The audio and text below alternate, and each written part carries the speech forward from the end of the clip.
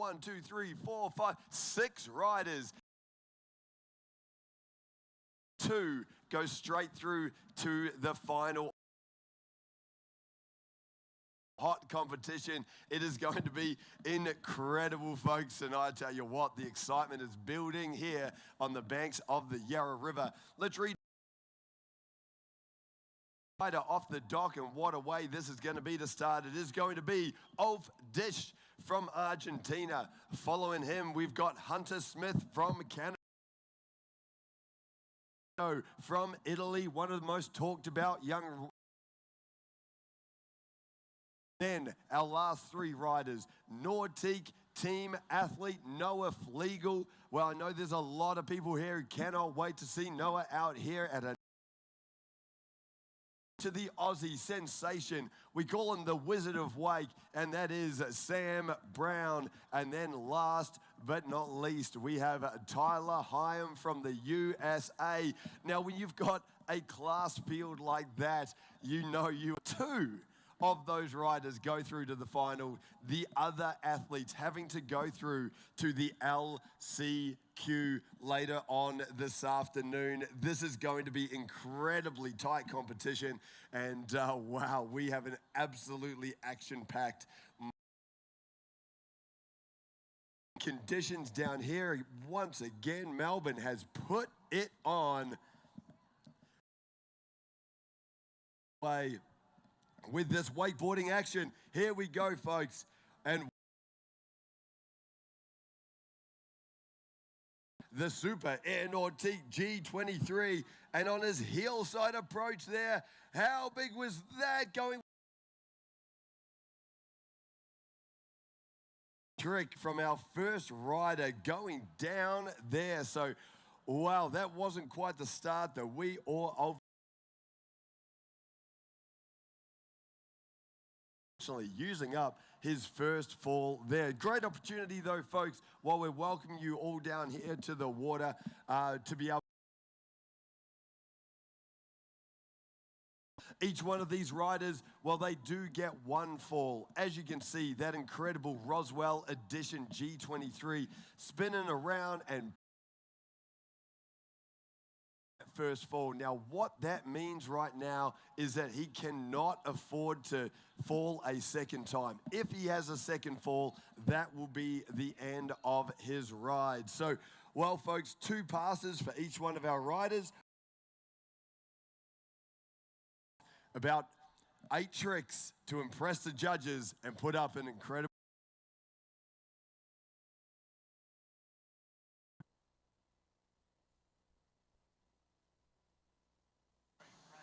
Okay, here we go. We're back on now. Ulf Dish from approach now, and oh, that is absolutely massive. 720 there from Ulf. He's going to big hillside cut. What, landing about as far out into the flats as you can go. Ulf Dish, I tell you, the way this guy rides is like a whole different sport. So unique. He just throws himself at this massive G23 wake, and wow, the amplitude and the distance that he travels is absolutely incredible. Folks, tell you what, the line tension that he is dealing with while he is riding is like nothing else. It's almost like hitting that ski jump that we've been seeing down here all weekend long. Ulf Dish just absolutely got a little update from the organizers here, and listen to this, folks. 6 riders in this heat. 2 go through to the final, but only 3 go through. This is going to be their only ride for their MOOMBA Masters campaign. So not only they're also trying not to get into 6th place and not have the opportunity to go through to the LCQ later on today. Action-packed but drama-filled wakeboarding action here this morning. Well, here we go. Don't miss this because we've got off dish here first. No, he's gone down, folks. Off dish with the backside 180. The trick's taken him down twice in this run, and that is not what he was looking for. That is, talk about drama. The Yarra River has dish. Early couple of falls here.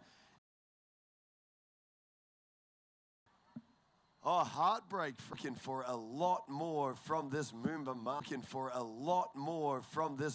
Masters campaign. So, well, that's a really unfortunate start here, folks, but we've got one score on the board. If you're following along on the Ride Line app, you'll see those scores as they get posted. I'll be reading them out as I see them as well.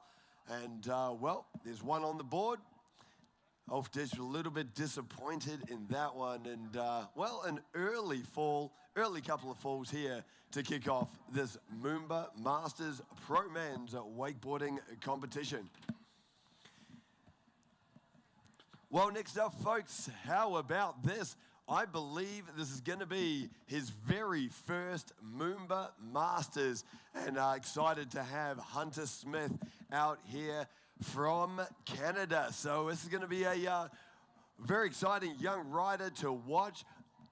This is actually the first time that I have seen Hunter ride in person. So, well, I am certainly very excited about this one. He's going to be our next rider off the dock here, folks. And we will be not long back with the G23 and Hunter Smith here for the MOOMBA Masters.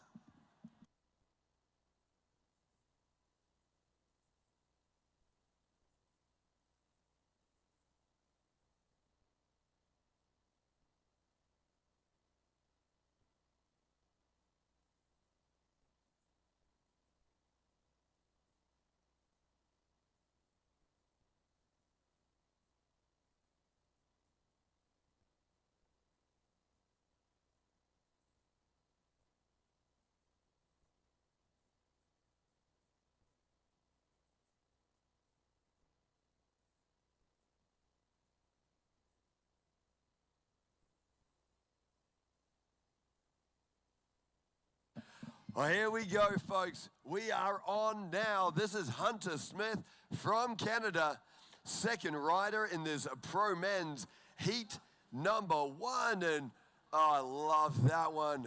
Going through, there was the front move there from Hunter Smith, straight back in. Oh, the chrome move and landing wrapped into the rope there as well. Hunter Smith going very, very big with that Crow Mobius. And, wow, unfortunately, as you saw, over-rotating. As we look to the replay, there was that front mob, a trick that I don't see all the time in these contests, but definitely a bit of a favorite of mine, that's for sure. And then straight back in, had that massive Crow mob landing all the way wrapped right out into the trough, and unfortunately going down on that one. So Hunter Smith in his very first MOOMBA Masters out here with a big start, but unfortunately getting that fall on his second tricks. Well, when we've got a competition like this, the caliber of riders that we have here today, and of course that added pressure when one rider doesn't even get to go through to the LCQ.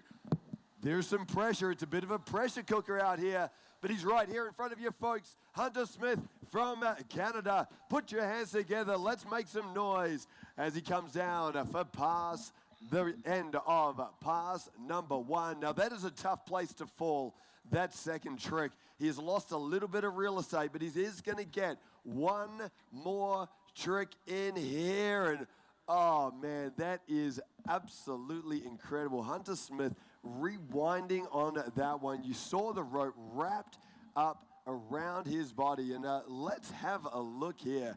Straight back in on his toe side on the replay. There's that toe side back roll, and then unwinding with that 540-degree spin as well. Incredible Mope 5 there from Hunter Smith from Canada, and that is a very big finish to this pass number 1. Incredible stuff from the Canadian here in this MOOMBA Masters.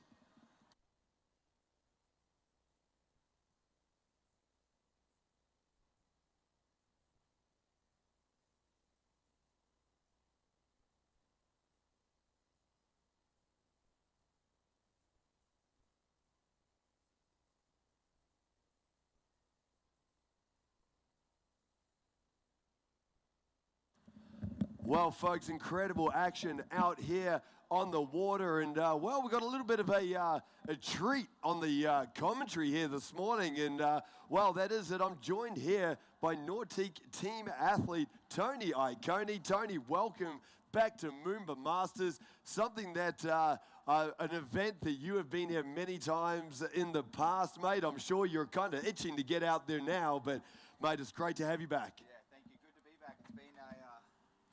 Yeah, good to be back, Stu. Thanks. It's been, probably 10 or more years of me coming here and competing, so a little bit different this year. But we've got Hunter Smith on the water behind that Nautique G23, coming in on the heel side, getting the nose grab. There's the heel 7, unfortunately going down, and Stu, I believe that's his second fall today. It sure was his second fall. Tony, it's we've had a big start here in this pro men's semi-final. But, man, there's been some falls, a bit of pressure on this year, and with only 2 riders going through to the final and 1 rider missing out on the LCQ as well. Man, there's some pressure, and it's kind of showing for a few of our riders. Yeah, it's the first event of the year, so the first major pro event of the year, so getting the cobwebs out, getting the nerves out, but, I'm sure they're just happy to be out here in Melbourne, down in MOOMBA, competing, having a good time. Whether they fall or they land their run, I'm sure they're stoked to be out there. Yeah, without a doubt. Now, Tony, this is, as you said, it's been a number of years since you've been here at MOOMBA Masters, but of course, you've been out there, you've felt it many times. Yeah. And how many MOOMBA Masters titles do you have? Because I was trying to think to myself on how many this was. It's a few. Yeah, I'm not sure how many. I've definitely got a lot of seconds and thirds. I'm not sure how many firsts I've got, but no, just coming down here and competing, especially on a Monday when you come down under that bridge and see all the people out there, it's like gives you that extra little bit of adrenaline. The wake's big, the wake's huge behind that Nautique G23, so the wake, you're always going huge. Tricks are bigger, holding grabs for longer, so it's always a good time out there. Yeah, mate, absolutely. And, mate, actually, while we're talking the G23, tell us a little bit about what from a rider's point of view, what it is like experiencing and riding behind a wake of this size and this magnitude. Mate, that boat is absolutely incredible. Yeah, it's insane. What I love about it is you just hit fill all, go, and there's no guesswork. Everything's perfect. The wake's huge no matter where people are, where they're sitting. You're not going to have any guesswork out there, so that's why I love riding behind it. And yeah, just getting that extra pop, to get that extra grab, to get that extra spin, all that flip, whatever you want, that's just the best. Yeah, it sure is. And I don't know what it is, man, but there's something about the G23 and the Yarra River that just seems to work well together, because that wake is absolutely juiced out there right now. It is huge. Yeah, always, first event of the year too, that everyone always talks about it being the biggest wake event, or the biggest wake of the year. So yeah, that's always good. That's why you see some of those crazy runs go down in those finals on a Monday. So it's pretty cool to watch. I'm excited to watch it. Well, talk about crazy runs. How about this next rider coming up from Italy? One of the most talked about riders in wakeboarding right now, Federico Del Lago. This is going to be a lot of fun. I'm really excited to see Nano out here this morning. Yeah, I'm excited too. I think he won his first pro event last year at Wakefest, Tennessee. So I'm sure he's coming out here to try and win another one this weekend. So it'd be good to watch. Well, folks, we are underway. Federico Del Lago from Italy has just ridden under the Swan Street Bridge. And here we go, folks. You can see the G23 out there on the water. We're getting into the action now. Federico is going to kick this off with a hillside approach. Oh, back mode 5, unfortunately going down. I think he didn't expect to get that boot he got there. He kind of over-rotated that, over-flipped it a little bit and tried to open up, but unfortunately going down. Not a great spot to be, falling first trick. He kind of backs up against the wall, knowing you got good riders coming behind you, and you know they're only taking 2 to the final, so he's going to have to go out there and pull some tricks out and try and lay down a solid, 6 or 7 tricks on the way back. Yeah, that's a crazy start here from Federico. That going for that Moog 5, and yeah, you think you're right. You tried to slow down that rotation, got a lot of lift behind the G23 wake, and it just didn't quite come together for him on the landing.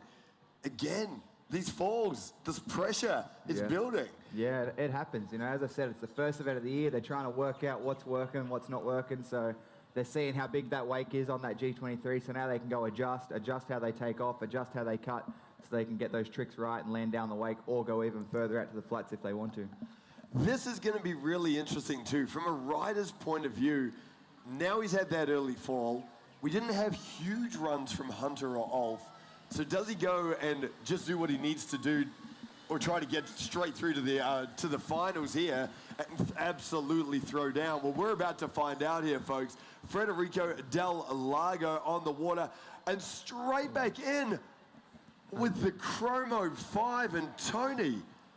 2 falls. That is not what we wanted to see from Federico Del Lago. That is real drama and heartbreak for the Italian competitor here at MOOMBA Masters. Yeah, not really what he's wanting, but by the look of that replay there, it looks like the same sort of thing happened. He got more pop than he was anticipating and tried to open up, but he just still had so much time in the air and over-rotated that. That's unfortunate, but we'll see if that's enough to make it to the LCQ and give him another chance to go to the final for tomorrow.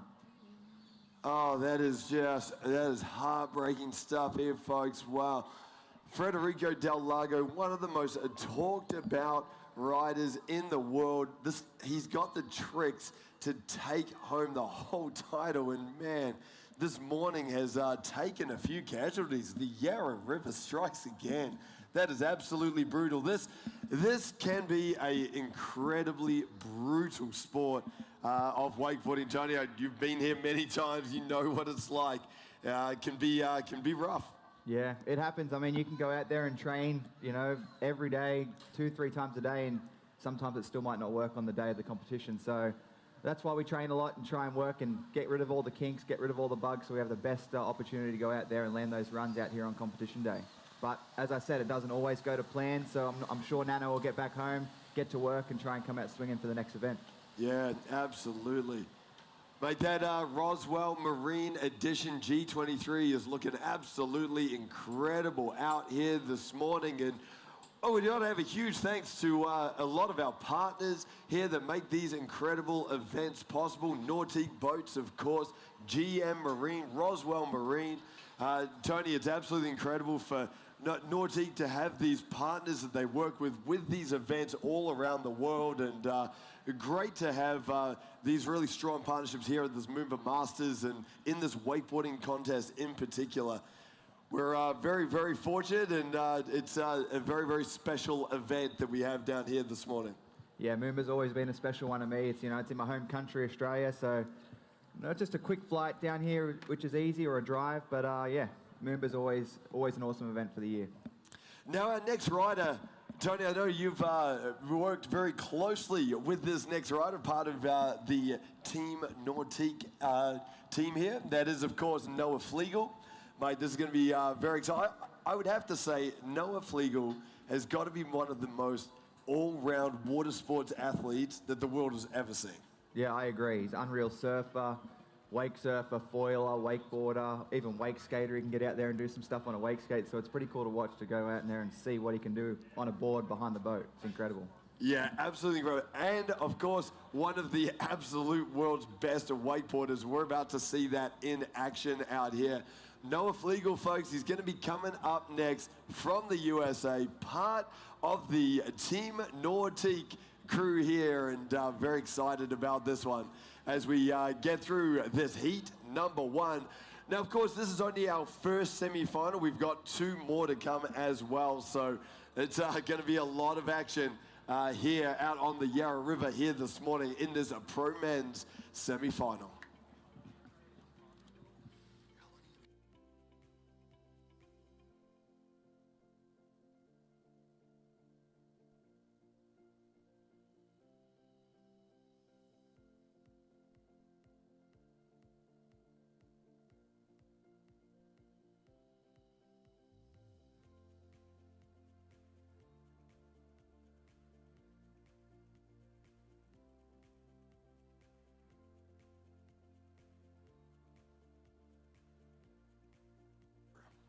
Well, here we go, folks. Noah Flegel from the USA, next rider on the water now. Behind that incredible G23 on his toe side edge there, and that is a very big start. Tony, would we call that the Chromo 5? That was actually a toe side 900. So there's the skeezer with the nose grab, coming back in on his heel side edge for his third trick of the pass. There's that Moby Dick 5, already laying down 3 solid tricks with time for one more out there. Looks like he's wrapping up, might go a rewind or something like that from the switch heel side. You can absolutely see this rope wrapped around his body, and, well, you caught it. There was the rewind. Going the front side 3, stopping the rotation, backside 180, and I love the grab on that as well. Noah Flegel, one of the hardest tricks out there, and Noah Flegel adding that extra element of style as well. Yeah, it's good to watch Noah. You know he's always going to land a solid 4 down and 4 back. You know, whatever the conditions are, whatever the wake's like, whatever it is, he's going to land those 4 tricks, so 4 down, 4 back. So I'm sure he's making those guys behind him have to get everything out and do what they need to go out there to try and beat him to go to the final, so it'll be good to watch. Tony, as we look to the replay, well, big start there, toe side 900 first trick, and he really came out of the blocks firing it. As we look to that replay, there was the 3-2-1 rewind. Absolutely love that trick, and that is a very nice pass, number 1 from Noah Flegel. Incredible stuff out here. What a way to start. Noah just really kind of throws that 900 in a way. I called it wrong with the thinking it was almost going for that Chromo 5, but incredible way that Noah has started this run, not leaving anything in the tank, really throwing down. Yeah, definitely. As I said, those 2 riders behind him are going to have to go out there and do some good runs to try and one-up him to go to the finals. As we know, they're taking only 2 of them to the finals, so it'll be interesting to watch. But Noah coming back on his second trick here, or second pass, first trick on his heel side edge. I lost it behind the flag, but it looked like a heel side 900 to me. Maybe get the nose grab on there, wrapping back up on his heel side approach. Yeah, I think you're right. The heel side 9. Folks, he's right here in front of you. Team Nautique athlete, Noah Flegel, and how about that? Spinning wrapped up, going backside that time with the wrapped backside 720. There's that back mob 5, pulling that one out. What a run from Noah Flegel here, just in the semi-finals. Last trick there is a stale roll to blind. He's going to be stoked with that. He knows he put the pressure on those other boys to go out there and have to lay something down. Yeah, folks, come on, let's make some noise. Put your hands together for Noah Flegel from the USA, standing up 2 passes. And we know what the pressure's on here this morning. We had a few early falls, and Noah Flegel, man, that was as smooth as it gets. That was a good run by Noah. As I said, 4 down, 4 back, putting down the pressure, and those other boys have got to go out there and lay down some heat to try and beat it now. Yeah, as we look to the replay, there was that backside 720, and then this third trick, that, I think it was a mute grab mode 5. Yeah. Absolutely incredible there from Noah Flegel, and wow, what a finish there. He looks pretty happy about that one. The little Rayleigh at the end, little crowd pleaser, why not? Who doesn't love it, old Rayleigh? Yeah, exactly, mate. Incredible run, and Noah Flegel able to stand up those 2 passes, and that's going to put the pressure on our last 2 riders. Well, some scores are in, and well, our first 3 riders, well, we saw some early falls here. So we've got Ulf Dish. He's come out with a score of 21.6. Hunter Smith following him with a score of 25.6. And then Federico Del Lago, unfortunately, with a score of 2.33. That's unfortunate. Really, judges knocking those 2 early falls really, really hard. And yeah, really disappointing for Federico there. Noah Flegel's score hasn't come through, but I reckon we're going to see a pretty big, solid score there for Noah. Yeah, definitely, especially then at 8 tricks with no falls. Everything looked really solid. A good mix of mobs, spins, grabs, style, rewinding out there, getting creative. So yeah, it'll be a good score. Yeah, absolutely. Let's talk a little bit about our next rider now, Tony, someone I know you know very well. Grown up with Sam Brown, riding in throughout New South Wales, and you guys have been competing against each other and together for, well, pretty much your whole lives. Yeah, Sam's, every time I go out, I'll watch him ride. It's just, I'm waiting to see something insane because he just pulls the craziest tricks out of his bag, and it's really cool to watch. He puts his body in positions I don't know how anyone can get into on a wakeboard, so it's pretty awesome. Yeah, it's absolutely incredible. Sam Brown just sees wakeboarding in a different light to so many other riders, and you are about to see something very, very special here, folks. Well, here we go. Sam Brown representing Australia, and let's get this going. Looks like a heel side approach to start this off. There's that. Oh, unfortunately, losing the handle there. Stu, there must be a little hole down there. Everyone's taking a fall down on that first trick. That's Trick one is really taking everyone down here today. That's absolutely crazy. Sam Brown, again, you mentioned it, getting your body in that position. The grab on that trick, absolutely insane. Yeah. Not a lot of people. It's a seatbelt. Yeah, grab. not a lot of people can even grab seatbelt, but to do it inside of in a Mob 5 like that is pretty cool. Good to watch. The seatbelt grabbed Mob 5. That is absolutely insane. Sam Brown, the only rider in the world doing that? Oh, I'm sure he's one of a few. I'm sure there's a few other guys doing it, but there's not many of them, that's for sure. Yeah, absolutely crazy.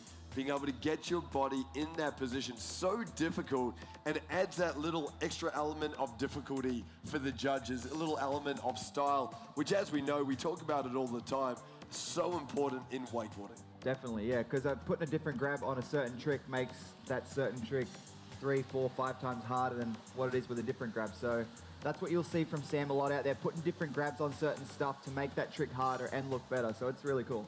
Well, here we go, folks. Sam Brown representing Australia on his heel side approach. He's had one fall down. There it is. He wanted to tell the judges he can do that trick easy. Man, what confident riding there.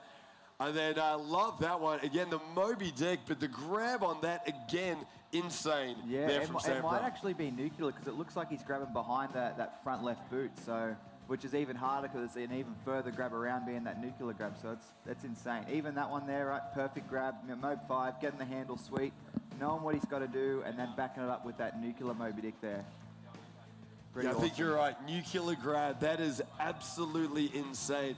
I remember, back in the day when I first got into wakeboarding, and my favorite trick of all time was a nuclear grab tantrum. Denny Half used to do it all the time. That was what I thought was the most stylish trick I was ever going to see. Now you see Sam Brown with that nuclear grab, taking that to a Moby Dick. Absolutely insane. Yeah, for sure. I don't think my hips move like that to be able to get that grab anymore. Well, if yours don't, not that I could ever do it, but I can tell you mine certainly don't. That is for sure. Great finish there for Sam Brown. That early fall, but what a way to come back. Takes a fall, back up, has that seatbelt grab Mob 5, and then the nuclear grab Moby Dick. The judges will certainly be loving that one. They'll that's love for sure. that one, yeah, definitely. And I'm excited to see what he's got for the pass back. But you know, as I said, with Nano being the first fall off the first hit of the wake, so he's backed up against the wall with Sam here. I know he's got to go down and put down 4 perfect tricks right here. There's a back 7. Oh, unfortunately, just going down there. He was not anticipating that at all. That's unfortunate for Sam. Normally a trick that he would land pretty easy, because normally at the start of a pass you want to put down a trick that's hard, but a trick you know you're going to land for sure. So for Sam to go out there, something must have happened off the wake, putting him into a weird position there and knocking him off his axis that he wanted to be on. But that's unfortunate. Sam Brown, it's just, this morning has been absolutely wild in this semi-final number 1. Tell you what, I'm a little bit lost for words of what's going on out here. A lot of falling, but as we've talked about before, it's the first event of the year. People are trying to see where they're at, see how the training's going in the off season, to see how it's going to go out there today. Yeah, without a doubt. Well, okay, so where we're at right now in the semi-final number 1, well, we've had 5 of our 6 riders. Sam Brown there with those 2 falls, but 2 big tricks. Yeah. I mean, that was, if you're going to have 2 tricks, those are probably 2 you want to have on the board. For sure. We've still got 1 rider to come, and that's Tyler Heim. I mean, we can say right now, Noah Flegel, the scores are in, and he's got a score of 73.3, so that is going to take him straight through to the final. Yeah, that'll be taking Noah to the final. Just landing those 8 tricks there. puts the other guys in a spot where they have to go out and land those hard stuff. So it's going to risk them falling there because they know they've got to go out there and beat that 75.3 to go out and go to the finals. Yeah, that's absolutely right. So Noah Flegel, we know he's through. So that's and that great news for Noah. Fantastic. He'll be here on Monday for the finals. As for the rest of the riders, I'm really not sure, and we've still got one to come. Tyler Hyam from the USA. Again, cannot wait to have Tyler out here on the water, and the door's open for Tyler. The door is open. You know, he just needs to go out there, and really the other guys have only landed 2 or 3 tricks each. So he just needs to go out there and probably put 4 or 5 tricks down, and that's going to get him through the final. And that is going to get him through. Yeah. So Tyler Hyam right now, he's got the door is open for him, and we're going to see how he can put this together. There's been a couple of holes out here that the riders have seemed to find here this morning. It's some really uncharacteristic falls, and it's obviously pretty tough out there. This will be interesting. This is going to be an interesting finish to this semi-final number 1. Definitely. Maybe, you know, it's a little early, a little chilly this morning, so maybe they're not ready for that. The body's not moving and firing like it's normally in the afternoon, so maybe this afternoon for the LCQ, and it heats up a little bit, might be a bit easier for them. Well, the scores are in, folks, and Sam Brown with a score of 32. So what that does mean is that right now, Sam Brown with those 2 big tricks is through to the final, but we got Tyler Hyam to come. So let's see how this goes, folks. He's on the water right now. It's a hillside approach. This is Tyler Hyam from the USA. There's that mute back mode right there, easy as you like, coming down the wake. Wrapping up for his hillside edge, wrapped up, second trick, first pass. There is a nose grab back 7, getting a good grab on there. Solid, looking solid out there for Tyler, switching around, coming back in on his hillside edge. There is a mute hillside 9, easy as you like. He spins super, super quick from that side, even with getting that mute grab. And last trick on his hillside edge, there is a nose grab KGB 5. So I knew think it was coming. It's I pretty knew it was promising coming. that has put him through to the final for Monday. So I think he's just going to come back easy, cruisy, and just make sure he gets another 4 tricks down to really put a staple in that score. Yeah, Tyler Hyam with riding with a bit of an exclamation mark out here. Had that first pass, and standing up there is, I would say, you're right. That's going to get him through to the final. As you can see, there was that mute grab landing wrapped into the rope. I love that trick. And Tyler loves wrapping the rope around himself. We see that in so many of the tricks that Tyler does do, adding that extra element of style there, wanting to hold those grabs just a little bit longer. That 900, he just dropped right out. That was incredible. And that's what's good about being out there behind the Nautique G23 was, you know, years ago you'd be seeing all these cool grabs, but with 5s and with 7s. Now they're doing those crazy grabs with 9s and Mode 5. So being behind the G23, getting that extra bit of pop to be able to get that extra 180, that extra grab really helps and makes it a lot easier for us out there. That last trick too, Tony, the nose grabbed wrapped KGB 5 has become a bit of a staple trick for Tyler and some of the riders here. We see it a lot in competition, but absolutely incredible trick. Something that only a few years ago would have been unheard of in a competition like this. Yeah, he does it so well. He just looks like a backside 180 for him out there. Well, here we go, folks. Tyler Hyam, I'm sure he is already through to the final, but let's see what he can do. This is a bit of a practice for the final here on Monday. Tyler on his heel side approach. There's that double half cab roll. Is that the first double of the day for us that we've seen? Is the first double, the double half cab roll from Tyler Hyam. Once again, wrapping up. And there's that rewind there from Tyler. So I absolutely love that one. Again, somehow able to change the rotation. There's that toe back 7. Grabbing every trick so far in this run. Pretty cool. He's going to come in with one last one for his second pass, wrapped up on the heel side edge. Maybe some sort of spin. There's that, unfortunately missing the handle on that wrapped heel side 720. But Stu, I think that's enough to put him through to the final. You know, we had a score from Sam of a 32 with only 2 tricks, and Tyler's gone out there and landed 7. So I think that's going to be enough. Yeah, without a doubt. Tyler Hyam, incredible pass number 2. What a run from the US superstar. And well, we saw right there why he's regarded as one of the world's best riders, and well, a real chance in this MOOMBA Masters. Yeah, definitely. He's always one of the fighters at the top, working for that top spot of the competition. So he'll go out there, hopefully make it to the finals on Monday and lay down a heater of a pass and see what he can do up against those bigger guys out there.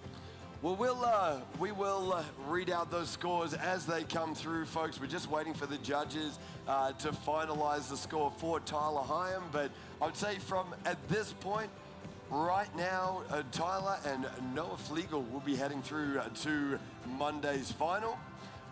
We've got Sam Brown, Hunter Smith, and Ulf Dish running through to the LCQ later on today. And then unfortunately for Federico Del Lago, I think this is going to be the end of this year's MOOMBA Masters. So unfortunate there, but well, folks, those are the thrills and spills of wakeboarding competitions like this. But wow, here we go. How about this for heat number 2? And this one, even tougher, because we got 7 riders in this semi-final. 2 go straight through, 3 to the LCQ, and 2 riders will be missing out getting through to that LCQ today. So, and some big riders here. I'm going to read them out very, very quickly. We've got Mattia Del Fiadra. He's our first rider from Italy. Following him, one of the young Australians that you've got to keep an eye on. That, of course, is Noah Bollard. He's out here. We've got Yun Seo Kim from Korea. Daniel Johnson from the USA. I cannot wait to see DJ out here in this MOOMBA Masters. We've got Kai Dish from Argentina, Stefano James Camolo from Italy, and Corey Tunison. Wow, the current reigning MOOMBA Masters champion. Tony, this is going to be absolutely insane. Yeah, this is going to be a big heat, especially with 7 of those guys out there, only 2 making to the final and 2 dropping off, not going to the LCQ. So there's going to be no holding back out here today on this heat. They're going to be going for everything. There is a Scarecrow, probably not what he wanted on that for a first trick, maybe one of the Chromobe or the Chromobe 5, but going to come back in on his heel side edge. There's the nose grab, heel 7, landing wrap right there, getting a couple extra style points from the guys in the boat. Coming back in, switch heel side. There is the nose grab rewind, maybe get the second grab on there. Couldn't really tell, but it looked like he went for it. Yeah, this is incredible. We got one more trick to come. There's the back mobe, it looked like. Yes. Nose grab back mobe. The nose grab back mobe landing wrapped into the rope once again. Oh, I tell you what, great first pass. With exception to that first trick, that nose grab Scarecrow wasn't what he was looking for. No, definitely not. But he backed it up with 3 other good, perfect tricks. So it was good to see. Good to see him come back from that. Because, you know, sometimes when you go for your first trick and you mess it up like that and not do what you planned on doing, there's a little voice in your head that kind of, you know, tells you something's not right. But to see him come back out there and not let it worry him was pretty cool. Yeah, I love that. That comeback, as you mentioned, with that second trick, that 720 landing wrap. And then that rewind, I actually didn't see it in the replay, but I think, was it double grab? It looked like it. It looked like he at least went for it. You know, the sun was there a little bit, but yeah, I couldn't really tell. It looked like his hand was there trying to get something though. And then, of course, rounding things off with that mute grabbed back mobe landing wrapped into the rope. Well, that is a solid pass number 1 for the young Italian, and that's going to set the bar here for this heat number 2. Definitely, especially going out first guy off the dock and laying down a heater of the first pass. So I'm sure he'll try and come back with a good second pass and then put the pressure on those 6 other guys behind him to have to go out there and do something. That's right, mate. This is exactly what we're going to see. And we are underway now. The G23 making its way down from the city end of the course. Here we go, folks. He's built a foundation in that pass number 1. Let's see where it goes here on his heel side edge. There's that front mode 5, clean as you like. You don't really see that trick too often these days. More of an old school trick taken out of the flats, but with the wakes as big as they are now, it's pretty scary to go out to the flats. I gotta say, I love it. Yeah. I love it. Bring back the front mode 5, man. It is awesome to see this in these pro men's wakeboarding divisions. We've actually that's the second front mode that we've seen here today, and absolutely unreal. A trick we haven't seen for a number of years. It's just been put on the shelf, and well, Mattea making it look really good. As you said, taking it quite big out into the flats as well, and yeah, bring back the front mode 5. Unfortunately, just kind of come out the front on that toe 9. Looked like he had a bit of a weird takeoff, put himself on a weird axis, and then kind of rope got away from him, hips got away from him, and then just got pulled over the front. But he's fallen in a good spot. He's in front of the 3/4 buoy, so he's going to for sure get up and have time for one more, and if he's quick, he might be able to get 2 in. Yeah, this is going to be really interesting here, folks, because, well, we've now had 5 tricks on the board. Well, 4 tricks. We can't really count that toe-side scarecrow. So he's got 4 solid tricks on the board. We know we've got a lot of good riders still to come. Hopefully he can fit in 2 more tricks here. The G23 is up and going. So here we go, folks. Put your hands together. From Italy, Matteo out here. He's going to get, what do you reckon, Tony? I think maybe one trick. I think it's just going to be time for 1, but sometimes 1's better. 1 quality trick is better than 2 rush tricks. There's that skeezer 5. Oh, looks like he's got time. He's going to go for his last one here. He's squeaking it in. There's a wrap, toe side, backside 5. Unfortunately going down, but from what I could see, it looked like he might have been past the end of the course buoy anyway, so. Yeah, it was very close. Yeah. Matteo Del Fiadra using every single inch of this course, and wow, just running out of room there right at the last trick. But how about that skeezer 540? Straight up and straight into a very big Mode 5 there. So that was great to see from Matteo. Yeah, unfortunately there, that toe 9 just took him unstuck because he was on a bit of a roll until then. That would have been good to see him come with that trick, that toe 9, and then seeing what he would have had a time for 2 extra tricks. But getting that skeezer 5 in, which is what he was hoping for on the first trick of the first pass. So he's put the pressure on. He has left the door a little bit open, having those 2 falls, but he's got, I think, 5 or 6 solid tricks down there. Well, we got one rider with a, score on the board. And Tony, if we think back to that semi-final number 1, well, you and I, we thought it was going to happen, and it certainly has. Tyler Hyam has gone straight through to the final. So we can confirm those results.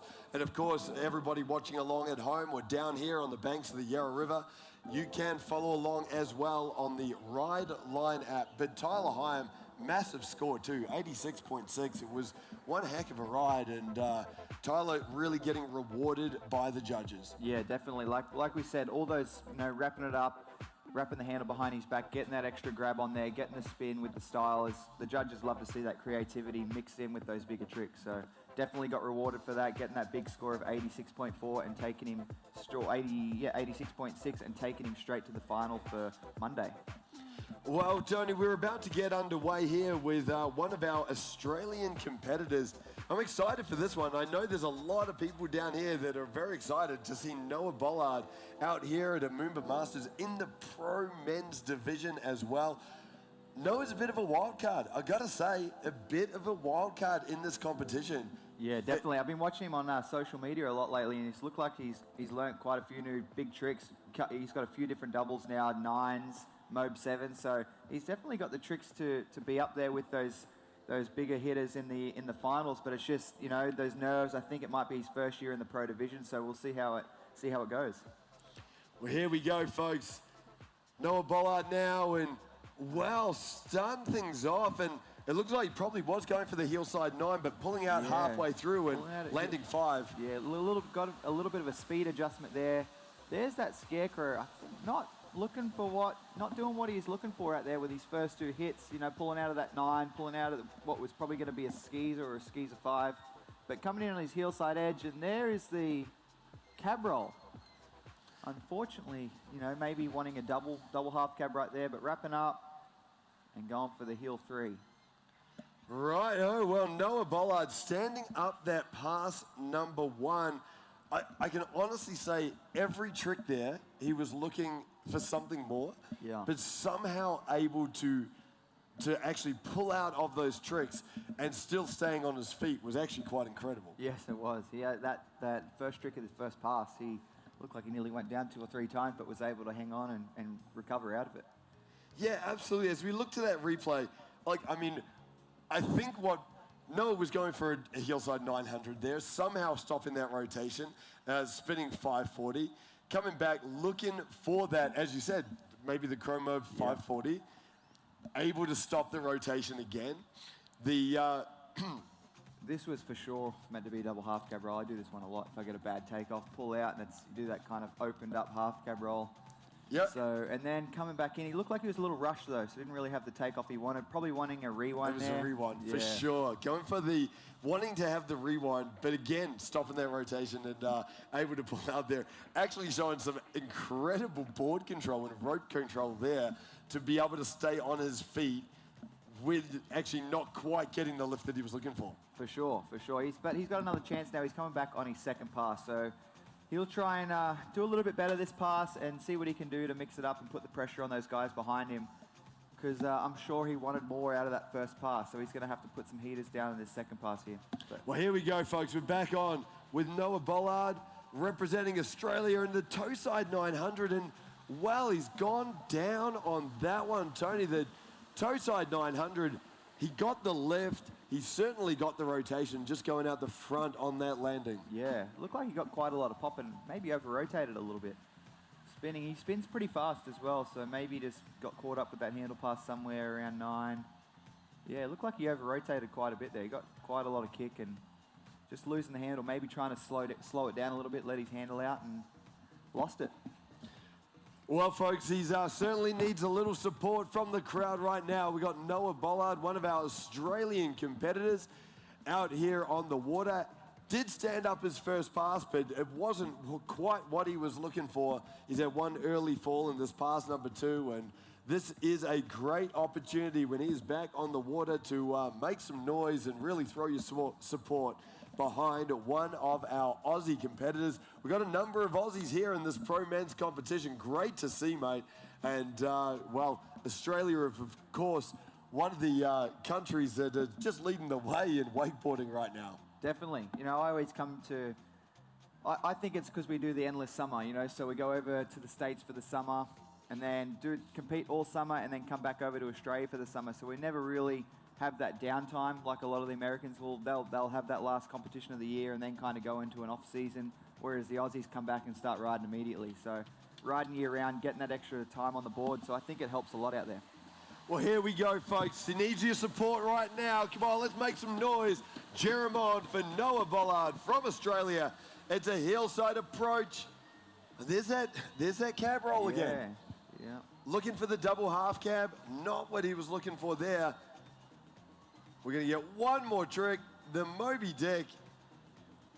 Noah Bollard running out of course there. Put your hands together for Australia's own Noah Bollard riding on through, but, well, he'll be a little bit disappointed with that one. I think so. Hopefully it's enough to where he gets another chance this afternoon, though. So there's a lot of tricks out there that he pulled out of and was maybe meant to go an extra flip or an extra 180 or whatever it was, but yeah, as I said, hopefully he's done enough to give him a chance to go to the LCQ and give him another chance to go to the finals for on Monday.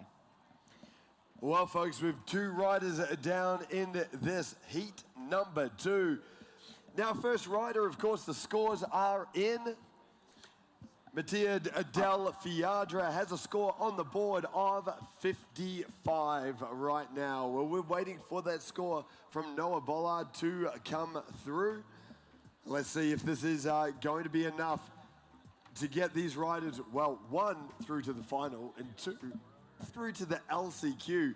2 of our riders missing out on the LCQ. So this is really, really tough stuff out here this morning. A lot of pressure on these riders. Tony, I'm super excited with this next rider coming right up. Our one and only Korean athlete out here, Yunseo Kim. And it's going to be great to see Yunseo out here in the MOOMBA Masters. This guy goes so big. Yeah, so big. He does. I've actually had the pleasure of coaching him quite a bit a few years ago, kind of pre-COVID and during COVID a little bit. So it's good to watch him. I taught him to do 3 different doubles. So he's definitely got the tricks to go out there. He's a bigger guy as well, so he looks like he goes huge out there on the water. And it's good to watch and see these bigger, taller guys be able to throw down what those smaller guys out there can do on the water.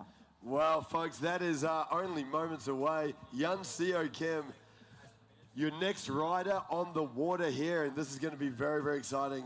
Super explosive rider, loves going big. Hopefully we get to see a couple of those doubles you've taught him, Tony, and yeah, this is going to be one to watch. Yeah, for sure. I'm excited to watch him. It's been a little while. I've seen him doing well in the US last year, so hopefully he can bring the momentum into this year.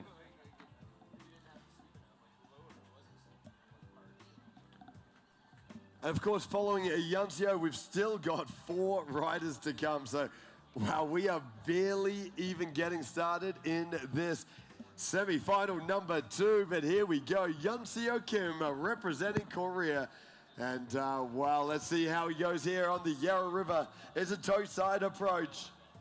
There's that Skeezer 5. Unfortunately, mate, handle in, mate, handle in. You've got to have that handle in there to get that handle pass. So, again, we're seeing Stu, first trick of the first pass.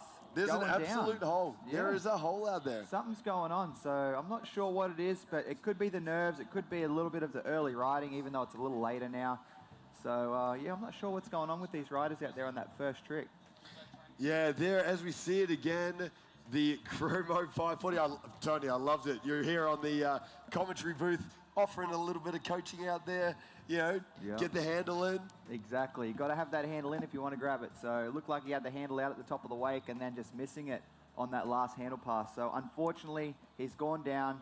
As I said, first trick, first pass, he's backed up against the wall. He's got to go out there and put a solid 5, 6, or 7 tricks down there to really have a chance of going to that finals on Monday. Yeah, this is going to be really interesting. We know he's got all the tricks to make his way through to the final. Of course he does.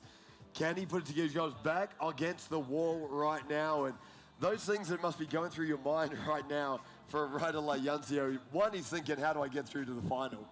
2, he's thinking, how do I stop myself from going out? And this is going to be very, very interesting, folks. Well, here we go. The Roswell Marine Edition G23. 630 horsepower from that supercharged PCM engine. And here we go, Yancio Kim. And there is, well, the nose grab Scarecrow. So not quite what he was looking for, but he's on his feet and going straight back in with the double back roll. And Tony. That's unfortunate there from Yancio Kim. 2 falls in pass number 1. That's not what you want when you're flying all the way out here from Korea, you know, for the first event of the year and going down twice in your first pass. But, you know, that double back roll is probably a trick that he normally would land, because if he didn't, he wouldn't have thrown it where he threw it, you know, at the end of the first pass, knowing he already fell once. So there was a chance that he could be fallen again and taken out. So, yeah, interesting to see him go down on that. Probably a pretty consistent trick for him, but yeah, unfortunately not today. Yeah, you know, exactly what you were saying. That last trick in your first pass, you're going to throw, you mentioned it before, you're going to throw a trick that's hard, but that you know you can do, right? Sure, and so to see him after 1 early fall to go down there, that is, it's a real heartbreak. We saw it earlier in heat number 1 or semi-final number 1. We're seeing it again here in semi-final number 2. Yeah, so at the moment, you know, you got Mattia, he's put the most on the board right now. He's got the score of 55. And Noah and Yancio Kim probably going to have one of those little lower scores. Noah not doing what he wanted to do out there, and then Yancio Kim going down twice in the first pass. So, but, you know, you got guys like Daniel Johnson, Kai Jitch, Stefano Kamolo, and Corey Chunderson behind you. So you want to go out there swinging and kind of put the pressure on those guys to not have a walk in the park. You want them to be able to have to pull something out of the bag to try and go to the finals on Monday. Well, this is going to shape up to be some drama-filled pro men's wakeboarding out here, folks.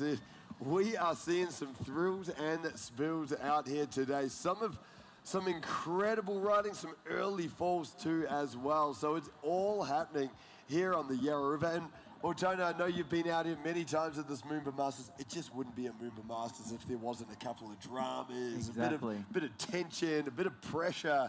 It's what MOOMBA Masters is all about. When you're out here with the caliber of riding that we've got in front of, well, not only all the fans here in Melbourne on the Yarra River, but also the thousands of people watching along online, it's a lot of pressure. It is a lot of pressure, and as we've said before too, you know, the first trick in your first pass is a trick that you would normally land, I would say 90 to 99% of the time. So to see all these guys going out there and falling on their first trick, you know, to me it seems like there's a bit of nerves out there. They're not sure how it's all going to go. They're thinking about some stuff they probably shouldn't be thinking of, whereas, Yeah, unfortunately, a lot of falls in that first trick. Well, we're very soon going to go to our next rider here this morning. And, well, that is all the way from the USA. We've got Daniel Johnson. First met Daniel when he was here in the junior MOOMBA Masters. And, wow, Daniel's got all the tricks. This is going to be a fun one. Yeah, the good thing about Daniel and watching him ride is he's got the heaters out there with those hard tricks, and he's also got an awesome style to watch and do it with. So I'm excited to watch him go out there and throw some tricks down, seeing some big spins. Got a couple of MOOB 7s. I'm not sure if he might have a double. I'm not exactly sure, but it'll be good to watch. Yeah, this is going to be very exciting, folks. Daniel Johnson from the USA, your next rider. Well, we're still waiting for some scores as judges are taking a little time to get those scores for Noah Bollard and Yunseo Kim. We'll just wait on that, and certainly will be announcing that as they come through. Next rider, well, he's about to take off from the dock here this morning. He's on the water now from the USA. This is Daniel Johnson, and here we go. Let's see that style, little DJ style here, and excited for this one. For sure, for sure. Starting to heat up out here in Melbourne too. It's a little chilly this morning, but sun's out, guns are out, and the wakeboarding's on. So I'm excited to watch Daniel right here. Coming in, looks like he's coming in on his toes for his first trick, first pass behind that G23. There is the Skeezer 5. You know, we've seen a lot of guys go down on that trick this morning or pull out of it. Daniel's got it in the bag and knows he can do it, showing those other guys how it's done. Then coming back on his toe side, wrapped up with the nose grab, toe side, backside 720. Clean as you like, grabbed it perfectly. Wrap it up again, showing those style points. Heel side edged for his third trick, and there is the wrapped heel side 7 with a late grab there. He's going to have time for one more coming in on his switch heel side edge. There is that seatbelt or crail back mob. So that was a pretty solid run there from Daniel. Not showing anyone that the nerves get to him, just going out there and laying down a perfect run. Wow. Yep. Wow. Sony, that was something special. There's we have got some tough pressure cooker conditions out here, and Daniel Johnson has come out. It looked like a walk in the park. It looked like he was not just smooth, silky, looking good out there. Tell you what a run that was. Straight off the bat, that MOOB 5, the Skeezer 540, and well, that was right from the start all the way through that run. Incredible riding from Daniel Johnson. Yes, definitely. And, you know, when you got all these riders in front of you falling, it makes you kind of second guess yourself when you're off the dock wondering what's going on and why are they falling. So for him to go out there after all these falls that have been going down all morning and go out there and land a solid run is pretty awesome. Showing him he's got the mental toughness just to break through and not worry about it. That last trick, the crail grabbed back mob there, landing wrapped with the rope around himself. That is such a stylish trick. Yeah, every trick in that run was grabbed with 7s, with MOOBs, MOOB 5, so good to watch, really good to watch. Love that wrap toe side, backside 7 too. That was a absolutely incredible first pass. Well, here we go, folks. We're back in now with Daniel Johnson. He'll be pretty happy about that pass number 1. Let's see if he can back it up with a flawless pass number 2. Well, here we go. As the G23 makes its way into course now, down from the city end. It looks like we're going to kick this off with a hillside approach. There is that Cab 900. I couldn't see in the sun, but it looked like he went to go for the nose grab there. Either way, clean as you like. Coming back in on his second trick, hillside edge. There is that stalefish rewind. You know, you see a lot of those other guys wrapping up to do that rewind, and Daniel decided to do it handle pass, which makes it quite a bit harder. So that'll go in there to help him with his score from the judges. There's that late tail grab Tootsie Roll. One last one for Daniel to wrap up a really solid run there. And there is the Moby Dick 5. He's going to be stoked with that. What a run from Daniel Johnson. Oh, put your hands together, folks. That was incredible there from Daniel Johnson from the USA. What a run that was under some pressure conditions. And man, Daniel Johnson absolutely on a heater here today. Definitely, that was an awesome run because especially he's got 2 heavy hitters behind him, Stefano and Corey. And, you know, those 2 guys are normally in the finals, so Daniel had to go out there and put the pressure on. And now they can't just go out there and walk through like it's nothing. So they're going to have to go out there and put some solid tricks down to try and one-up Daniel and see if they can get to the final on Monday. just as we're watching the replay there, that handle pass, stalefish rewind, and then that Tootsie Roll. I know it's a Tootsie Roll, but it's not a Tootsie Roll. No, it's a completely different trick. So it's cool to watch. I love how, just the modern day tricks now. They're doing old tricks, but putting them into their own way and making them look awesome, cool, and putting their own little flavor twist on it. I remember the first time I saw that trick. I think it was Sam Brown. First time I ever saw it, that late grab Tootsie Roll. I must have watched it 15 times before I realized what trick it was. It is absolutely insane. You see these riders now putting such a unique style on their riding, and Daniel Johnson doing exactly that. What an incredible run that was. Yeah, really, really good. The only thing, he might have been saving up his sleeve is throwing a double in there. Yep. If he could throw a double in there, that'd be the icing on the cake, and he'd be a tough competitor for that one of those podium spots on a Monday here. Well, a couple of scores have come in, Tony, and we knew we were going to get a couple of rough scores from the judges here for our last two competitors, but Noah Bollard with a score of 31.6, and Yansio Kim, really unfortunate, one trick in the bag, and has that score of a 10 flat. So right now we've got Matteo Del Fiadra, he's in the top spot. Daniel Johnson, when his score comes through, I'm going to say he's going to take that top spot. Yeah, definitely. And we've still got 3 riders to come. And you absolutely mentioned it before, but we've got a lot of heavy hitters here. Kai Dish from Argentina, Stefano James Camolo from Italy, and Corey Tunison, the reigning MOOMBA Masters champion, and of course representing Australia, your last rider. But here we go, folks. Back on the water now with Kai Dish from Argentina. Straight in, and there's that back movement right there, going down on trick number 1. Once again, Tony, we've seen that from so many of our riders, and wow, Kai Dish first trick, going down, finding the hole. Very unfortunate, but that's where they all seem to be going down, and it's, I've said it too many times today, but it puts them in a really, really tough spot for the rest of their run, because, out here we only have 2 falls. You fall once, you get picked up. After your second fall, it's over.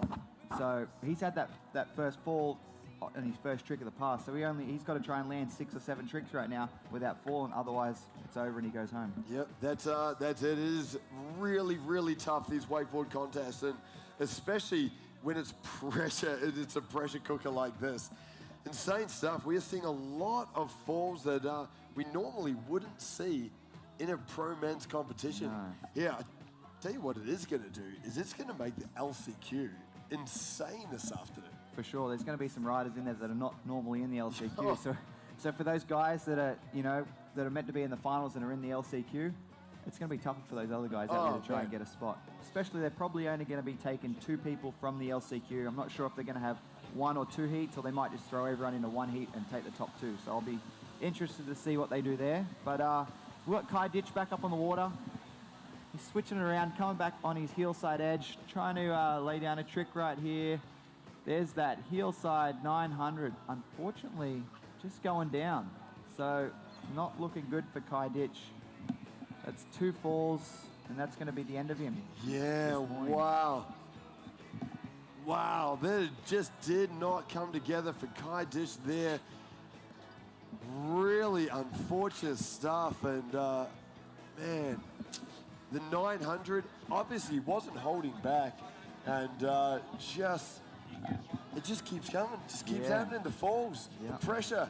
And that's the thing, you can't really, once you've had a fall, you know that, you've got really good riders behind you, and you have to go out there and just give it a go.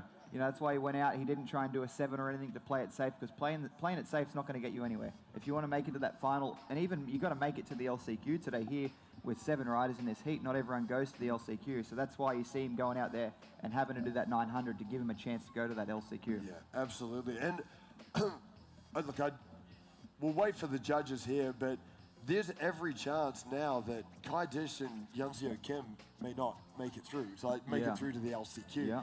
What it is going to mean, though, is Noah Bollard probably is going to get a second chance. Which is really good because that's going to give him a second chance to go out there and show everyone that he can do these tricks that he was wanting to do. But just having some unfortunate, pull-outs in that first ride he had, most of his tricks he actually, I think, wanted more out of what he actually had. Yeah.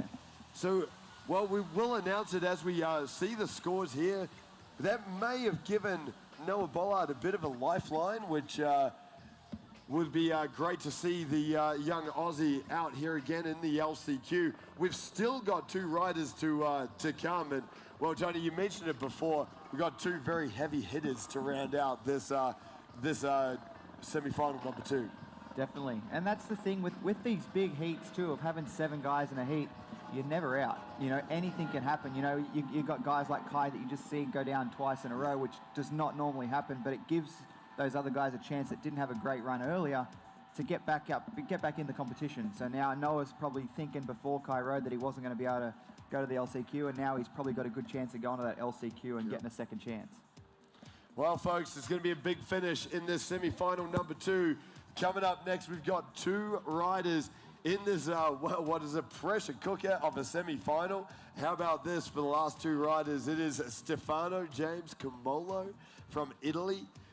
Tell you what, one to watch. This is, get ready for some excitement here from Stefano. And then, of course, your reigning MOOMBA Masters champion, Australia's own and Team Nautique athlete, Corey Tunison.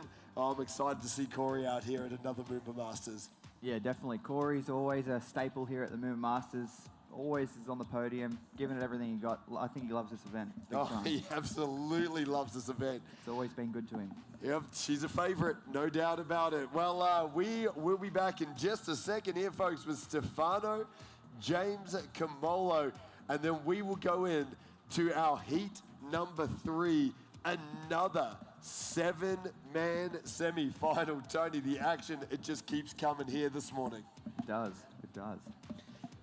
That's good though. They've got, a ton of pro riders in them for the first event of the year, so it can only get bigger from here, because a lot of these guys are from the States that might not have come out for this event, and then going for the other events. We've got Masters coming up in the end of May, the Nationals and Worlds, so there are always a couple of big events with some even more riders, which is awesome. Yeah, 20 riders in this pro men's division. It's just insane.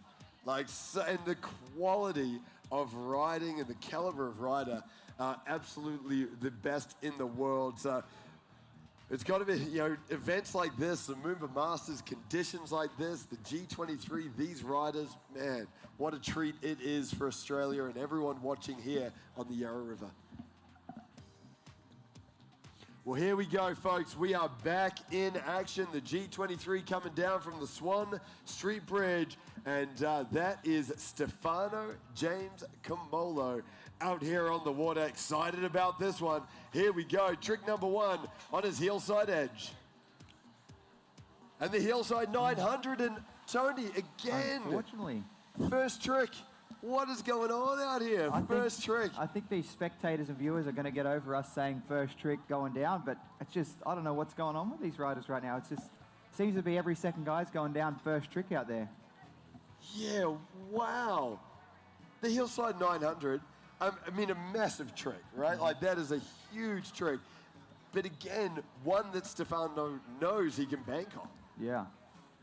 Oh, yeah. Just losing the handle. Losing the handle, unfortunately. And being first trick, he wasn't expecting to go down on that, I'm sure. So, yeah, unfortunately for Stefano, that's his first fall. He's got 1 left in the bag, but he will not get picked up after his second fall right here. So, I'm going to say it again, his back is against the wall, Stu. So, it's going to be interesting to see how he plays this one out because, Daniel Johnson had a really good ride.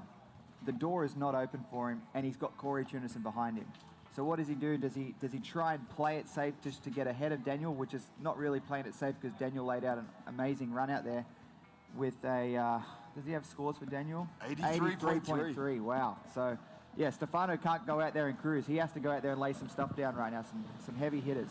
Yeah, this is going to be a wild finish here for Stefano James Camolo. Come on, folks. Let's make some noise as he heads on down right in front of you for the young Italian.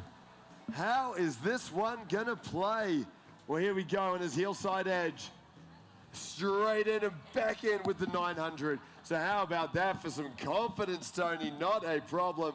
And then wrapping up and going the backside 900 and, oh man. Unfortunate right there. Going down.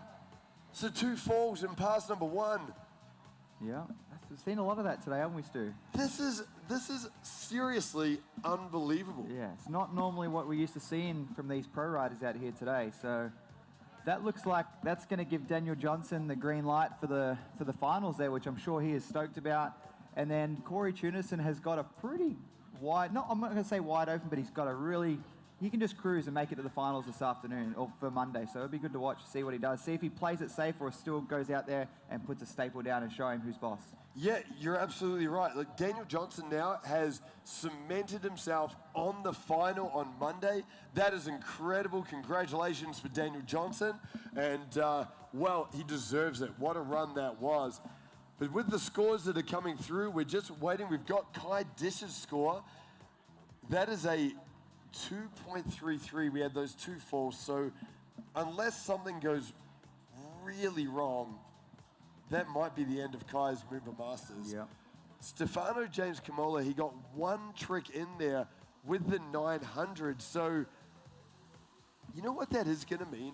It is going to mean that either Yancio or Stefano are going to get through to the LCQ and get a second lifeline. So this is wild out here. So I guess that's a heel 9 up against a Chromo 5. It is? So yeah. I'll be interested to see how the judges go. It looked like the heel 9 wasn't grabbed, whereas the Skeezer 5 was grabbed, so they're going to take that into consideration as well. So I'm interested to see how they go with that. Thank you. Yeah, this is going to be, oh man, I would not want to be the judges right now. This is, normally when you see the guys fall like this, the judges, it's pretty easy, right? Like you put the score together, but that is actually going to be one of the most important calls that I've seen in a long time. Like that's crazy. I mean, you see a lot of falls out here, but you don't see a lot of 2 downs in the first pass, and that's happened 3 times in this heat. So I don't know if these boys are nervous or what's going on, but yeah, we don't normally see that out here at MOOMBA. Yeah, this is wild scenes out here. Well, it wasn't just semi-final number 2. The first semi-final, we saw the same thing. We saw some really uncharacteristic falls. We saw riders reacting to the pressure. It was, it's all happening down here this morning. It is all happening. It is all happening. The MOOMBA nerves are getting to them. I know all about them. Been, competing out here, I think, since 2011 or 12. So quite a long time. Man, I got to say, MOOMBA nerves are getting to me right now because we have got one rider to come in this semi-final number 2. It is one of the best, and this is going to be very exciting. He won MOOMBA Masters here 12 months ago, and now he's back. He's a Team Nautique athlete from Australia. It is, of course, Corey Tunison. I got a bit of nerves. There is, of course, with these falls that we're seeing nice and like really early in the passes, this is going to be very interesting to see how Corey reacts in this competition. For sure. I've been competing with Corey my whole wakeboarding career, and if someone knows what to do when they need to do it, it's Corey. So he knows exactly what he's got to do. He's not going to probably push it too hard, but he'll go out there and show them how it's done for sure. Yep, that's right. Well, get ready, folks. Get excited and get your Aussie cheer on because Corey Tunison is about to hit the water here in this pro men's wakeboard semi-final. Of course, Team Nautique athlete, so he trains every day behind this G23, so he knows what he's in for. Yeah. And, well, we know how much he loves this massive G23 wake. So here we go, folks. We are on now. Corey Tunison on the water, and let's see how well the champion brings here in this MOOMBA Masters semi-final. There's Corey starting off with that double half cab roll, showing those boys there ain't nothing wrong with that first trick. He's not getting phased by those guys going down, so starting off with the double half cab roll, and there is the nose grab backside 7 for his second trick. Coming back in, just dodging that ski ramp right there, the ski jump, switching around to his switch hillside edge, coming in, and there is the nose grab hillside 900. Going pretty deep on that one, landing a little bit past the weight, going huge, coming back in on his toe side edge for last trick, first pass, and there is the Skeezer 5. There you go, Stu, what I tell you. He knows what to do, knows when to do it, and he's going to do it. Forever the professional, right there. Sure. Corey Tunison showing us exactly how it's done. I was second-guessing things. I thought something was wrong. You know, there's a lot of falls in this semi-final. It's just the pressure. Yeah, I mean, Corey's been competing out here as long as Moomba's been going, so, you know, he knows exactly what he's got to do. He knows probably where the rollers are in the right spots. So I don't actually see him do double half cab roll first trick many times in a contest before. Normally it's a heel 9, so maybe he knew there were certain rollers in certain spots, so he changed some tricks around. But yeah, Corey's a super smart competitor and knows what he's got to do and when he's got to do it. Yeah, I really love that start. Straight in, double half cab roll, first trick. And that backside 7. Man, love that trick. Yeah. Absolutely incredible. Yeah, really good. Good to watch, Corey. Now he knows, you know, still hasn't had a fall, so he's got, you know, a bit of real estate that he can work with on the way home. Yeah, that's right. This is, he's halfway there. Now, Tony, this is interesting. Scores are in, and Stefano James Camolo with a score of 28.3. So, well, he's going to go through to the LCQ. So Stefano somehow with one trick able to go through to the LCQ here this afternoon. But we are back on now with Corey Tunison. This is pass number 2 and riding through. There's that rewind. Love that trick.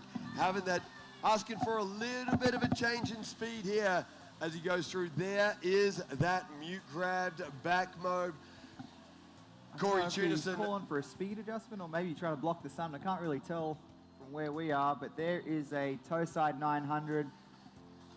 I've got time for one more trick to finish off an already amazing pass.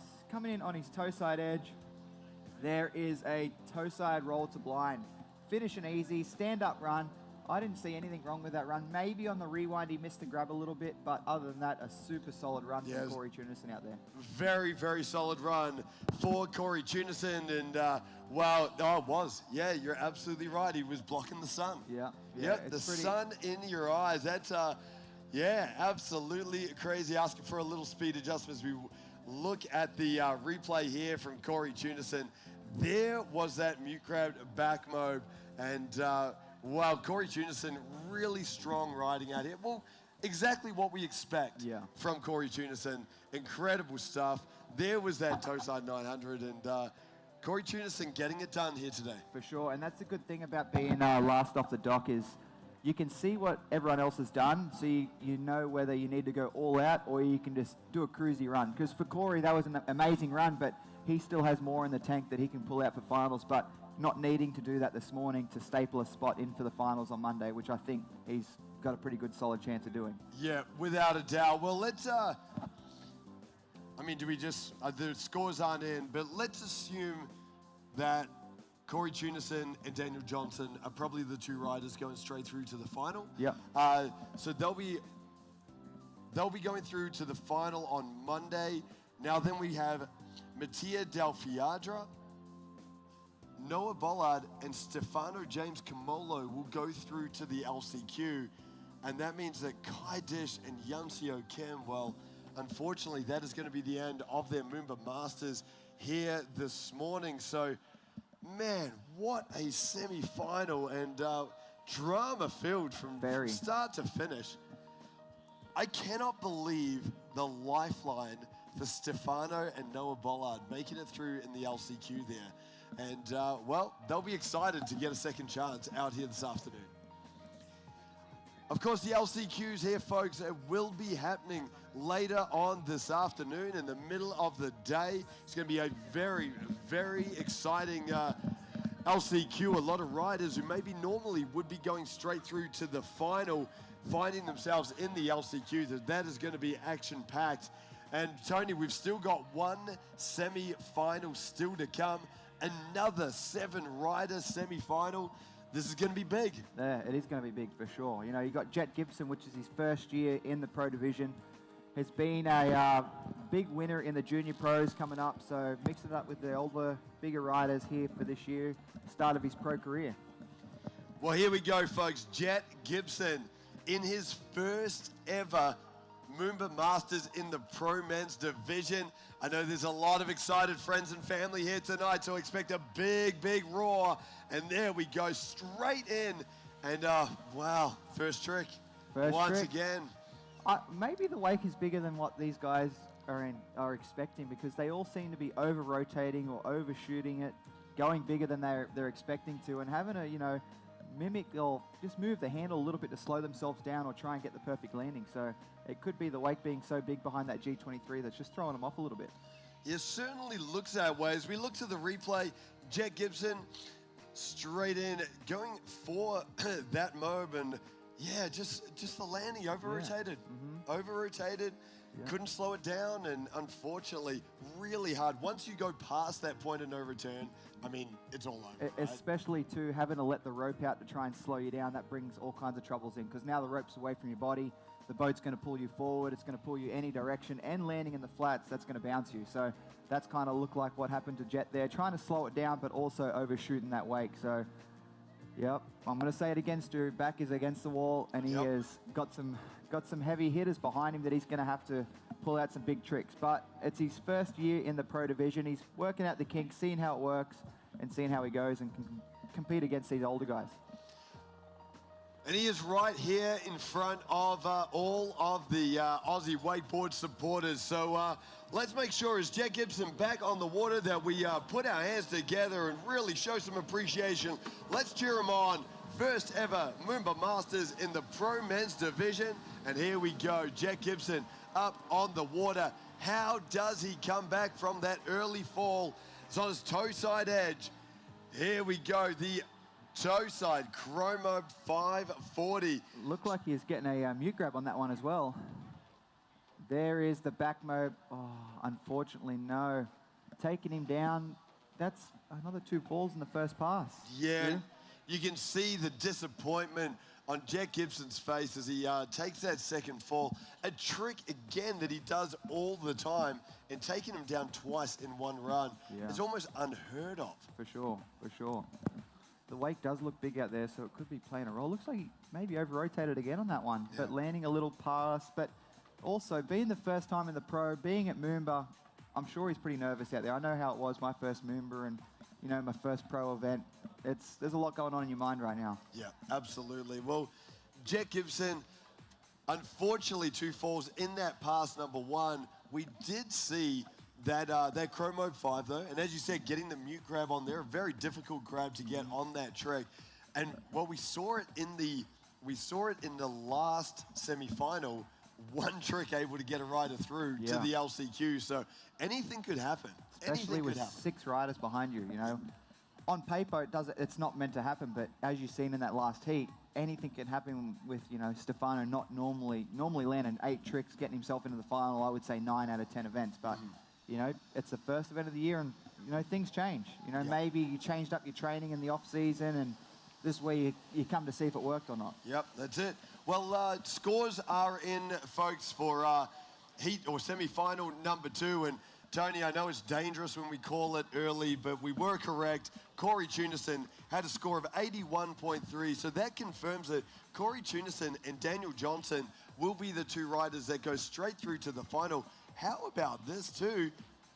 Daniel Johnson, top seed. Yeah, so that throws a bit of spanner in the works, because that's going to make, Corey would normally be in that seed second or last off the dock, because he probably banks on himself winning the semi-finals. Now that's going to probably put him second or third off the dock in the finals, which is going to throw everything off. So interesting, very interesting. This event is going to be like nothing we have seen before. With these early falls, we've got riders in the LCQ that wouldn't normally be in the LCQ.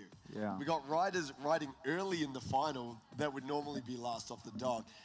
It is throwing the cat amongst the pigeons for the whole event, the semifinal. This is absolutely crazy. It is, especially, that with Corey coming second in that heat, maybe, and that all comes down to one trick, and you know what I think it was? The rewind.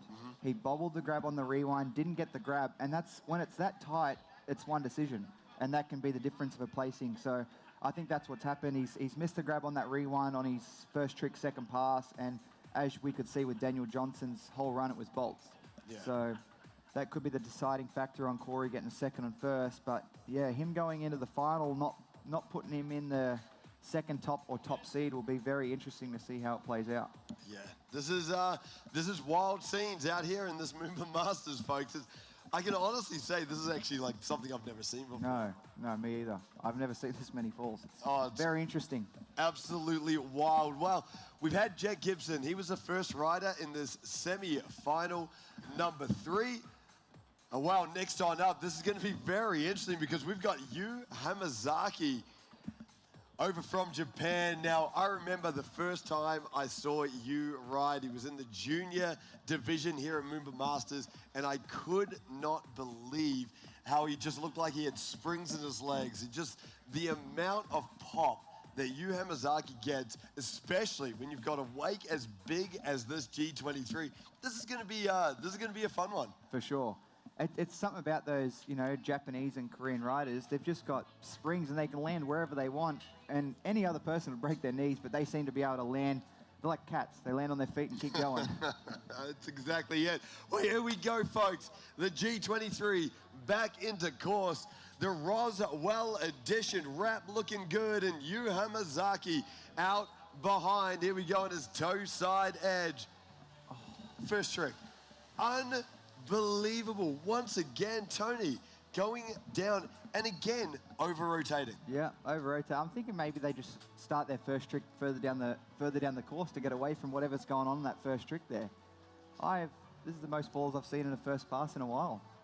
Absolutely wild what is going on here in this pro men's semi-final. This is like nothing I've ever seen before as we look to the replay. Yeah, way too big. Yeah. Just way too big on that trick, getting too much left behind this big G23 wake and unable to slow down the rotation. Very interesting, very interesting. And yeah, it's putting them all in a tough spot because now it's playing with their head, and I think that's why we've seen so many falls, 2 falls in the first pass, because they know there's extra nerves there, knowing that they don't have another chance to fall. So then they get tense, they get tight, they don't let their body move how it should be, and then that causes all kinds of trouble. So yeah, hopefully Yu Hamazaki can get up and just not worry about that fall, let his training do the talking, and just let it all come out here on the water. We'll see what happens. But we're going to have that G23 back up on the water, giving Yu Hamazaki another chance to see. Probably got time for 1 for sure, maybe 2 more tricks in this first pass. But I'm sure he knows he's got to go all out. He's got, Nick Rapper, top seed of the event, at the end of this heat. So he knows it's not just a walk in the park here for Yu Hamazaki. Well, here we go, folks. Yu Hamazaki has to throw some tricks. He's got to get some tricks on the board. Toe side edge now. And, oh, man, I thought he did it again. Tony, that was, woo! He just got that handle where he needed it. That was lucky. Oh, man, that was heart in your mouth stuff. Use that Hamazaki, same trick, and almost over-rotated again. Yeah, that's how we know that, he did almost over-rotate it, but that's how we know that these guys aren't anticipating that, that fall, because the trick that they're going down on first pass, they're getting straight back up and doing it because they even think it's weird that they went down on it. It's something that's normally a 90 to 95% trick that they would land most of the time. That's why it's first trick in that first pass, because they almost treat it like a warm-up trick to see what's the wake like, what's the speed like, what are the conditions like, and then they adjust from there. So to see them all go down on that trick is very interesting. Yeah, it's just crazy scenes. I'm sure we've said it so many times, but this is pretty unheard of in a pro men's competition. This will be really interesting because right now we've got Jet Gibson with just 1 trick on the board. Yeah. We've got Yu Hamazaki with 1 trick on the board, but with a pass number 2 to come. So if he goes down, I'll be interested to see how they score. It'll be a Pete Rose up against a Skeezer 5. So another tough spot for the judges. Yeah, absolutely. Let's hope that he stands up this pass number 2, and we're back on here, folks. No. There it is. There it is. So that is a lifeline for Jet Gibson there. It's hard to say what's going to be better, a Pete Rose or a Skeezer 5. You know, Jet going for that mute skeezer 5 in the video. I couldn't really tell if he got the grab on it, but that's something they're going to have to really look at the replay and go over. Because if he didn't get the grab on it, then that could be the difference of getting through to the LCQ or not getting through to the LCQ. It's totally changes Yeah. everything depending on that grab. And to think it's just one little grab. You know, if you're that far away from it, you miss out on going to the LCQ, which is, you know, flying all the way out here to MOOMBA from wherever you... For Australians, it's not too bad, but people coming from the US, Korea, Japan, it's a long way to come to be able to be kicked out of the first round. So. Yeah, for sure. And we've already seen that. In that semi-final number 2, Kai Dish coming over from Argentina. Yeah. And, yeah, just It happens, though, one you know? pass and done. It happens. Wow, folks, this is absolutely crazy here. We've got Jack Gibson. Now, the scores are in. And we know Jack Gibson has a score of 15.6. Now, remember that 2 of these riders, they don't get a second chance. They don't even get to go through to the LCQ. So this is pretty wild out here. Yu Hamazaki only getting 1 trick on the board. He did have the Pete Rose, and I do love that trick. I love that trick. It's going to be very, very interesting to see how the judges do call this one. And we've still got 5 riders to come. Some quality riders in this semi-final number 3 as well. Riders, I mean, let's read them out. We've got Haruki Komatsu. He's a next rider off the dock here. Another one of our Japanese competitors, and has that real Japanese style that we see so often. This is going to be very exciting. Following him, we've got Jamie Hughes here from Switzerland. So great to have Jamie out here, and this is going to be fantastic to see him riding in this MOOMBA Masters. We got Luca Kidd all the way from Great Britain, and then Thomas Herman from the USA. We got Nick Rapper from Australia. So this is like heavy. Very heavy because, you know, you got Jamie, one of the best riders in Switzerland. He's been over here training with Black Diamond for the last few months. So, you know, he's on his top level of his game right now, feeling good. And then you've got Thomas Herman, who is past Pro Tour winner. And then Luca Kidd, who's just coming off a Nationals win. And then Nick Rapper, who has won every event there is to win just about. So anything can happen here. I'm interested. I'm excited to see what goes on with these last 4 or 5 riders and see how it goes down. Yeah, this is, well, it's going to be a big finish to what has been an absolutely crazy Pro Men's semi-final in the wakeboarding division. But here we go. We are on Haruki on the water now. And, well, let's see.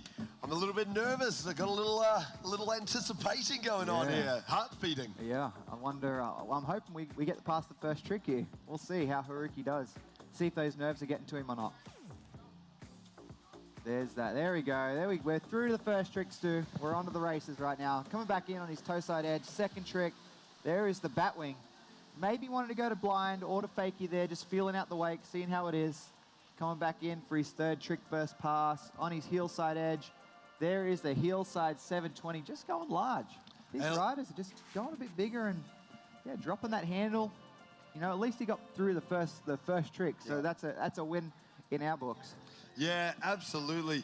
Haruki, you can see it here as he started that first pass. I mean, that was a solid first couple of tricks, but you could absolutely see he was sort of holding back, wanted to do a safe trick here. Yeah, you know, the tantrum to blind, definitely wanted to get one on the board right there. That's a trick that he does all the time. How big did he get? That was huge. And that goes to show, do you wonder if he's looking at all these guys falling first trick and then backing off his run? You know, maybe wanting a Moby Dick, but going, no, I'll do the tantrum to blind to make sure I get through that first trick.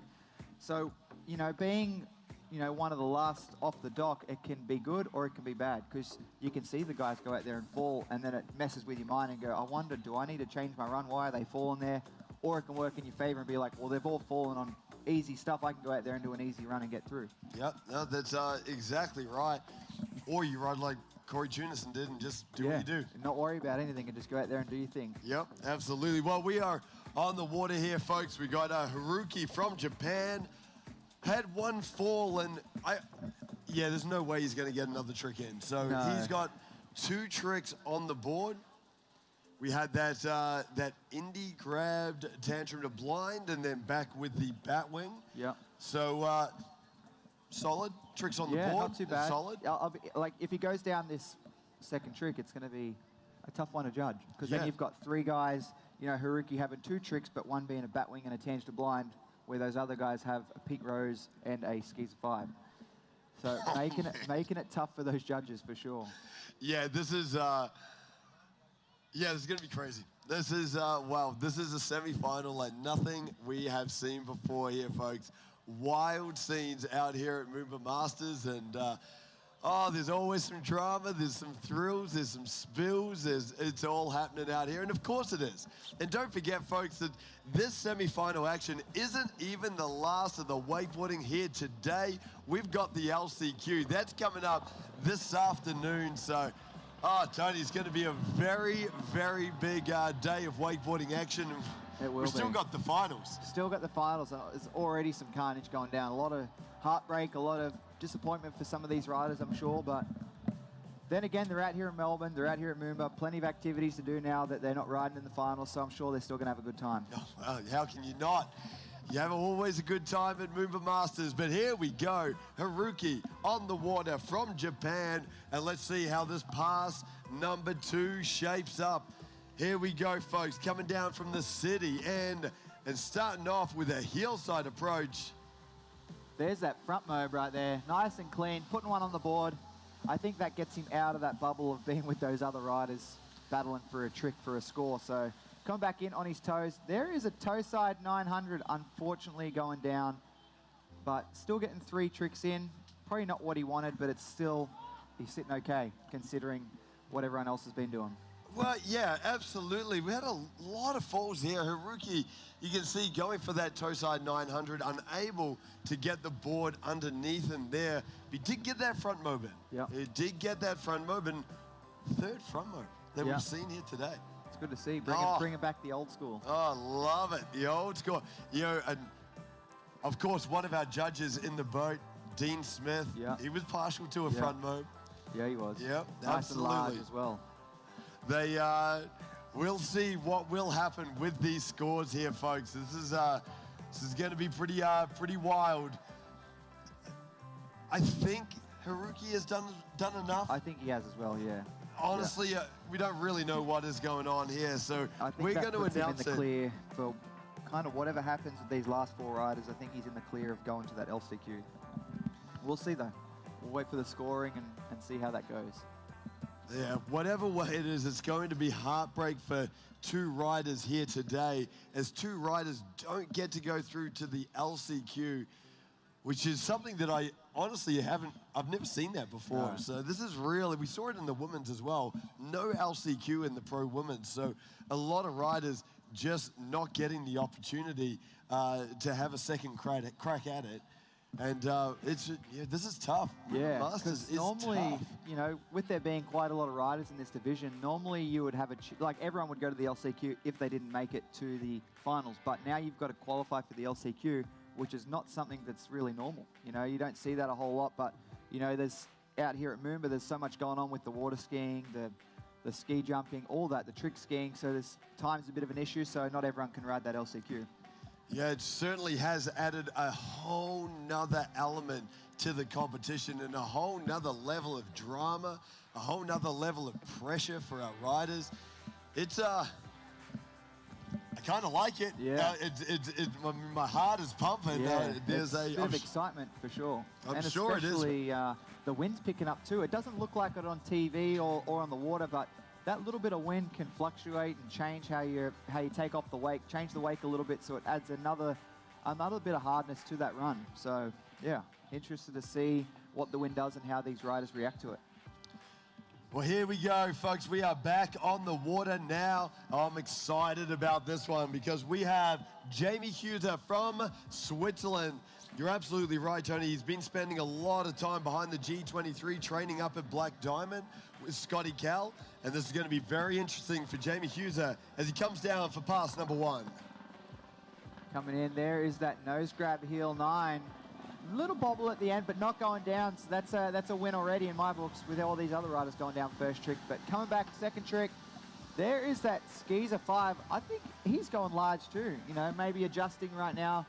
Landing in the flats on that skeezer 5 with the nose grab. Coming back in toe side. There's that double grab, toe side, backside 5. Unfortunately going down, Stu. land. Yeah, the double grab on that one, adding that extra element of difficulty and style, of course. But unfortunately, unable to ride away from that third trick. But as we look to the replay, nice to see him just straight off the bat, big spins, and yeah, incredible start there from Jamie Huser. Yeah, too, with the level of riding these days too, we're seeing all these falls first trick, which is not normal, but these falls first trick are what riders usually 5-6 years ago were doing at the end of their passes, you know. Heel nines were a trick at the end for people because that was one of their hardest trick, and now you see these guys doing it first trick. Yeah. So it just goes to show the level of riding, and you know, for this year, what we're already seeing is insane.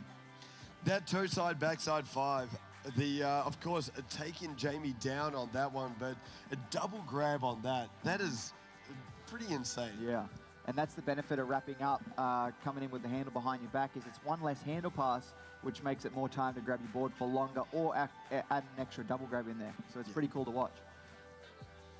Yeah, it's amazing the way that wakeboarding has developed over the last, you know, since throughout your whole career, Tony. You have seen wakeboarding completely change with the tricks that are being done and what's going on. It is, it's quite incredible to watch a sport like when we see it in all the board sports. To be honest, we see it in, you know, we've seen it in snowboarding at the Olympics this year. We've seen it in skateboarding and wakeboarding. No difference there, developing so quickly and adding such another element over the last couple of years. Yeah, and that's a big time help from that Nautique G23 with how big the wake has gotten, just giving the riders so much more time in the air. Like when I first started, I bet the wake on the G23 now is triple the size of the wakes that I grew up on riding. So it's pretty insane. Yeah, it really is. That G23, it is a boat that has truly changed the sport of wakeboarding. For sure. Yeah, since the first G23 came out, that was in 2012? 2012, and yeah, they've had 4 hull redesigns, which has just made it insane. Every design change they do has just made it more insane year after year. Just keeps getting bigger and bigger and better and better. That wake just keeps on growing, and absolutely love that one. But of course, the world's best towboats, and it's incredible, mate, to see what our riders are able to do, because behind this boat that has truly changed the sport. But here we go, folks. We are back on. This is Jamie Huser from Switzerland. And let's see how he can put together this pass number 2. Coming back on his heel side, there's the cab mode with a nice melon grab there. Look, it looked like he was almost going to back out and just do a cab roll and then just dropping it to blind at the last second. But coming back in on his toe side edge, there is a toe side 900, getting a little bit of a nose grab there.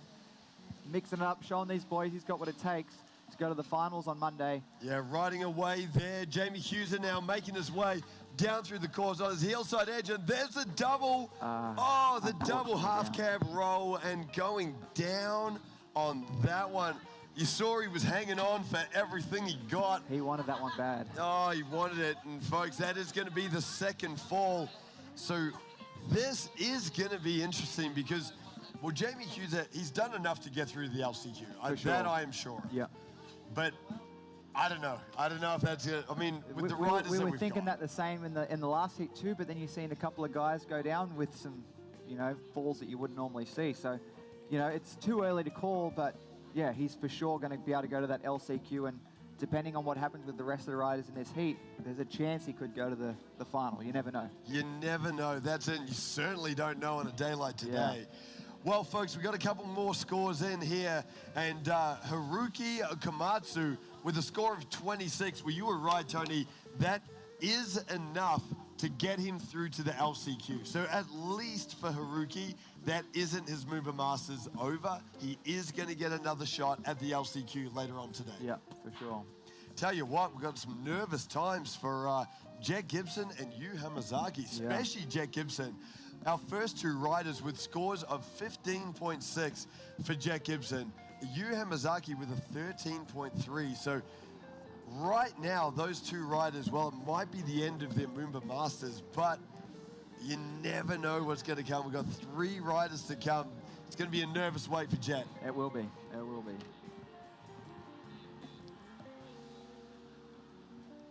Well, folks, we've got 3 more riders to come.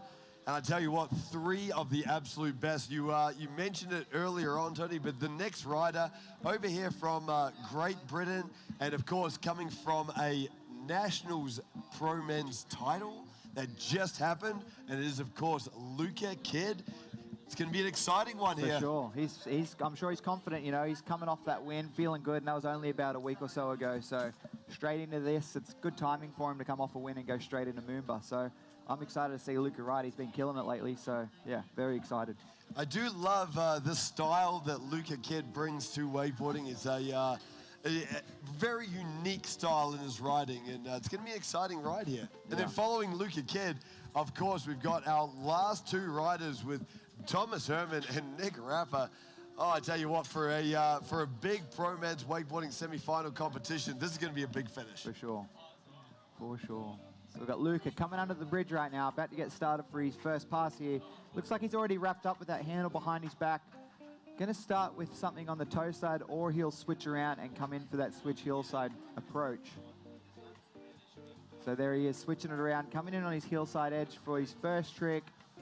There is that wrapped nose grab 720. Solid, nice and easy. Switching back around, wrapping up again. Coming back, are we going to see, he likes to do that wrap Moby Dick. I think it's called the wrecking ball. No, I was wrong. There's a double grab back 7 right there from Luca, looking super solid. Coming back in on his toe side edge. There is a chromo, maybe wanting a crow 5 there, but just doing what he has to do to lay down 4 solid tricks and wrapping up again on his heel side edge. There's that wrecking ball 5 I was talking about, wrap Moby Dick 5. That's pretty cool. Probably one of the only riders doing that in this division. That's pretty cool, bringing the old school back. What a finish there from Luca Kidd with the wrapped Moby Dick 5, the wrecking ball. That is wrecking ball 5, absolutely incredible. And I love the way that Luca Kidd wraps up in almost every trick that he does. We talked about it before, but the style that Luca brings, very unique. For sure, and especially on that back 7, you could see he was wrapped up, which gave him time to do an extra grab or hold the grab for longer. And it looked like he got a nose grab on that first spin and then looked like a melon on the way down. So there you go, that wrapping up, helping out with a double grab right there on a backside 720. Yeah, we just saw that in the replay from Luca Kidd, that backside 720, double grabbing as well. The crow mob there, well, he rode away from it, but the only real bobble, probably looking for something more, and there was the wrecking ball 5. What a finish. Pretty cool. Good to watch. Good to watch. Very unbelievable riding out here from Luca Kidd.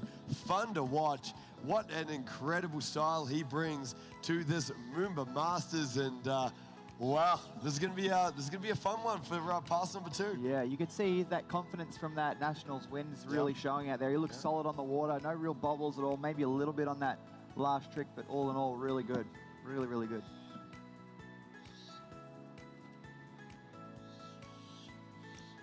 Well, we are not far away from pass number 2 for Luca Kidd. He's going to be coming down from the city end of the course, so keep your eyes peeled here, because behind that GM Marine Tower, we've got the G23, the Roswell Marine Edition, and Luca Kidd in tow. Here we go here, folks. There's that. Will look like a mute roller blind coming in from the switch. It's almost like he's doing a 270 there, because he goes shifty and then comes back the other way. Coming back in on his heel side edge, there is a heel side 720. Looking pretty solid out there for Luca Kidd right now. He's going to have time for 2 more tricks. Coming in, wrapping up with the backside approach. There is a switch backside 540. Going to have time for 1 more, wrapping up again. That's probably, what, 5 or 6 tricks in this run that he's wrapped up for? An unbelievable straight through, and there's the wrap KTV 5. How about that? He is absolutely pumped in that one. Fist pump. He's slapping the water, Tony. I love seeing the emotion. Yeah, I love really cool. seeing the emotion. Luca Kidd, he's a rider that wears his heart on his sleeve, and you saw how much that meant to him. Definitely, especially, you know, he's got Thomas Herman and Nick Rapper behind him, which are regular faces in the finals. So for Luca to go out there and lay that run down in front of him, now they're going to have to go out there and not just cruise and have a walk in the park. They're going to have to do some stuff out there to see if they can get that spot into the final. Yeah, well, we're on the replay here. As you have a look to the screens there, folks, there was that wrapped up backside 5. Super, super clean. But I got to admit, Tony, this last trick, this was the one for me. Yeah. Right there, the nose grab, wrapped KGB 5. That grab, holding it all the way through the rotation too. And Luca Kidd, he was stoked on that one, and why not? Incredible. Super solid. Super solid. What a way to finish for Luca. He's stoked with that. And you see him fist pumping there at the end. Awesome to watch. Wow. Well, this has been some ups and downs in the semi-final, and we've still got 2 riders to come here, folks. Great scenes here from Luca Kidd. And while some scores have come through, and Jamie Hughes with a score of 46.6. So we know for sure that that is going to put him through to the LCQ at least. Yep. Luca Kidd will wait for that score, but there's every chance that Luca Kidd may overtake Jamie into that top spot. And then we've got these last 2 riders to come, Thomas Herman and Nick Rapper. And I mean, seriously, what do you say about these next 2 riders? You've got 2 of the best in the world. Yeah, so they got they're last off the dock, so they got the chance to see what Luca did and see what they got to do to try and one-up it and beat it. Because at the moment, I'm sure Luca's going to be sitting in that top spot, so he's on that bubble depending on how these next 2 riders go. So if they go out there and stand up their runs, it's going to make it hard for the judges, because Luca didn't go out there and just cruise. He put a solid run down with some hard tricks. So that's why these guys can't go out there and just do a cruisy ride, cruisy Sunday walk. They're going to have to go out there and put some heat down. Well, here we go, folks. We are back on with Thomas Herman, a real crowd favorite here. Of course, the only rider in the world to do a triple flip. And there he goes, a double back roll to start that off. And that is a big start from Thomas Herman. There's that chromo right there, super smooth. And as you can see, Stu, landing in that wrap position and then cutting out wrap. So that's a real good put together run, because there's no time in wrapping up. He's straight into the next trick. And there you can see that KGB 5 with the nose grab. He's coming in toe side edge.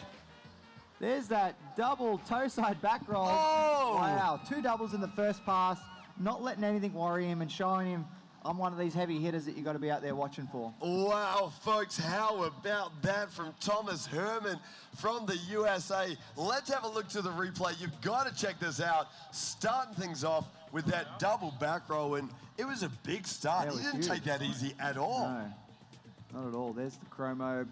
Smooth as you like. See, landing in that wrap position, edging out wraps, and not taking any time. Good course management there. You know, it could help in case he has a fall there. That could be the decision or the decider on if he gets an extra trick or not. I loved that wrapped KGB 5 there. How about this? He got very low in the cut, and the toe side double back roll grab, an indie grab.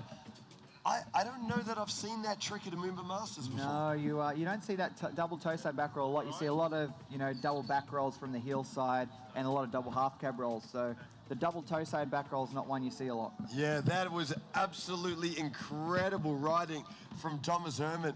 Oh, I tell you what, well, Luca Kidd set the bar. There's no doubt about that. Like, he was an unbelievable 2 passes there. And Thomas Herman, he's up for the challenge. He is up for the challenge here this morning. So this is very, very exciting stuff, and this is going to be a big finish. Yeah, and that's why he's in that spot, you know, second last off the dock. Because of runs like that, you know, he's put his kind of force in there to show everyone that he's one of the top dogs, and that's where he belongs. Being last off the dock, getting to see everything, going to see what he needs to do. But we've got Thomas coming back on the second pass, edging out for a hillside approach. There's that rewind, clean as you like, nothing to it. Coming back in, switch hillside approach, dodging that ski jump right there. There is the hillside 900. What a run here from Thomas Herman. Oh, he's on a heater. Here we go, folks. On his hillside approach there, and the Moby Dick 5. And wow, Thomas Herman going down and past the 3/4 boy. Yeah. Oh man, that is going to...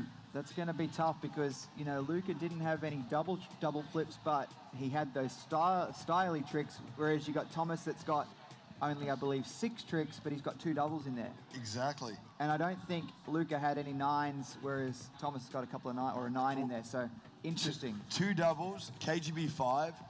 Yeah, this is wild. Tony, today, and I shouldn't be doing it, but I've definitely felt comfortable making a couple of calls. Not this one. No, Not me either. this I'm one. going to have to wait to see the results from the people that should be judging, not us. Wow. Well, folks, this is going to be very, very interesting, and we are for sure going to keep you all updated as the scores come through. Of course, you can follow along yourself if you do download the Rideline app. But, okay, so here's where we're at. We've got a score of 81.3 for Luca Kid. It's a pretty good score. It's a good score. Yeah. That is a good score. Yeah. So right now, he is in the top spot. We saw Thomas Herman out there, and he was on an absolute heater. He was. But had that fall, only 6 tricks in the bag. So, oh man, that I just, Yeah, I can't. I'm not going to call it. I'll wait till we see the scores come in and go from there. That is far too hard to call. This could go either way here, folks. And well, we don't know what is going to happen here, but we do have one more rider to come. And that, of course, is Nick Rapper. And one of the world's best. I mean, Tony, and a guy that I've seen Nick in. There isn't many events in the world that Nick Rapper has not won. Yeah, exactly. He's won everything there is to win. And if he's not winning, he's in that 2nd or 3rd place. Yep. Very rarely do you see him off the podium. He's been in the sport a long time. He knows what he's got to do and exactly how he's got to do it to win or, you know, get on that box for sure. What I love about Nick, like these conditions, doesn't matter with the pressure, no pressure, Nick Rapper just does what Nick Rapper does every single time. And I'm excited. Yeah, me too. And that's what makes it harder for these riders that go before Nick, because you know Nick's going to land his 8 tricks. You know, there's no ifs or buts around it. He trains hard. He does what he needs to do every day to make days like today easier for him, where he can know he can land those 8 tricks that he needs to land. So you see these other guys go out there and have to try and do the best to try and compete with Nick. So it makes it interesting for sure. Well, here we go, folks. We are on now. Australia's own Nick Rapper, and he's going to kick this off with a hillside approach. Straight back in, and there is that mute grab to Mobe 5. What a way to start. First trick. Here we go. Big hillside approach. The cab 900 there for Nick Rapper as he makes his way down for this pass number 1 on his hillside approach now. And the double half cab roll. So no, it wasn't the cab 900, the regular 900 to the double half cab roll, and then straight back in with the Moby Dick There's to the that Moby flats. Dick. Easy as you like. It looked like it was nothing for him. The way that Nick rides, it looks like the tricks he's doing, he makes them look so easy, they look like nothing. But then you go back and think what he's just done. He's just done a hillside 900 from the regular side, a Indy Moby Dick, the back Mobe 5, and the double half cab roll. You know, these are finals tricks, and he's just doing them in his first pass in the semis like it's nothing. I love it. I love it. Nick Rapper just out here doing what Nick Rapper does, and that is incredible stuff. As we look to the replay, tell you what, not a bobble. It's what Nick Rapper does, it's kind of perfect. Yeah, solid. Everything's solid, and that's why he rides so much and trains so hard. That's why you see him out there, looks like it's just another day for him training. Right there, there was that double half cab roll. Again, you mentioned it, Tony, but just as smooth as you like. And then that Indy grabbed Moby Dick. Love that trick. Yeah. He goes very big too. He does. Looks easy out there for him. So he's got I wouldn't say he's got a lot of pressure. He just needs to make it home. If he makes it home on this next pass, he's got a really, really good chance of going through to the final. Because you know we've seen the score from Luca Kid, which is an 81.3, and then the door is a little bit open with Thomas only getting 6 tricks in there. So I think if Nick lands a solid 8 tricks, it will guarantee him a spot through to the finals on Monday. Well, here we go, folks. Have a look to the city end because Nick Rapper is coming through for pass number 2. There's that nose grab toe side 900. Nice and clean. I believe that was from his regular stance too, and this is the switch toe side. There is the Skeezer 540 with the mute grab there, easy as you like. Coming into the wind now, actually. As you can see, that the wind doesn't look like it's super windy, but you can see it out there on that wake. Coming in, there is the switch mute hillside 720. So showing the judges he can spin from every side, doesn't matter which side, which stance he's in, he can spin either way. Coming in on his regular hillside edge, and there is the Indy backside 7. So I think that's going to be a pretty easy walk into the finals for Monday. Yeah, Nick Rapper, absolutely insane out there. You don't want to say, making it look, he does make it look easy. It makes it look super, super easy.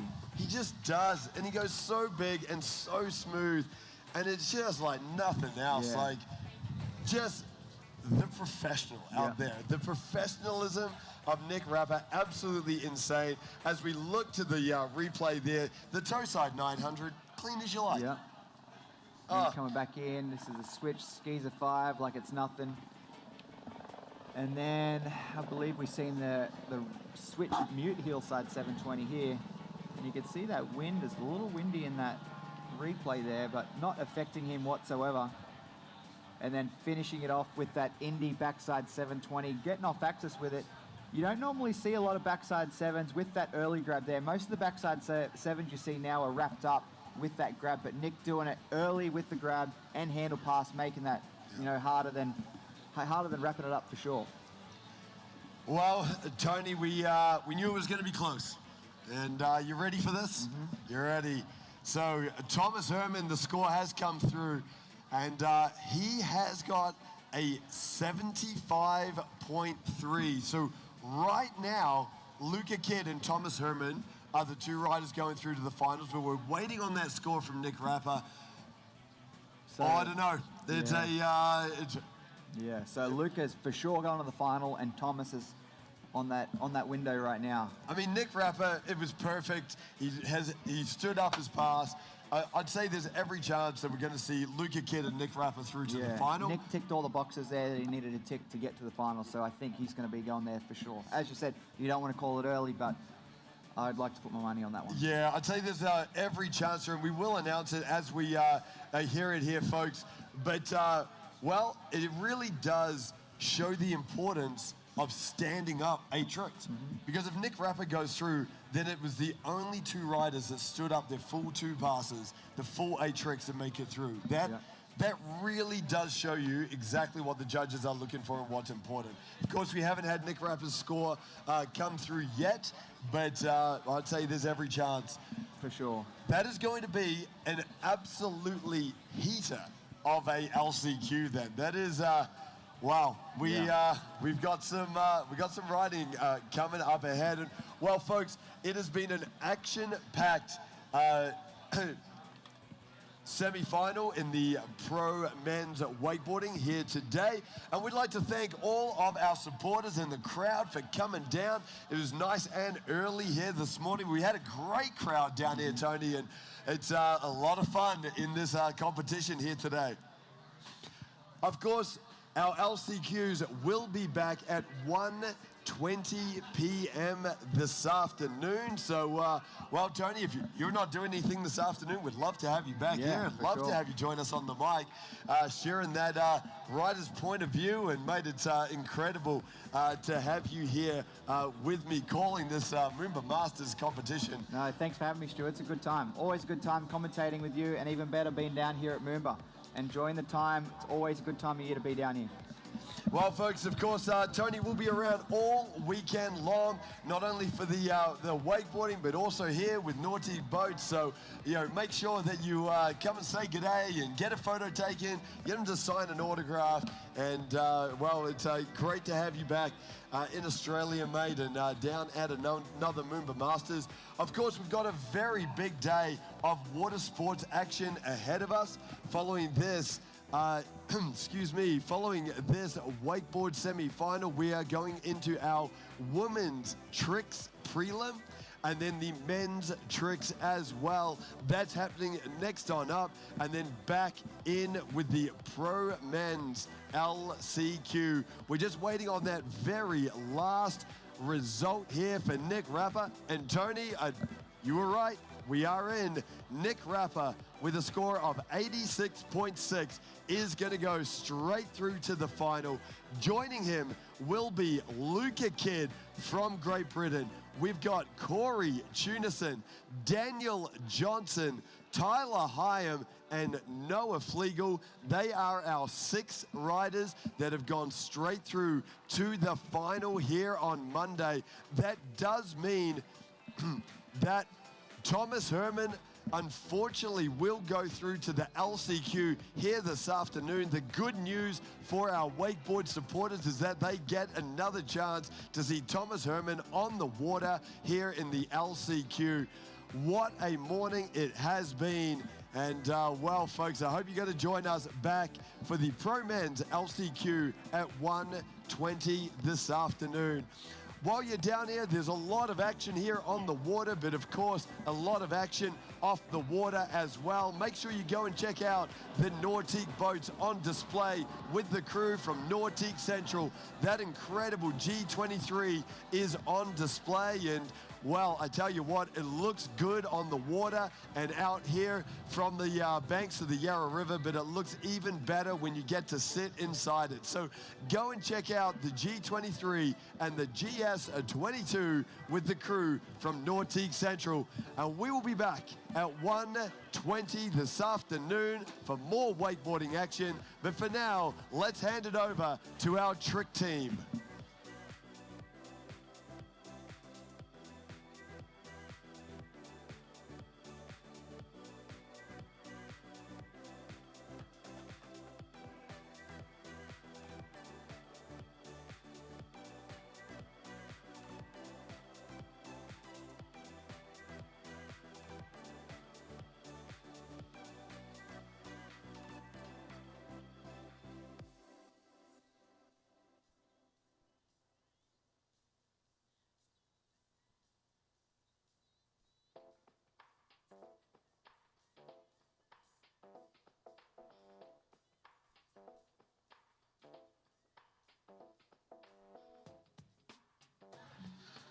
Well, good morning, ladies and gentlemen, waterski fans, both here on the banks of the Yarra and around the world on the webcast.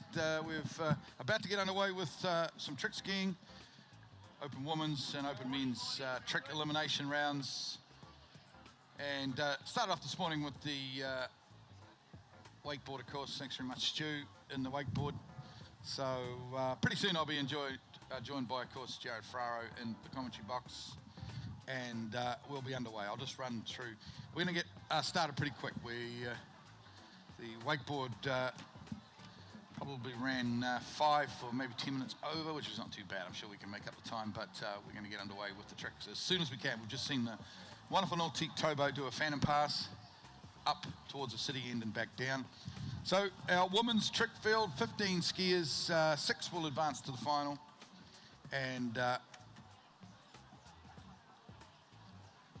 first competitor will be Taylor Simmons out of Queensland, Daisy Green from New South Wales, Elaine Appleton of Victoria, Elaine Moroni of Victoria, Selena Appleton from Queensland, Laura Hayes of New South Wales, Christy Appleton, older sister of Selena from Queensland, Erika Hayes, of course, a couple of sets of sisters here from New South Wales, Sadie Ferguson, the Queenslander, Domingo Gonzalez out of Chile, Sasha Danishevskaya from the United States. You almost got that one.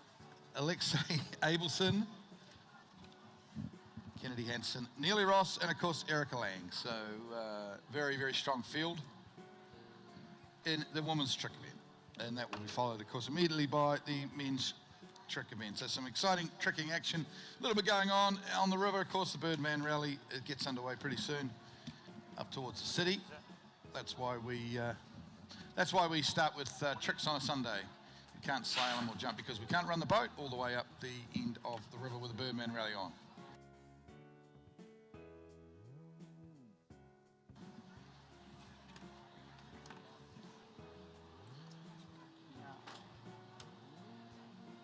So any old tick of the clock, we should have the first of our competitors, which will be Taylor Simmons from Queensland.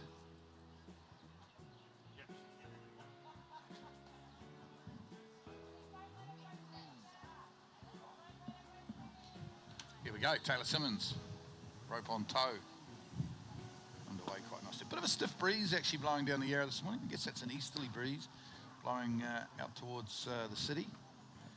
This is a good run though for Taylor Simmons. Some beautiful toe line tricks towards the end of a run. Nice stand-up pass from Taylor. One of the youngest ever competitors at MOOMBA. Of course, remember Taylor tricking here in junior MOOMBA when she was Seemed like she was only 8 or 9 years of age when she started tricking here at MOOMBA.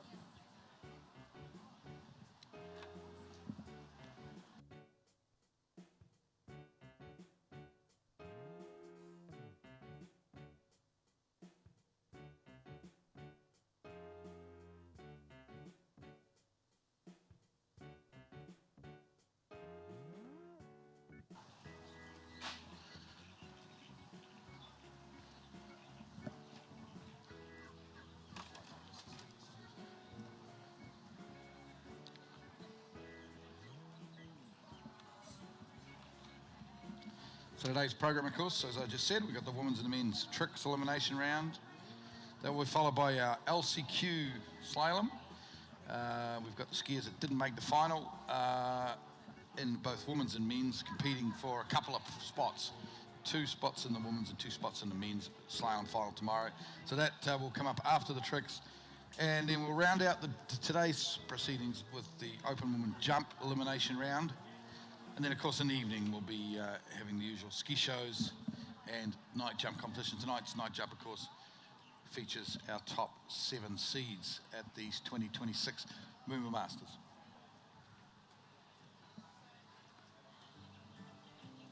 As I said, a little bit going on the river this morning. You see behind Taylor there is the launching pad for the Birdman Rally.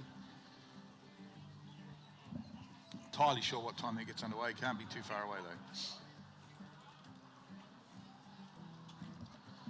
Okay, here comes Taylor Simmons now, pass number 2. It's going to be the hand pass. Of course, big day today in Melbourne. The Grand Prix set to go at 3 p.m, 5 hours time. Oh no, Taylor Garcia goes down on trick number 1. The ski line back, and that's devastation for Taylor. Missing that opening trick on pass number 2.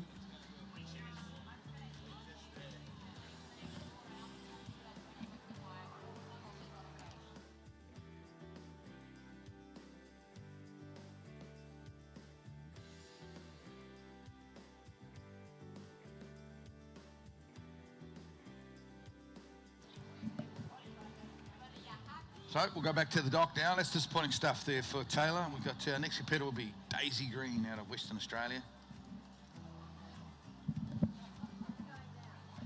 And of course we'll keep you updated with the scores as they come through. Lovely pictures from the towboat there on boat cam as it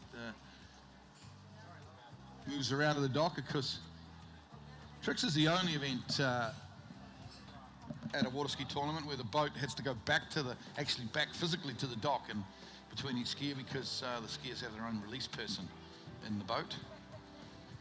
For the tow tricks, they have to have someone that they trust, obviously, to release for them. So the boat goes back to the dock and Taylor Simmons' release person will get out, and I am thinking that Ryan Green will get into the boat. The legend of Australian water skiing will be the pin person for his daughter Daisy. Morning, Jared. Morning, Glenn. Good to be here on a Sunday morning. Bit fresh this morning, though, with this wind.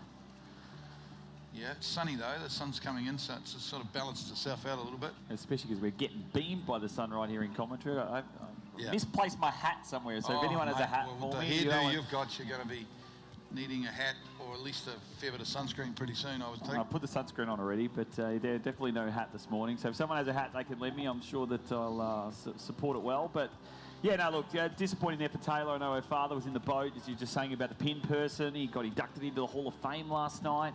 Steve Simmons, still remember Steve from... He beat me in a national title. Of course, Steve only has one leg, and I still to this day... I think it's a travesty because he doesn't line back, and I don't believe he gets his foot in the water. So that's just my call. But and he still beat me. Still cuts me very deep to this day. But we digress. Daisy Green next on the water. She's stunning with the hand pass, and the young super talent out of Western Australia. We've got all the family. Love having the Greens up here beside us in commentary, and nice weight line. O gets the foot back in. Wake back to back, and the reverse surface back to back, so nice and smooth. Wake 5 front, goes back, wake 5 front on the reverse, nice wake O. Now going to look at the flips. Gonna go flip number 1 for Daisy, lands nicely, goes the 5 back to back, looks good, stand up pass, Glenn, doesn't get better than that. Yeah, that was a nice youngster. pass, very nice. Plus we saw Daisy in the junior MOOMBA competition on Thursday and Friday, so she has had a little bit of a look at the Yarra already. That's a replay here now of the boat cam. I guess we'll spin round to the skier at some stage. Or we just get a replay of the boat cam and you get, oh, here we go.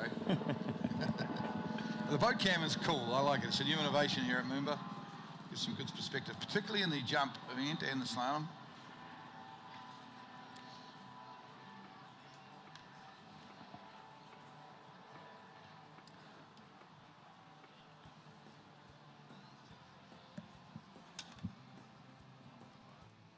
Definitely looking smooth out there, Daisy. She'll come back with a rope on toe pass into this headwind. We were talking yesterday about tides and what's sort of happening out there. We're kind of mid-tide at the moment. Should be full low tide by about 2 p.m. is what we're kind of looking at for low tide. So which means for that, it's got a lot of tricking here this morning. It's a very tough cut. We go from 15, Glenn, down to 6 in the women's, and we go from 17 to 8 in the men's. Yeah. There's going to be some disappointing people, but you look down that list, you got the best names in trick skiing going to be out there performing for us on the Yarra. We certainly do. It's a lot of talk around the world of water skiing, particularly about that men's trick field and just how good men's tricks are going to be at this MOOMBA Masters.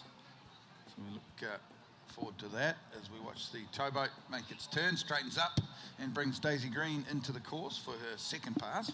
This will be a rope on toe. Putting her toes into the head breeze at the moment, which is, some people like a head breeze, some people like a tail breeze for toes.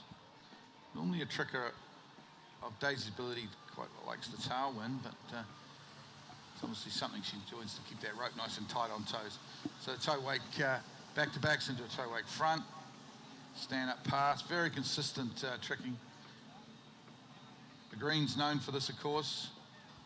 Standing up both passes, or just falling towards the end there on a toe wake 360, but good run, all in all, from Daisy. Yeah, you know what, just to be out here and performing with the best trickers in the world, Daisy Green, hats off, almost a full 20-second stand-up pass there on the second, but almost be counted for most of those tricks. I would have assumed she looked pretty comfortable. She looked like she was performing them, getting all the way to the back position now on that toe 5 back-to-backs look really nice on the replay, toe 8 back-to-back, toe front, all looks nice and smooth, not giving the judges any doubts in their mind that she's performed those tricks correctly, and grabs onto the line and just back of the ski fractionally just sort of lands on the top of the wake, still didn't quite get on the downslope of the wake. We didn't peak it right, a little bit early, but that's fine, that'll be a good score. We've got a score 3 for Taylor Simmons, of course only one pass, but I think it's just a little bit over 3,000 points. 3,390. Yeah, 3,390. That's a high-scoring toe pass from Taylor, but obviously will be disappointed after falling there on her opening hand tricks. Hearing there's a few sore heads around the site this morning. I know it's only 10 o'clock, but Hall of Fame dinner last night. You can see that Jared Green beside us looks a bit dusty. There was a few beverages we had at Crown Casino last night with the Hall of Fame. We don't get invited to that, Glenn. I'm a bit disappointed we don't get a chance to go to the Hall of Fame. We miss it every single year, and I don't quite know why.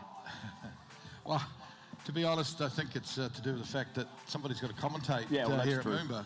There wouldn't be a pretty quiet night jump if particularly you weren't here, Jared. I actually have been to the Hall of Fame for a few years in a row. Well, not every year, they're every second or third year, but the last sort of 3 or 4 Hall of Fames I've been to. They're wonderful events, of course, emceed by the great Mark Beretta, and I know Jim Clooney, who has been helping in commentary, was off after Samson jumped last night at night jump. He was off to have some drinks and catch up with his mates, and he did say to me, don't expect me there in the morning for tricks. All right, we go now to Shepparton girl Lane Moroni, also skiing up at Mawala. Looking nice so far. Get a chance to ski with Lane. She skis with us. Oh, and just gets a little bit out of sorts. She with did. That, She was kind of a little bit back on her first, I think it was a toe 5 front. She was a bit back. She saved that, but She kind of almost split the toe going out, in my opinion. And then the second toe, again, too far back with the shoulders. We'll see the replay. Bronze medalist at the University World Championships in Auckland last year. Been looking like she's going through the motions here, but yeah, just may have split that. Goes again to the wrap in and just, yeah. Wasn't her best work. It might have something to do with the current, of course, the ski moving differently underneath her than it would be on a normal lake, because home site, as you said, is Moala. A lot of big tournaments coming up in Moala, of course. Oceania's at the end of November. World Championships in February next year, so it's a wonderful site. Had Disabled Worlds just for Christmas. The Show Ski Worlds, we've got Nationals there in a couple of weeks. So yeah, it's a busy time for us up at Moala. But coming back, what was just you're saying about the current and the difference is what we're going to see now, especially for this trick event.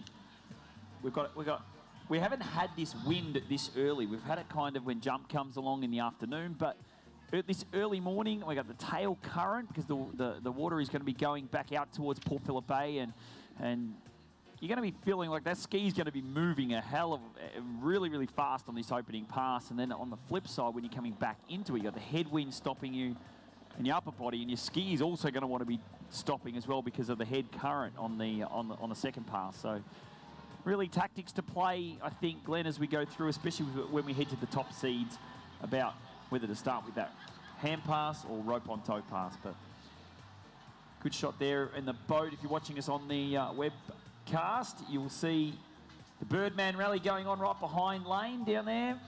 Carnival atmosphere, isn't it, MOOMBA? And that's what it's all about. Absolutely, and it's, as we've already said, it's a big weekend in Melbourne. Carnival atmosphere at MOOMBA. Biggest water ski tournament in the world, the MOOMBA Masters, and then of course the Grand Prix goes this afternoon at 3 p.m. Melbourne time. I'm going to go with a wake line 360 to start here for Lane. Line tricks here.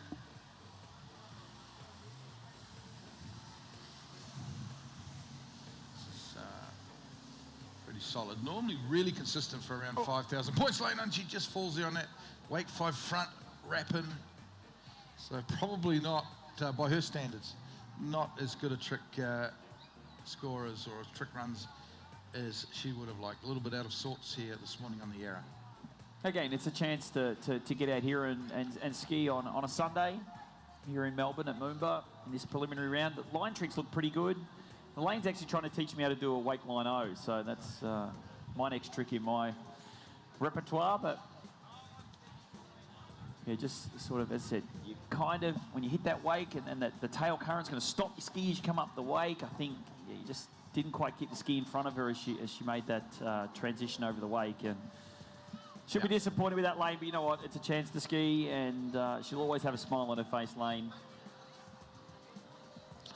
Yeah, I'm a little disappointed this year. Normally I get probably almost maybe the last 10 years in MOOMBA I've got to ride in the trick boat at least once. My son Curtis would skied here a little bit, and then Courtney, my daughter, took over skiing, and it's kind of nice to get your annual ride in the trick boat releasing on the Yarra, but those days are done. Courtney could make a comeback. Oh, she could. She definitely could. She still do most of the tricks. Score through for Daisy Green is, she's moved herself into the lead, 3,790. But you're going to assume that you look at the cut at the moment, is sitting at Sadie Ferguson. You're going to need to be tricking well up over, what are we saying, probably 7,000, 7,500 to get through? Yeah, I think so. Well, 6 anyway. 6.5 for sure. But yeah, you're right, the cut could be over 7.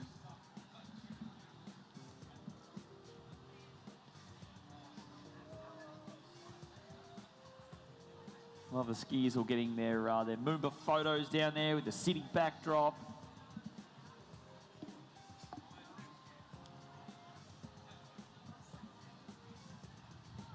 Okay, here comes Selena Appleton out of Queensland. Talented family, of course. Older brother Christy will be up in 3 skiers' time.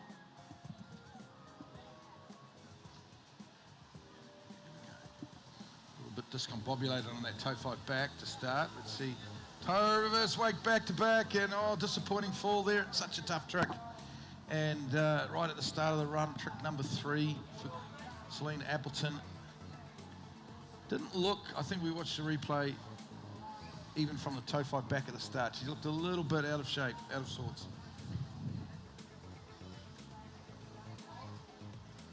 You know, she had a really good first round in the junior comps, tricked over from memory, about 5,200 odd points in the first round, and then had a disappointing fall, similar to what we just saw then in the second round. But Selena, she's going to be off to the Junior World Championships over in Argentina in a couple of weeks, so gets inside that ski nautique. We'll take her down to the city end, get her back in and back on the toe pass. Give us a wave, Selena. Maybe not.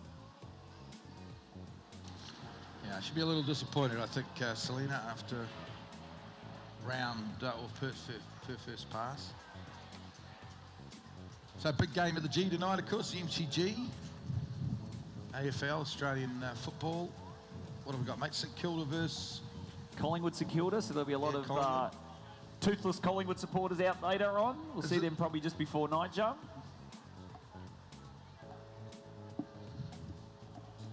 Shouldn't say that. 2 Melbourne City teams, I guess. Well, Collingwood's not too far away, but neither St Kilda. You got one. It's hard because it's the very first start of the AFL season. It's round 1. It's kind of a split round. Some teams are playing this week, and then the rest of them are playing next week. But my team, the Bombers, we're a bit hopeless at the moment. But so the Bombers are which team? Essendon. Essendon. Sorry, I'm not. I've heard of Geelong, obviously. Yeah. Because the Morrises and the Carrolls follow Geelong, so you see a bit of that on Facebook. But yep, it's that sort of time where summer sports and winter sports are overlapping a little bit. Okay, that magnificent Nautic towboat, powered the GM Marine towboat. Heads in with Selena Appleton with a hand pass coming up. She'll be a little bit disappointed after her first pass, and there's hours and hours of practice going, of course, the trick event. Let's hope she can stand up this hand pass and take something away from this open women's trick event. And no, she's gone down there on the wake 5 front going out. I've got to say, Jared, we've had 4 Australian girls up this morning. Daisy Green was the pick of the bunch, but no one's really stood up everything yet. I don't know if it's the nerves or it's the wind or out there. It's kind of gusty. It's going to be pretty tough out there. As I said, you got the head current, head wind, tail current, tail wind. It's something that the girls, especially our junior athletes, it's not something that you can train for. You can't go and replicate currents and specific winds in particular, but it's just experience, isn't it? All the girls who have been out so far. Mate, I thought Taylor Simmons, she looked comfortable on the first pass because she has been here for so long, but... So we've got some scores there, Jared. I think we've got Daisy Green's got 37.90, I think I saw. Correct, yeah. 37.90 for Daisy Green. Taylor Simmons was our first competitor off 33.90. And Lane Moroni with a 22.80 is the scores coming through. So each trick does have a predetermined value. There's no style points. There's no... all you need to do is just make sure you do the trick correctly. And our judges up here do critique every single trick. If you don't go fully 180, or if you split your tricks on toes, those sort of things, you will get scrubbed those points. So great look down there to the start dock under the Swan Street Bridge, and we see Holly Lusev, our next competitor from Western Australia, going to be coming in.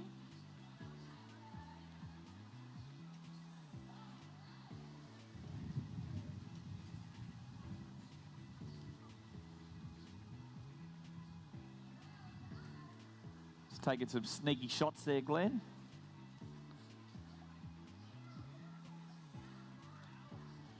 Yeah, Holly Lusev. Yeah, I'm just a Wolski fan, just taking a shot here of the crowd. We're under the Swan Street Bridge now for Holly. Not sure you're going to start on the rope on Tobias. Spent a bit of time last year over in Florida towards in the off season over winter with Matt Reaney. Yeah, and of course Matt he's an excellent trick coach, premier trick coach. Yeah, Holly skied well, won the under-21 event in the tricks from Western Australia. There's a lot of skiing there, and Bonnie's with the greens. Sure, beautiful toe tricker. Stands so upright, so smooth. Oh, this is good. Toe back to back. Reverse toe back to back. Lovely stand-up pass there for Holly. Yeah, nice work. Just goes through the motion, stays up nice and tall, as you said, Glenn. On top of that ski, stays nice and balanced.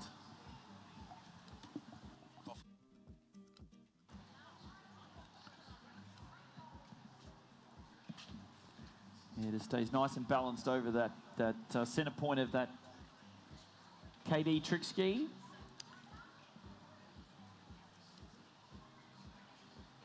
And looking really nice on the replay as well. Just extends in, pulls in nicely, nice strong legs.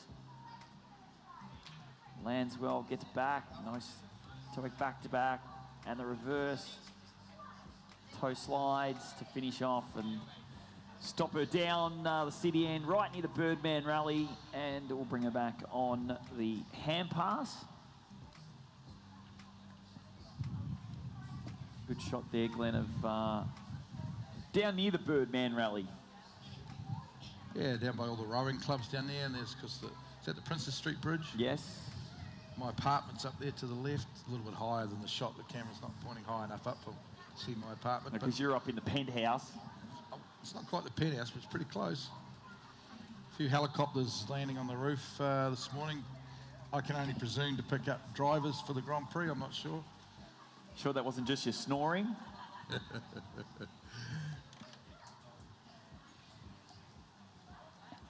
If you're watching on the webcast, you can see those Nautique flags that are fluttering away there. We have got that strong headwind coming up on this next pass for Holly Lucev.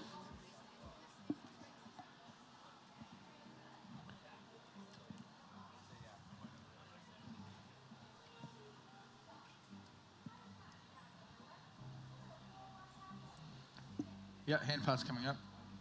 She's been good. Both rounds at under-21, she stood up her passes, so I'm sure she's going to do it here again today.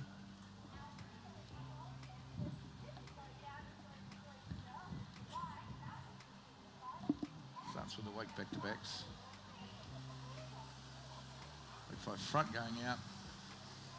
She does those fives really well. They're not easy tricks. Into the flips we go. Regular flip is good. And the reverse is good. This is good stuff. What can she finish off with? Back landing, sensational. Yeah. Put your hands together. I don't think she got that back landing in the under-21s, Jared, so this could be an improvement on her score from under-21s. If it was in time, it's the only thing. I think she kind of lost a little bit of time when she landed the second flip. She kind of landed a little bit far out from the wakes. I agree. Didn't quite transition in quick enough, and I reckon that would be right on the end of that 20 seconds. So if it's in, great, but unfortunately, I don't think it's going to be in. We need to have the old buzzers back, don't we? Need like the air horns and the 20-second, even a stop clock. I've been asking that for 20 years, mate. Can't beat the buzzer. You asked for highlighters yesterday. Yeah, well, I got those. You got the highlighters. Even though there are in my bag, I'll go and get them in a second, but you see her just there on the back landing. Lands beautifully too, continues out. So what about you, Jared? Did you have a big night last night? You're a little bit late this morning, I've got to say. We had the morning briefing this morning with our new sound guy, Bondi, and you were just running a little bit late. Was it a big night? Or? It was definitely not a big night. You don't really want to know, to be honest. Okay, don't tell me. I don't need to know. Well, it's a little bit silly, because I actually still don't know the outcome of what I've done, but I'll leave that intriguing... Trouble with the wife? Or? No, definitely not. They're coming in this afternoon. Okay, good. That's good to know. The kids were being a bit cheeky this morning when I was on the phone to them, but no, I actually misplaced the key for my my transportation. Oh, that's your little moped. Yes. I don't know where it's gone. So I got downstairs and realised that I couldn't start the scooter, and so you had to wait for a bus, or? Yeah, well, there was definitely no buses coming. So I quickly rang an Uber and got me here. So yeah. So if anyone, it's at the hotel somewhere. I ripped through my hotel room. I think I might have actually locked it in the scooter itself. So which is hard to do, but.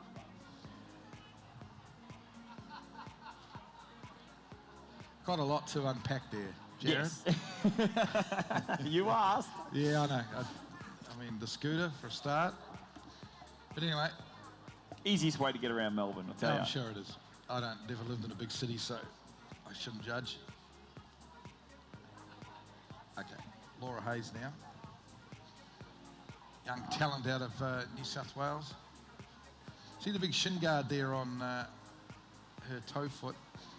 That's for the flips later on, because the skiers do get some injuries, of course, learning flips, banging their shins on the back of the bindings. This is looking like a pretty good toe pass here at the moment for Laura. Into the toe wake 360. Toe wake back. A couple of little toe slides at the end, cheeky little toe slides.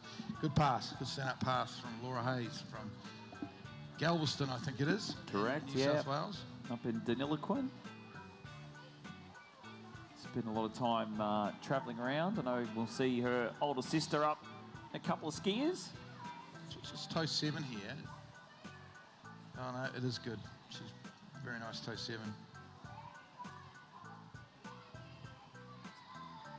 Good fluid movement too, isn't it? As she moves in from trick to trick, she kind of just anticipates where she's moving next and knows where she's going to be. Good edge, change up the wake, waited to the peak, then turns.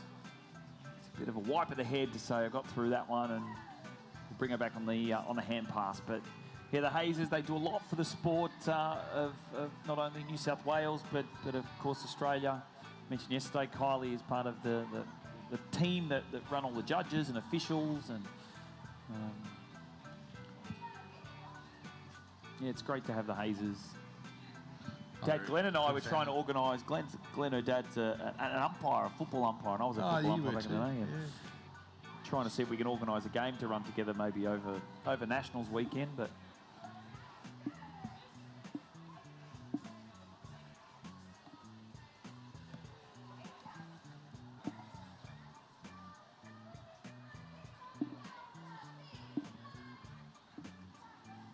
we'll know shortly. Cut, of course. We're going from 15 down to 6 in the final.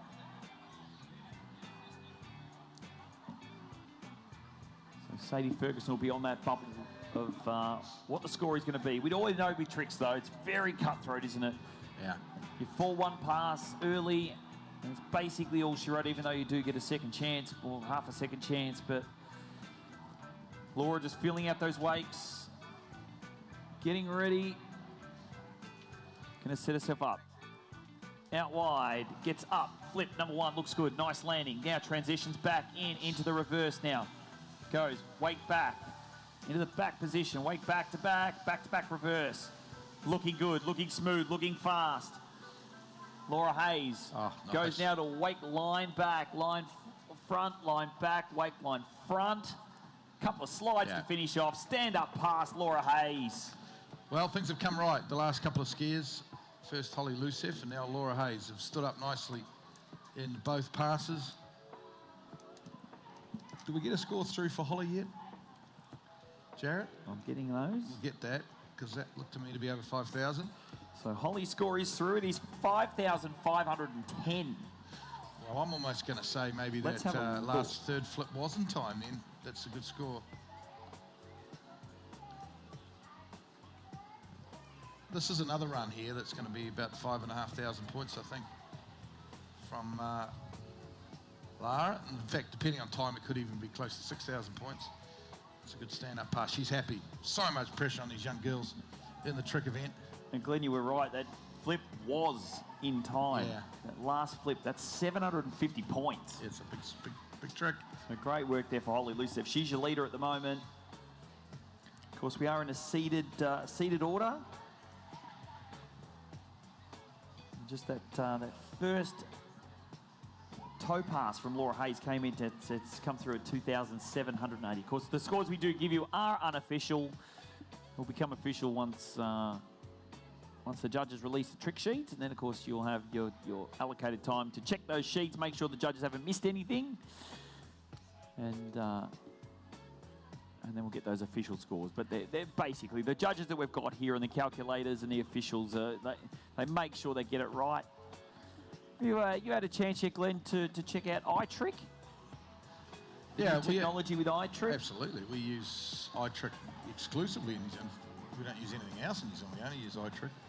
And obviously, I was at the World Championships in Cheeto in Italy, where they used iTrick, and I think you'd agree. I don't know how much of the webcast you watch, but the scores coming through, and that it was probably the quickest in history. Yeah, at a major tournament, I would think the scores were coming through pretty much within sort of 45 seconds or 60 seconds after the skier had finished. So iTrick's wonderful. Obviously, it's starting to take hold. I know you guys have started to use it at the odd tournament in Australia. Have you used it, judged with it? Or? I haven't judged. I actually sat in. I was the first tournament I've been to where we've actually had iTrick at Appleton a couple of weeks ago up in Queensland, and I sat next to Belinda Derrick and watched her as she went through the process of how iTrick works, and I think it's a great initiative. We'll get a lot more people involved in trick skiing, and particularly trick judging, which is always hard, you know, from a state level, a state and national level. But well, in New Zealand, we've picked up maybe another 4 or 5 trick judges that wouldn't judge or couldn't figure out how to judge with the old school, with the paper, but go well on those tablets for iTrick. Here's Christy Appleton now. Toe run. Oh, beautiful reverse toe weight back-to-back. It's a little bit off skew on the toe back-to-backs, but she's still going out there nicely. Toe 360s are good. Toe 5 front was good. Toe weight 360, she'll go over the rope now. Toe weight line O is good. Over the rope, toe weight line back. This is a great run. Wow. Christy Appleton stands up, and that's kind of a cut above the rest in terms of toe passes so far this morning. yeah, looking good there, Christy. Of course, now she's gone into she's taken out of the junior ranks. She's now in under 21s and open ranks, and she was my dark horse, Glenn, coming into this for jump, and particularly for, I mean, there's always good jumpers, but if she can snag a podium at such a young age, it'll certainly, we'll see her out later in the jump event. But look, setting herself up for tricks, that looked pretty impressive from here. We'll have another little look. We might not have the angle here. Yeah, here we go. Just have another look at this toe weight line O, which is right at the end of the run, because that is a bit of a trick of contention sometimes. It's a hard one to get credit on because you can't have your foot in the water. It's coming up now. Yeah, it'll be interesting. So you can't, while the ski's going over the rope, you can't have your foot in the water. And we have got a world's, the panel here is a world's panel, basically. We've got judges from the United States, Europe, the sort of panel you'd get at a world championship. Yeah. So we've got the absolute best judges. So we'll have to wait and see what happens with that toe weight line O. All right, so a score through now for Laura Hayes. Her completed score, it's still not enough to knock off Holly Lucev, but the score is 5,310. I'm surprised at that. So, I thought that Laura might have done enough, but obviously maybe something was out of time. I'm not sure. We can have a look at that. a couple of no credits on the toe weight go, as you were just saying. Oh, yeah. And on a wake 5 front, there was a couple of no credits as well. So it's... Yeah, that toe 5 front, I don't think the ski got all the way around to the front, which probably means the toe O that was after that was also cut, so yeah. Anyway, well done to Holly Lucev, who's still leading this event. And here comes Christy Appleton now, young superstar for Australian water skiing. Oh, a bit of a bowl, but she's still there though. Wake 5 front only, just gets over the weight, gets herself in trouble. But here come the high-scoring flips. First flip is good. Into the reverse is good. Oh, geez, she's on a big old whip out towards the banks, though. Got herself into a bit of a lean lock. Almost collected the big naughty boy there. Wow. Look, not a bad run, though. Stands up, just got a bit, sort of, to use my favourite word, discombobulated. Here, halfway through this pass, there's a ski line back. Is all good here. Then we get into these wake 5 fronts, just bobbles a little, loses some time. Only just gets over the wake there on the wake 5 front. This flip is good. Second, but gets in that lean lock. Trying to do surface tricks when you're flying out to the side is Flying hard. out to the sky, just skipping along because of the headwind. Yeah, look, I think she'd be pretty happy with that, Christy, just being out there and getting a feel for the area on Sunday. She's got jump coming up. Didn't jump. She wasn't impressed with the way she jumped in the under-21 comp, but she'll come back out this afternoon and stamp her authority on the women's jump preliminary round. But great work there from Christy Appleton. We move from one Australian to another. A couple of Australians coming out. We'll have Erika Hayes, Sadie Ferguson before we go into our international field. And our top 6, Domingo Gonzalez from Chile, Sasha Danishevskaya of the USA, Alexia Abelson, Kennedy Hansen, Neely Ross, and then your top seed going into this preliminary round, Nautique athlete, Erika Lang.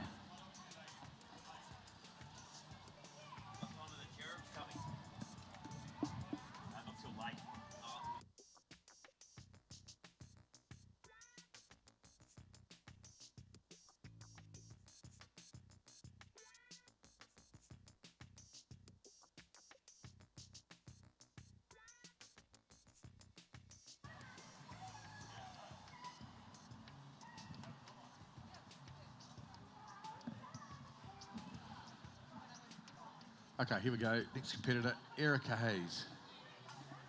Obviously, older sister of Laura from Galveston in New South Wales. Once she tricks, once we get her score, we will have the bubble, the cut for the final.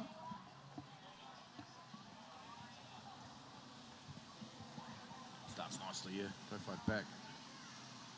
To start, to the toe wake, back to back. Surface tricks here, toe 5 front. Full treader here at the moment. Here we go. Toe weight line back, front. Couple of little side slides there. And finishes up. Well, watch the replay there, Jared. Good stand-up pass. Yeah, look good. Look comfortable enough. Do what you need to get down the pass. I think we need to wait until Sadie's score to come through because he's only 6. Do we? Yeah.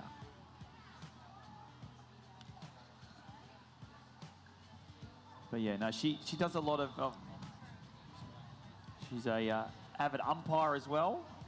Is Erika Hayes? I know she did the Golden Valley Grand Final. I don't think it was this year, but maybe a couple of years ago before her, she had a knee injury and recently signed. I don't know if you saw the new breaking news yesterday. Finally got announced. And she's signing with ULM. Oh wow! So I didn't see that. Thoughts that Erika was going to do school or university here in Australia, but yeah. Well, ULM is obviously one of the best colleges in US collegiate skiing, but they've been getting beat up a little bit by their southern rivals, Lafayette, the last few years. That they've been sort of not been able to beat Lafayette. I know it hurts there in Monroe, so they have made some pretty big signings. I know they've signed up the Ede brothers in the last couple of years, or the last year or so. So to add Erika is going to really, particularly in tricks, going to bolster their trick team. So well done to ULM. Martin Coleman there is, I think, still the head coach, manager there, so he's making some good signings for those US collegiate teams. She'll also bring it, not a bad score in women's slalom, I wouldn't think either. Yeah.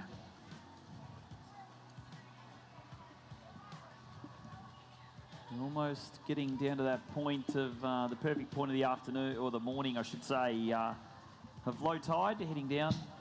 As we get through, conditions will start to be a little bit easier on the later trickers. Probably as we go into the men's tricks, start getting a little bit easier. But Erika Hayes now looking to stand on this pass. We want to see, we need at least see one Australian through to the final tomorrow. MOOMBA Monday tomorrow. We'll see now Erika Hayes coming in with the hand pass, coming deep into course, gets into that back position. Now, didn't quite get up the wakes then, Glenn, just missed it. Yeah. Now she's going to try and make it up, does the back flip, now goes to a back landing, gets a slide in there. Goes now wake back to back, surface back to backs, 5 front, get back into the back position, another wake 5 front, wake O, surface O, reverse surface O. I think to get out of that alive, Glenn, was lucky there for Erika. Yeah, we'll watch the replay, but here we go. Yeah, you're right. Loses 3 or 4 seconds here. And probably had to drop a flip, I would say, because she went back to the same side again. How's the composure, though? Like, didn't quite... go back to the very start of that pass again. I'm sure that our webcast guys can go back to the start of the pass. The ski kind of just digs in at the as she goes up the wake. Yeah, she does not take off at all, but still manages to kind of get the rotation. That ski right in the... Starts to flip at the bottom of the wake, yeah, essentially. That's how I do my flips. But I don't land them. Well, we've had a score through, I think, for Christy Appleton. I think I saw, was it 51.80? I'm just interested to see if you can pull it up, whether the judges might have scrubbed a couple of tricks for Christy. Yeah, that's right. 51.80 for Christy Appleton.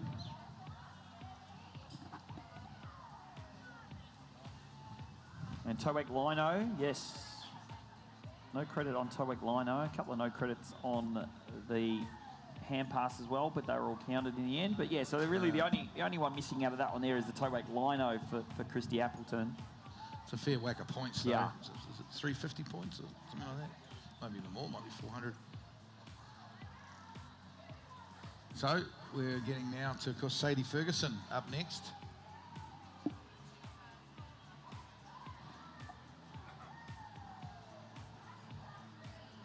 Boat appears to have left the dock without... Oh, no, here we go. Jeez, I'm getting blind. It's embarrassing. Do you want to borrow my glasses? I thought the boat was doing a phantom pass again because I couldn't see a skier, but Sadie was hid right behind the driver there.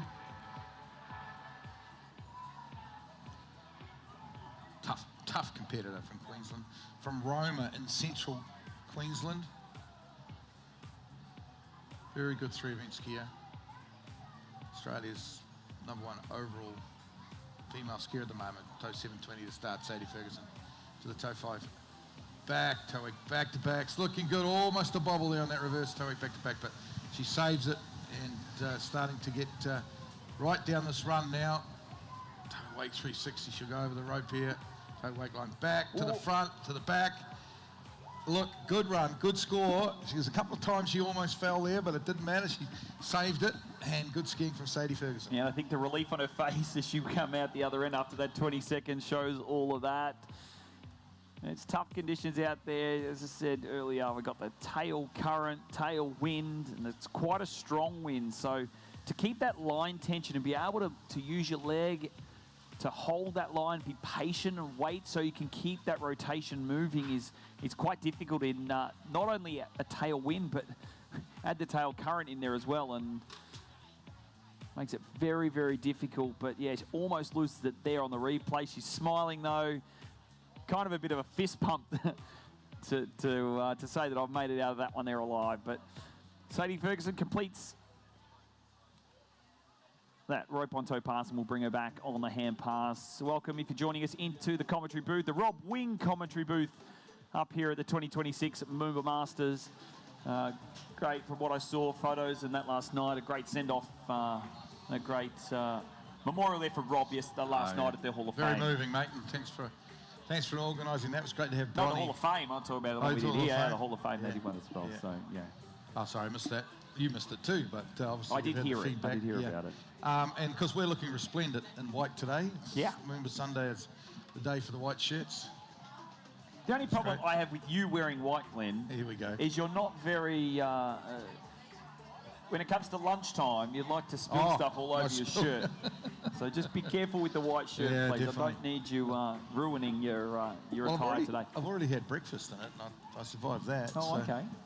Egg yolk didn't end up all over your shirt? Actually, I had an Austrian cook me breakfast. Well, not cook Ooh. me breakfast this morning. It was lovely. All right, back in the water now. Australian Sadie Ferguson from Queensland. Spends a lot of time training some junior skiers. Spent a bit of time working on her own performance over in Europe last year, and really shows she's stepping herself up. Wake 5 Big front. Wake 5 front. Wake 5 front, reverse. Now, Wake O going to start now. The flip's going to go into back flip. Lands nicely down the wake now. Oh, it doesn't get the height off the second flip, unfortunately for Sadie.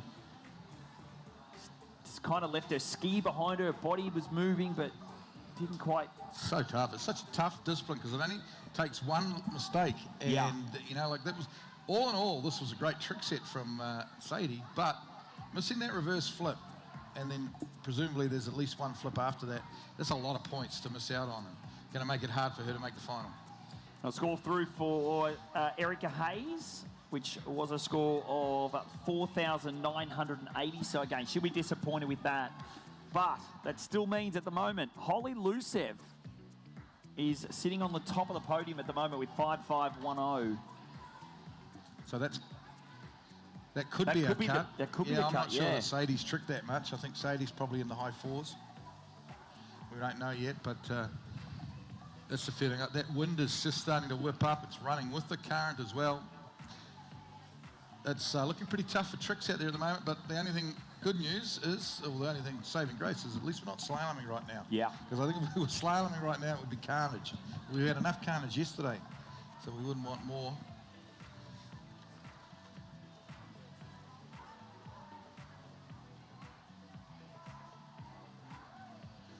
Just to get an idea of how, I don't know if we can get a camera angle on the front of the jump ramp. If you look at the way the water is breaking on the front of the jump ramp, you can see how strong that current is at the moment. And that's why, you know, like Sadie missed that reverse flip. It's not for her that she gets that flip all the time, but she's cutting in for the wake into a very stiff head current. And that's why probably also Erika Hayes pulled up short. Because it's in a kind of in a different... the boys are trying to show us, but go a bit round, a bit further at the front. You can see like the waves lapping over the front of the That's jump the force of the river current hitting the front of the jump there. There you go. Look at that. That's some good pictures there. You can see the force of that water. That's not from the wind. There's a little bit of wind, but that's from the current. Okay. It's been all Australia so far, but then we go to our first international from Chile. Of course, it's Domingo Gonzalez. Very talented family from Chile, the Gonzalez's, of course. This is looking good. Good toe pass. Beautiful stuff. There's a good run. Good stand-up run. Very clean tricking. Yeah, Domingo ended up 6th at the Under-21 World Championships.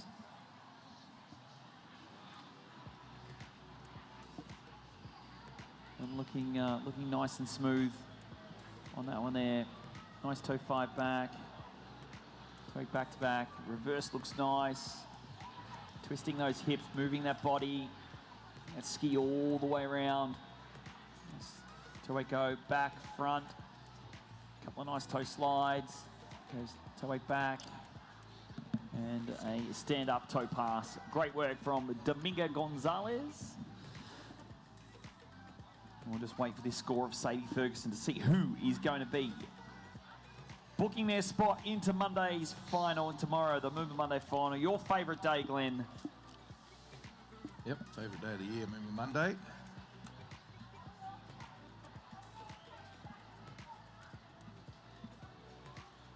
The buzz, the crowd, the atmosphere. Wow, well, the score is through Sadie Ferguson. It is a score of 5,240 points. So Holly Lucev is on the bubble score of 55.10.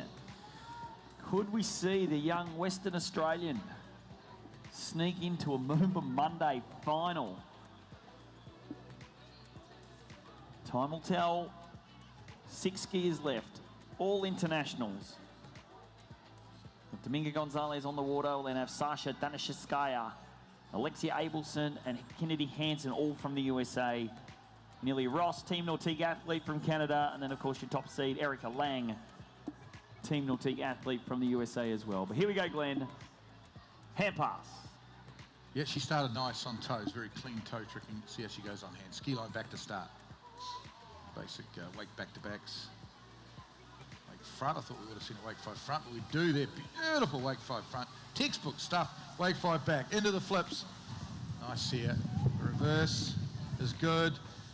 Couple of surface 5s to finish. Oh, drops the handle on the second surface 5. Doesn't matter though, that's the very end of the run. This is good tricking here from Domingo. That's going to be close, right around that 5,500 points again. It's going to be pretty close, I think, between Domingo and Holly Lucev as we wait for the scores to come through. This is super clean here though. Dropped out a wake 5 front though. Replace the wake 5 front with a regular wake front. It probably, obviously that's going to cost 250 odd points. Just drops the handle at the end there, which is 110 point trick, so not the end of the world, but this will be close, I think, between Domingo and Holly in this qualifying as we move now into our last, 5 competitors left now. We move through pretty quickly in tricks, don't we? Unlike slalom, where there's a bit of downtime each end, we're straight in, drivers, and then the start dog operators are moving very quickly through this trick event.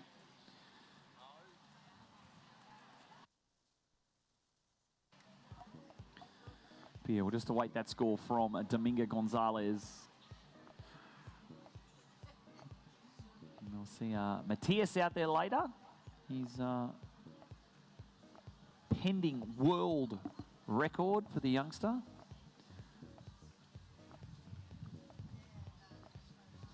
We've got all the biggest names in trick skiing here for us coming up in the men's, Glenn, as you know, but we'll now go to a 3-event superstar out of the USA. Slalomed away. I think she's in maybe the repechage this afternoon. Yeah, I think so. I think you're right on that, Jared. Yeah. We'll see Domingo Gonzalez in that LCQ as well. Coming up after tricks. Sasha, Danishevskaya of the USA, of course, now wife of Taylor Garcia. We certainly miss you if you're watching, Taylor. Oh. Let's eyes on. Nice toe 7. Goes into that toe 5 to the back. Back to back looks nice as well. Staying up, staying composed. Staying over the middle of that ski. Now like toe wake O. Toe wake line O now. Toe wake slide and slide. Then toe back. Looking good. Sasha working her way down. Toe wake line to the back and a stand-up pass there for Sasha. Gives herself a thumbs up. Yep, because 2021 World Overall Champion in the women's event, I think it was 2021. And good pass here. We'll watch the replay. Judges will be looking at the 2 toe line tricks at the end of the pass, I'm sure, but the rest is all good. Out of the Eastern European tricking program, of course. Learned a lot of these tricks earlier on in a swimming pool with a cable. But good stand-up run. Rope on hand coming up for Sasha. She'll be followed by Alexia Abelson, then Kennedy Hansen, and then the 2 ladies that are just literally swapping the world record between them at the moment, Neely Ross and Erika Lang. So some absolute superstars of women's tricks still to come. We're going to get Erika up here during the men's tricking. Awesome. Erika's going to come up and join us up here in commentary. We had Neely up here yesterday. So once again, it'll be the rose between the 2 thorns. Yes, correct. Exactly right. That's the way we rolled yesterday with Neely. No, the thorn between 2 roses, I think, is more like it. You see a big crowd down there watching the Birdman rally, and once the Birdman's finished, where do they come, Glenn? Oh, they head down here, don't they? Roll straight up here.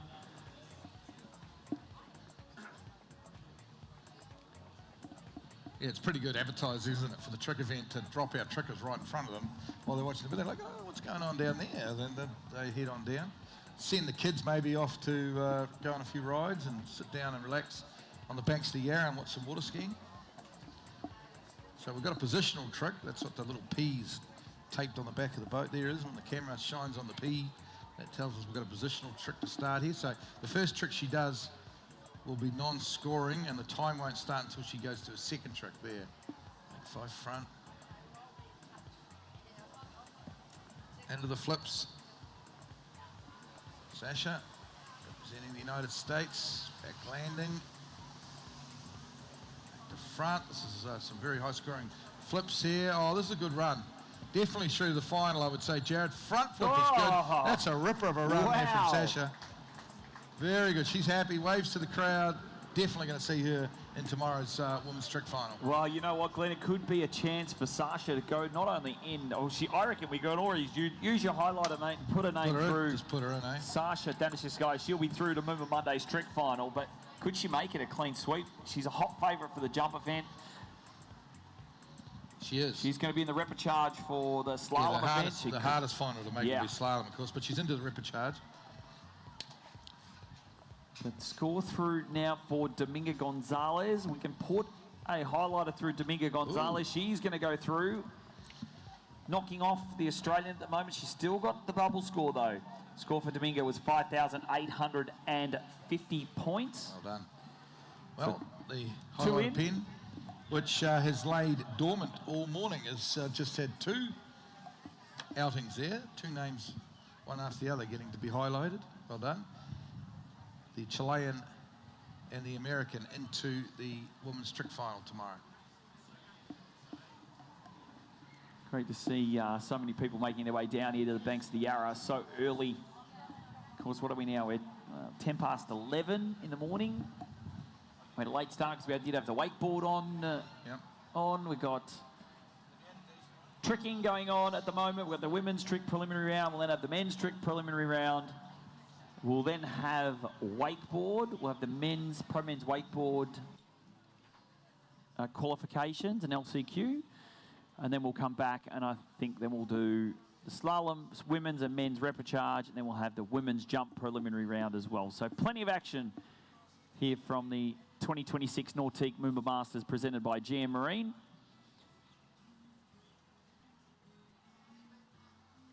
Got some interviews with some people as well, Glenn. Some special guests joining us. We'll do another bit of a spiel in the boat. Can talk to some of the boat drivers about what it's like driving these brand new ski Nautiques. To a bit more about the World Series. We're going to get a World Series event over in New Zealand. What you guys are heavily Nautique over in New Zealand. Yeah, we're a Nautique country. Yep. Look at getting a World Series over in New Zealand. Bit of a yarn. Pretty close to pulling off a pro event in Auckland this year. Quite get the money through. Okay, this of course is Alexia Abelson. Personal best 9,110. Tricked about 7,600 in both rounds in June's. Oh, good releasing there from Dad, I've got to say. Watch the replay on this one, Joe. You might have missed it.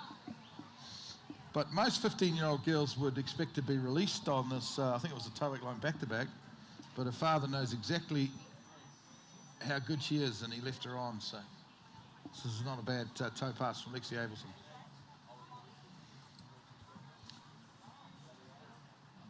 Goes at toe-back lino. Toe-back line back. Get ready for this. Toe-back line back-to-back. Wow, yeah. That's where you need to make sure you have trust in the person who you put in that boat.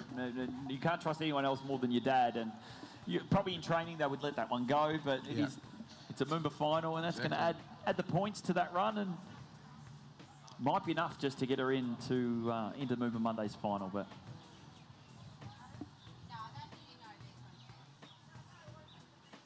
yep, that's why you have Dad releasing for you, I guess, because nobody. There you go. That's a big hit. That's a bigger hit than the Beatles to take. Geez, when you look at those angles, Jared. You see how high her toe leg was, or her. But you can see that the ski is always on a plane above the water. So Richard Abelson, Dad, is like, she can make this fine. That is a sensational piece of toe releasing. Unbelievable. Wow. Basically, you've got to trust the person who's in that release position. I don't do toes. So if you, I don't do toes Oh, because you I don't don't do trust toes? anyone, and my hamstrings are a bit dead, but that's why I tend to do line tricks over, that's why I'm trying to do a weight line O. Yeah, well, that's good. When was the last time you did toe tricks? It was a little while. Yeah, my son Curtis used to laugh at me. He'd be commentating, I'd be at the Nationals, trying to put my toe piece on coming into the course, and I'd have Curtis laughing at me. It wasn't much fun, so I gave that away.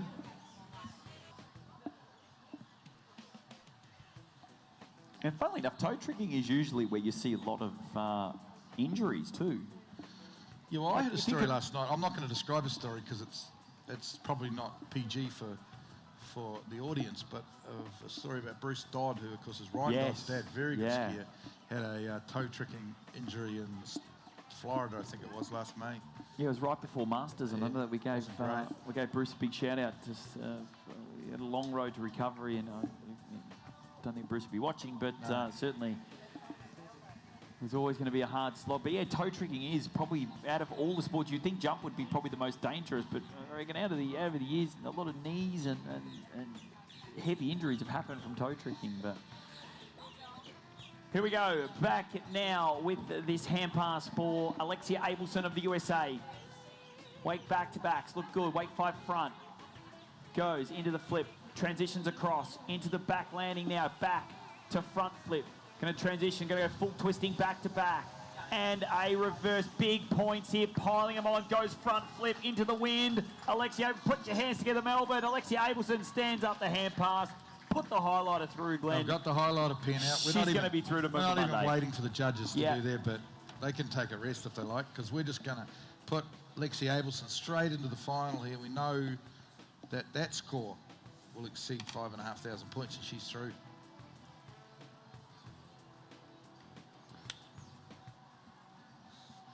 And as good as Holly Lucef's trick, that's very hard to see her making this final. She's got a good score, but when you look at the caliber of the trick, is still to come.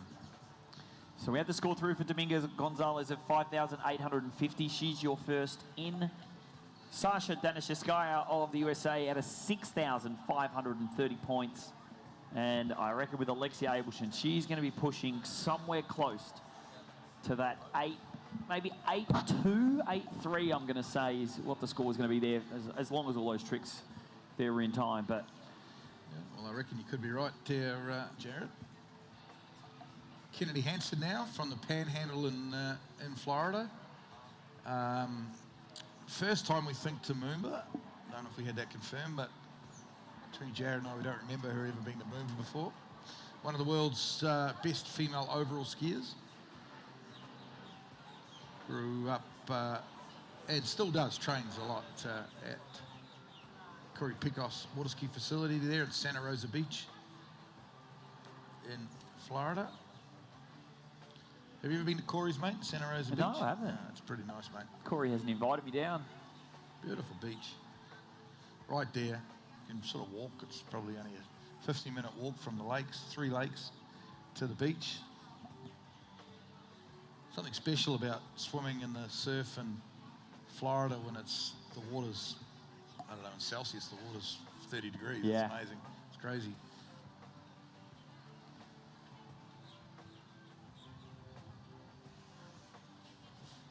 Personal best for Kennedy Hansen is as close as you can get over 10,000 points, 10,020. But as you said, she is a 3-event skier. She's been training. I saw some videos of Kennedy. She's highly regarded on social media. She does a lot of social media promotion. She's been down at Latrobe Valley Water Ski Club training. And big thanks to Latrobe for Latrobe, Bridgewater, even Geelong for hosting some of our skiers in preparation for MOOMBA. But no, she's definitely, tricks is probably her favourite event, I would go out and say. She looks just so smooth, transitions well from trick to trick. Toe line, there, toe line to the back, and I go toe line back to back, back to the front, back to the back, and stand up past Kennedy Hansen. Pretty smooth looking there, Glenn. Yeah, no problems at all. So first ever trick ride, first ever toe pass on the Yarra in adverse conditions, you have to say. Tailwind and tail current, the wind flicking up there a bit, gusting up, and she stood up nicely.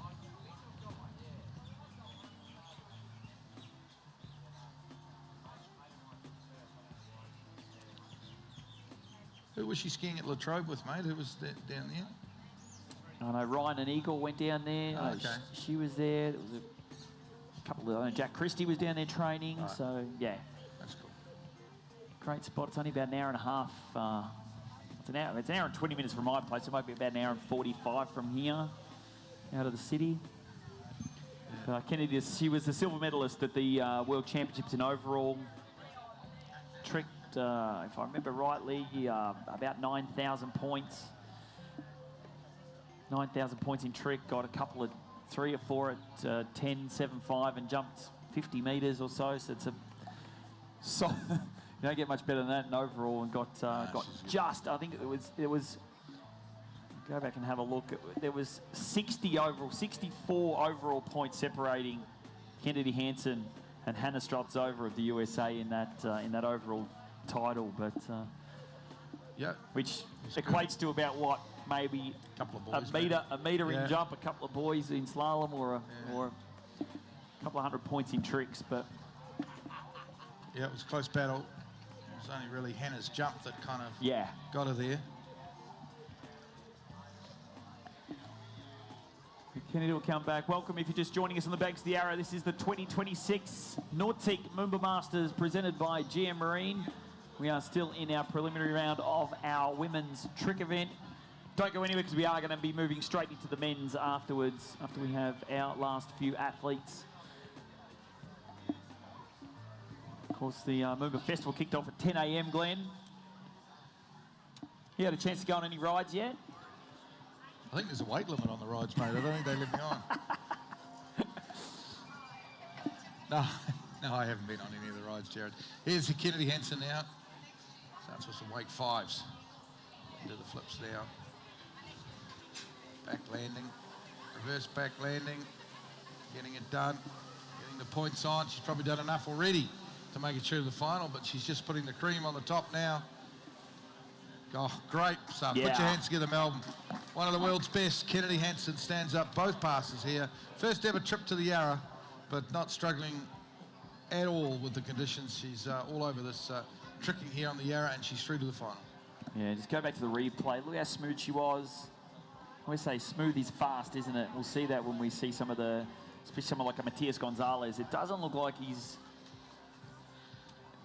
doesn't look like he actually stops. He just continues through trick to trick, just transitions well. And you see the same thing here from Kennedy Hansen. She lands in that back position, flicks back to the front, sticks that weight, the surface back-to-backs in there, and that gets her through that stand-up pass. But Alexia Abelson's score, we've already penciled her into MOOMBA Monday's final, but just to make it official, score of 8,280 points, exactly where we kind of thought she'd be. Kennedy Hansen, though, I'm going to say is going to be our first tricker over 9. Yeah, I think you're probably right, Jared. Well, we're going now to the 2 best female trickers of all time. It's pretty safe to say. Neely Ross will be up next, and she'll be followed out by Erika Lang. It's hard to keep up these two. For the last 12 months, they've been swapping world record, one after the other. I think officially at the moment, correct me if I'm wrong, officially at the moment, Erika Lang still has the world record, but Neely has a score higher than that world record, which is in front of the world review panel. So Erika is the official world record holder, but Neely has a pending world record. I can't keep up. No, to be honest, I hope It's that's right. half the battle sometimes is keeping up with because scores come in and then they get knocked and then they don't get approved and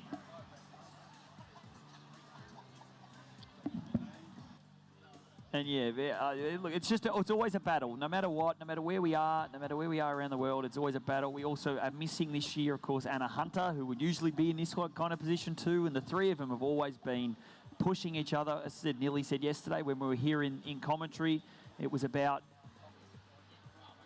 the girls, or not only the boys pushing the boundaries, but the girls also giving competition. Competition breeds competition, doesn't it?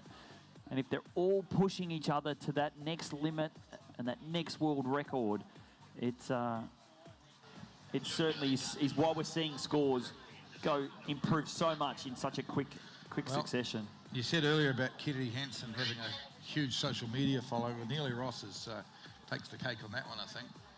She's a huge following. Lots of Instagram stuff. Quick on the toe tricks. Her favourite event, because very good slalom skier as well, but she's such a good toe tricker. Piling the points on here. Toe wake line O to toe wake line back. Front. Oh no, just falls there. Uncharacteristic for Neely to fall on toes, but there's still a heck of a lot of points there in that first pass. I wouldn't be concerned about her making the final. And again, I think that you put that down to that tail current she's going to be having. That ski's going to be moving a lot quicker than she's used to, but she looked comfortable at the start of the run. She is the current World Trick Champion. She did score 11,300 points in both rounds of those World Championships, and she came third last year at the MOOMBA. She wants to make amends for that. She's looking fast and quick, isn't she? Goes here with a toe wake line O, toe wake line to the back. Tries to come back to the front. The ski just kind of moves out in front of her, but she's in the back of the boat. Team Nautique athlete Neely Ross is going to head down to the city end and be back with a hand pass Glenn and see if she can book herself a spot into MOOMBA Monday's final. I'm sure she can. She stands up probably 2/3 of this next pass. There's still a lot of points in that toe run, as I said earlier. So she heads down to the city end where the Birdman Rally is taking place.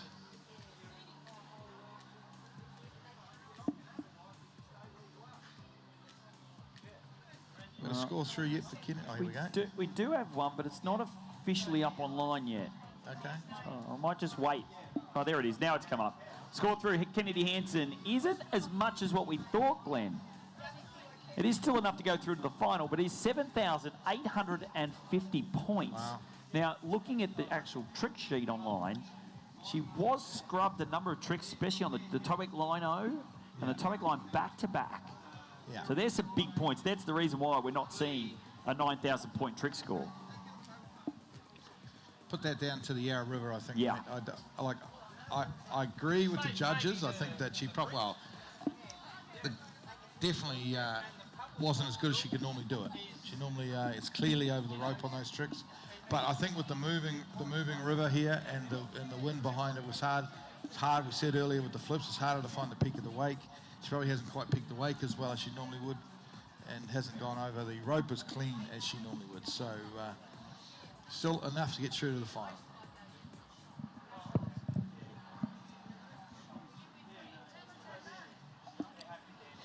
So just awaiting Neely Ross now to come back. A lot of people now starting to make their way here down to Melbourne. Of course, public holiday this weekend. We've got Monday off. Monday public holiday for a water skiing event is just fantastic, isn't it, Glenn? But Neely Ross now lining herself up, gets in that positional back, goes full twisting back-to-back, lands nicely, now transitions across into the reverse. Back to the front now, front flip. Look at the height she gets on the wakes of that Nautique. Wake 5 front, wake 5 back. Goes ski line back-to-back. Ski line to the back to the front now, transitions, back landing, back to the front, back landing, reverse. Neely Ross is going to put herself into the MOOMBA Masters final. Will it be enough? Looking like she's having a bit of complaints to maybe... Talking to Dad in the boat. Yeah, saying... Kind of like maybe the boat speed might have been too fast, but again, it's all about the conditions the Yarra throws at you, and she stayed composed enough to get through that pass. Yeah, she just doesn't. She stood it up, but she looked unsettled, didn't she? Before and after the pass, talking to the release person, of course, who was her dad, Drew. One of the interesting things about tricking here is that you don't actually get the speed that, because of the current, the boat drivers will quite often have you at a different speed to what you would normally have to get the same speed. Sounds a bit double Dutch, doesn't it? But I'll explain what I mean in a minute. And kind of looked a little bit confused at the end of the pass, but yeah, I get what you're saying. Having released here over the years, you get in the boat and like typically my daughter would want, for hand, she'd want 30.2, and you'd say 30.2, and the driver says, oh, look, the river's running, we're probably, for 30.2, we're probably going to put in 29. And so you go with what the driver says, because he understands the river and understands what's going on, but it can be a little bit, you know, you don't actually tell a skier that a lot of the time, because you wouldn't want to get into her head, but you kind of got to go with a different speed to what you normally have. It's funny though, even being a GPS-based, even the river still doesn't keep up with the GPS-based speed control system because of the kind of the latency in the GPS signal coming down and getting into the cruise control system. But there used to be, I remember Perfect Pass used to have a river mode where you could actually change how fast the current, if you had a current running, you could change. But now that we've gone to a GPS-based cruise control system, but it is, you want to slow down. Your ski is also running on faster, as we've been saying. But for all this talk about maybe an issue with the speed there, she stood up the run beautifully. Yeah, exactly. It's absolutely fine. I certainly wouldn't be complaining if I stood up two passes or stood up the second pass. Oh, forgot about the highlighter pin, Jared. No, don't do that. Nearly Ross is through to the final. Look down now to the Swan Street Bridge. She is your defending women's trick champion here at the MOOMBA Masters. She tricked 10,830 points last year.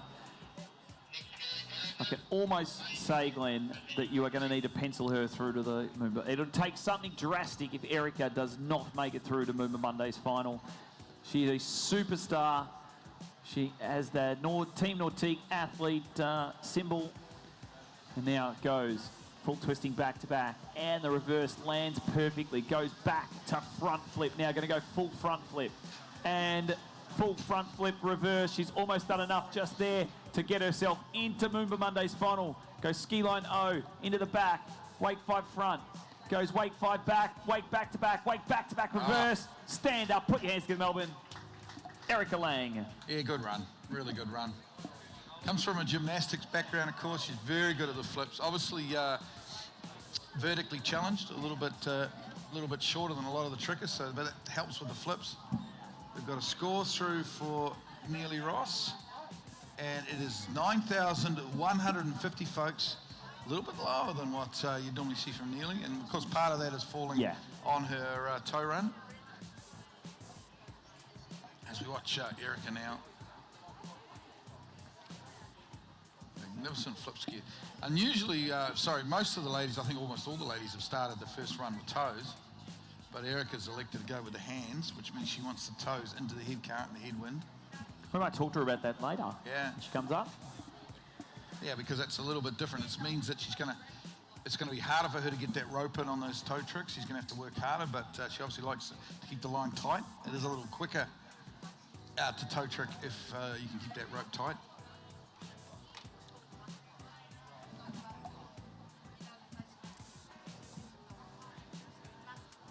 Erika's originally from Arizona. Actually skied growing up a lot. Her coach, Richard Abelson, Jake and Alexia's dad, did a lot of coaching with Erika earlier on in her career. But I understand Erika now lives in San Diego, in Southern California.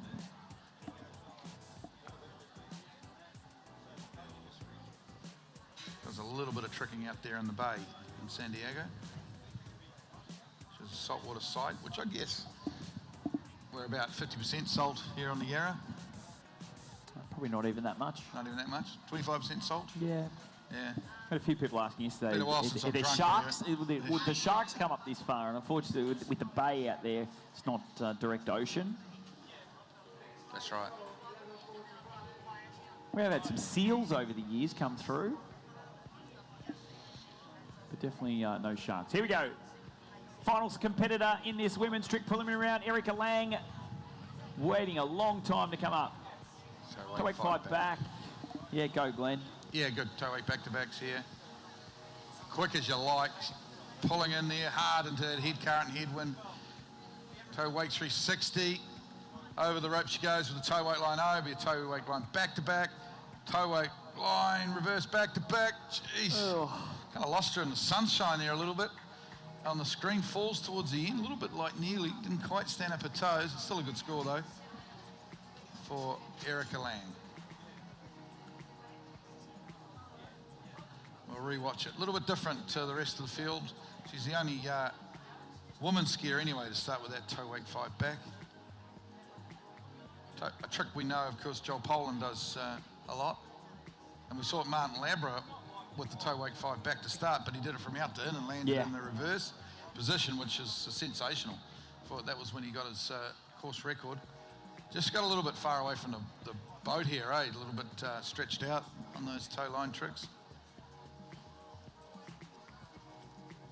But I'm sure she's done enough. I'm going to highlight. Yeah, definitely done enough to go through. Wow, even her first round score puts her through her hand pass, a score of 6,180 points. So lock her in, Glenn. I think she'll be the top seed Lock into her the in. final, even though her toes didn't go as well as they quite often do. I think she's done enough off the hands to mean that she's probably going to be top seed into the final.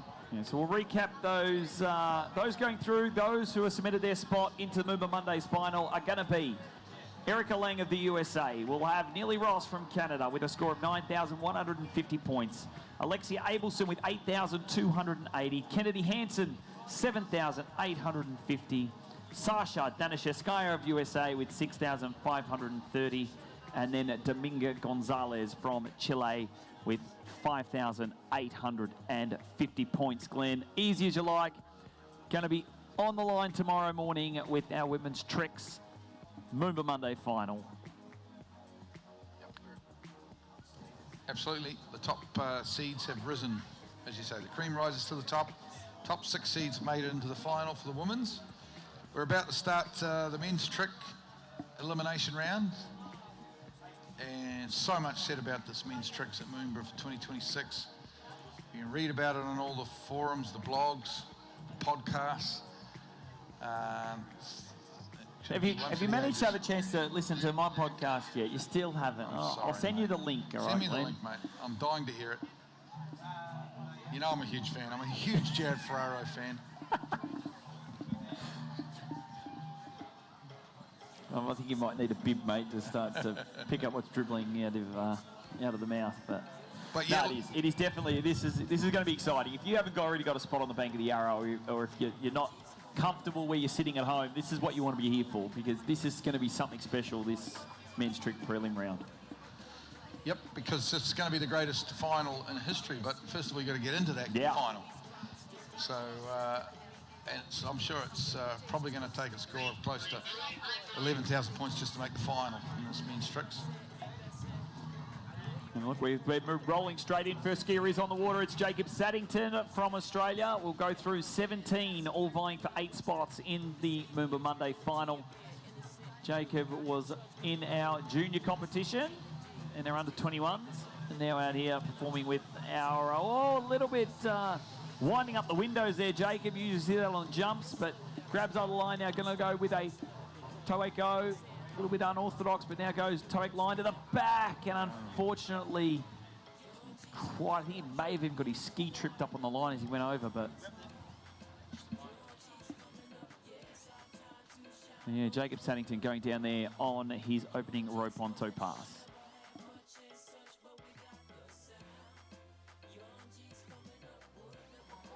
Yeah, good starter, stand-up pass. Obviously almost fell a couple of times, but he's got through it in the end.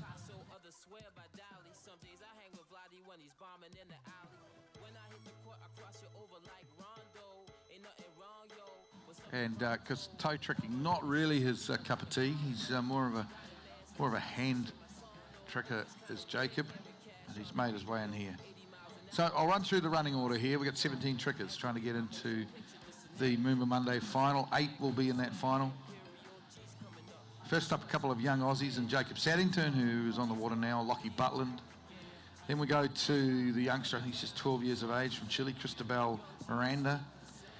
Then 3 Australians, Joel O'Toole, Patrick Crisp, Fletcher Green. Then the Argentinian, Tobias Georges, the Austrian, Dominic Kuhn. Back to Argentina for Bautista, Aayumata. Then Mexican competitor Pablo Font, Eduardo Morenzi from Italy, Dorian Lachlan, the Canadian, Martin Labra from Chile, Joel Poland from Great Britain, Matthias Gonzalez from Chile, Patricio Font, the former world record holder of Mexico, and then of course the current world record holder, Jake Abelson of the United States. Very international field, as you'd expect, at the MOOMBA Masters. And a bit of a who's who of men's tricks. And if you love trick skiing, and I'm certainly a huge fan of trick skiing, it is not to be missed the next hour or so of this men's tricks elimination round. So settle in. If you're here on the banks of the Yarra, if you're watching the Birdman Rally, which is about to wind up, then head down here to the Yarra, down where the water skiing is, and settle in for some wonderful trick ski action. If you're watching on the webcast around the world, pull up your favourite chair, maybe get yourself a beverage, depending on what time of day it is, and settle in for this part of the world, some Sunday afternoon viewing. Of course, in the United States, still Saturday evening. But here's Jacob Saddington, rope on hand.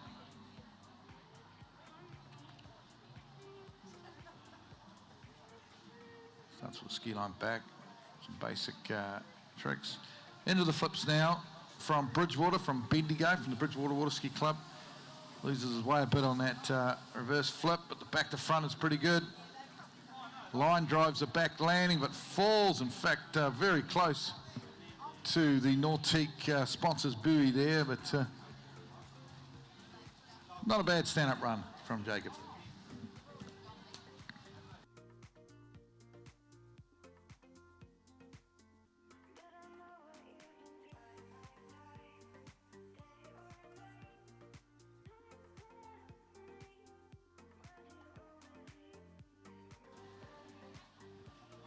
Yeah, just going back to that replay, Jacob Saddington, as you said, Glenn, almost taking out the Nautique buoy, but great work from Jacob.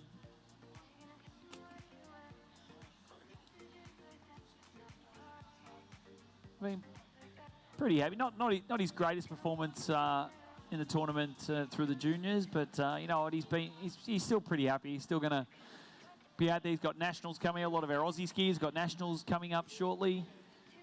So he set up at Moala, but yeah, always got a smile on his face.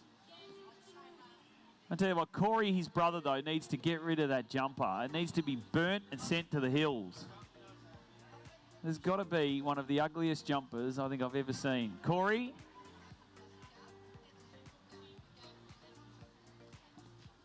Can you see which one it is? He's got the knitted sweater. Yeah, it's a bit of a cardigan. Bit of a... I see that. He's pulled out the cardigan, Corey Saddington. Those of you... That's not very nice, Corey. Those of you wanting to know scores that have come through, the last score that came through for Erika Lang, and it is the highest score. She's going to be a top seed going into the final. It is 10,450 points. So finally getting that score from the judges. One of his best mates, Jacob Saddington, is in the water. Lachie Butland. He's going to be our next competitor. You've ran through the start list, Glenn. Yeah, well, Jacob and Lachie are as thick as thieves, aren't they? You can see the two. They're inseparable around the site. We had them in New Zealand down there at Lake Hood for the Oz Kiwi, and the two of them can be trouble, to be honest. I'm sure the manager's got to keep a close eye on these couple when they get together, but they're having fun, which is great. That's true. We all wish we were that young again. Lachie was throwing some of the gum nuts at me yesterday, and he ended up getting an atomic wedgie from me yesterday, so he's not very happy with me at the moment. Oh, no, he's in a bit all sorts here, Lachie Butland. Oh, he Get saved it back it, under though. control, yeah. Just, oh no, just on the back again. Again, that tail current just pushing him down course, and as you can see the difference between the guys that are at that sort of higher end seedings that feel their ski a little bit more and know what's going to happen underneath them. But some of those more junior athletes kind of haven't had that experience yet. Let's go back to the replay, Glenn. What are you seeing here? Well, I hope he's not feeling the effects of the atomic wedgie out there. I hope it's not your fault that he tricked like this, but yeah, no, he's wasn't well centered over the top of the ski, I guess is the way to put it.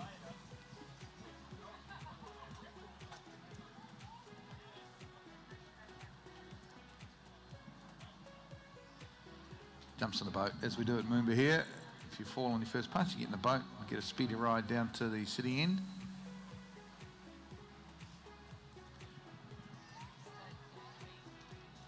Always exciting to get a ride in one of those magnificent Nautic towboats.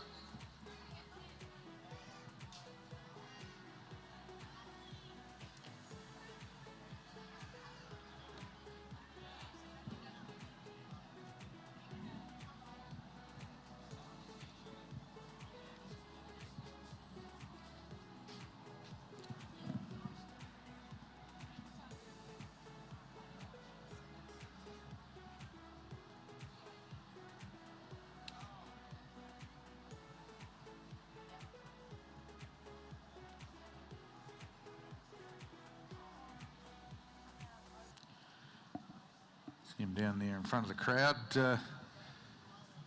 just changing, I don't know if he changed his skis and ropes probably for his hand pass.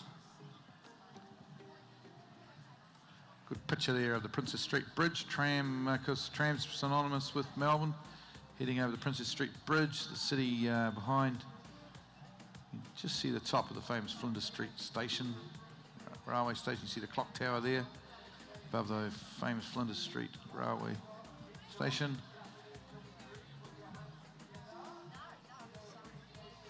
And here we go, great shots from our tournament towboat on the webcast. Hope you're enjoying the webcast around the world. It's tough webcasting here from MOOMBA. It's super tough because we're not hardwired in. We're in the middle of a big city. When we get 150,000 people down here watching the water skiing, and everybody's on their phones, it's hard to see that your bandwidth becomes an issue, stuff that I don't really understand, but it can affect the webcast. But anyway, here we go. Lockie Butland with a back-to-back mode to start, and the reverse. This is good. He's a good flipper, is Lockie. Young Australian from Albury Wodonga. Oh, it was a good run till then. Actually has the release person in the boat was Catherine Humphrey Gordon. Yeah. Inducted into the Hall of Fame last night. Pretty good. Pretty good to get a Hall of Famer the morning after she's inducted into the Hall of Fame come and release for you. Obviously coaches him a bit. They're both from Albury, but yeah, look, his flips look good. That's what these kids like, don't they? They love the flipping style and gets into that back to front flip, goes for the ski line to the back, tries to transition back to the front, and unfortunately going in there, Lockie Butland. So 2 skiers down, we have 15 to go. Some other big names that, of course, in the world of tournament skiing in particular, they got inducted into the Hall of Fame last night, along with Lee Southwell, one of the drivers here in Australia, was inducted. I know our great friend Rob Wing was also inducted into the Hall of Fame. Emma Shears, she joined us up in commentary. She was inducted back in 2022. So you in the New Zealand Hall of Fame, Glenn? No, I'm not. We actually, in New Zealand, no, we don't really have a Hall of Fame, unfortunately, in New Zealand. We should. New Zealanders are funny like that. We don't, probably aren't that good at celebrating our successes. You're the president of New Zealand water skiing, eh? Yeah, I'm actually a life member of New Zealand Tournament Water Skiing. Mind you, that's only because I'm the guy that decides who gets the life memberships, Jared. Gave myself one 2 or 3 years ago.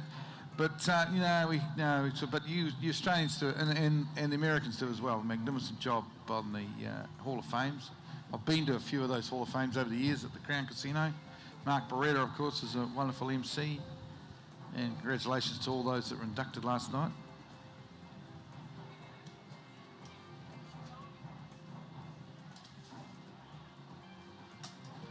watching this ad for Denny. I've got to go back to Danishevskaya one day. Did some good times when I was a kid up in Denny. Okay, on the water now, we're going to a youngster, probably the youngest skier in this field, I think. I think he's only 12 years of age, Cristobal Miranda. His father, Rodrigo, I'm sure, famous skier here around the world and on the Yarra River. Rodrigo Miranda, he'll be the release person. Next there, getting it done. Beautiful toe tricking. A little bit of a bobble just coming out there on that toe 360, but he's got it under control. Toe Waco, toe wake line back. Oh, look at him. He wants to hear the crowd. I love it. That South American Chilean flair coming out of him, just a youngster, and he wanted to hear the crowd after he stood up that run. I love it. One of those great Moomba moments. Because being only 12 years old, the boat's going a lot slower, so you can see how wide those wakes are on the Nautique, and it seemed like he was still halfway through the run of where he finished, but yeah, it was so good. Exactly. Well, I mean, he's only 12 years old, but he's a Chilean 12, not a Aussie or Kiwi 12. Yeah. You know, he's pretty slight, he's pretty small. Almost lost it there. May have split a bit of the trick up there, but look. Judges won't like that Straight line toe to the go back. There you go. Look at the fist pump. Can you hear me, Melbourne? That's what he's saying. I love it. And we'll see him here at Moomba for the next 15 years, and he'll be a superstar. Yeah, definitely. He's, and it's great what the South Americans do, and how well they're supported by their government and getting them out here. I don't think we've ever had a Moomba, especially over the last 15 years, where we haven't had a good contingency of South American skiers. And I can remember this probably 20 years ago, getting on the plane in Auckland to come to Moomba, and the Felipe Pepe and Rodrigo Miranda were already sitting on the plane or coming on the plane, and they were pretty much wearing their jump helmets. They obviously couldn't fit their jump helmets in their bag, and they didn't carry on. And I had no idea who they were. I thought, well, obviously skiers going to Moomba because they're wearing jump helmets on a plane. But so they've been coming to Moomba for years and years. The Mirandas. Obviously, it suits. It's summertime in South America and Chile and Argentina, so it suits them the time of year. But also big supporters of these Moomba Masters. Cristobal Miranda from Chile, down at the Miranda Ski School. One of the most beautiful sites down there in Santiago in Chile. Come back in, we'll see him. Come back on this hand pass. Looking good so far, working through back-to-backs, wake back-to-backs. Now flips for a 12-year-old, lands nicely. Transitions back across. Now twisting to the back, goes back to front. Now going front to back, landing. Going to go for the final one, full twisting back-to-back. Cristobal Miranda, put your hands together, Melbourne. You've got to love that one. Give him the big G up. He deserves it. Oh, what a superstar. That's a really good run. He's happy. Great stuff. Such a short rope, too. He's almost in the back of the boat there. And he finished his run like out in front of us here because the boat speed's a lot slower than everyone else because of his weight. This is great stuff. Starts early, finishes early. Slow boat speed, stops. I think he just planned that to stop right in front of the crowd. So he knew he'd stand up the pass so he could have another dig, get everyone to hear him. Waco's, reverse Waco. Look at this though. Look at this reaction. Love it. Cristobal's personal best, I'm going to say, is looking at the scores, he would have to be somewhere 64-30.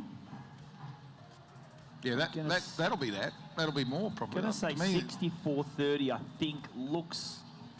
He's at a 63-60, 62-30, 64-30 looks like where it was back in April. Well, I reckon he might have a April PB. last year, I reckon it could be. The only thing is, I think he's probably going to lose his toe wake O from his toe pass, which is a 300-point trick. We'll have a look once those trick runs come through, the trick sheets.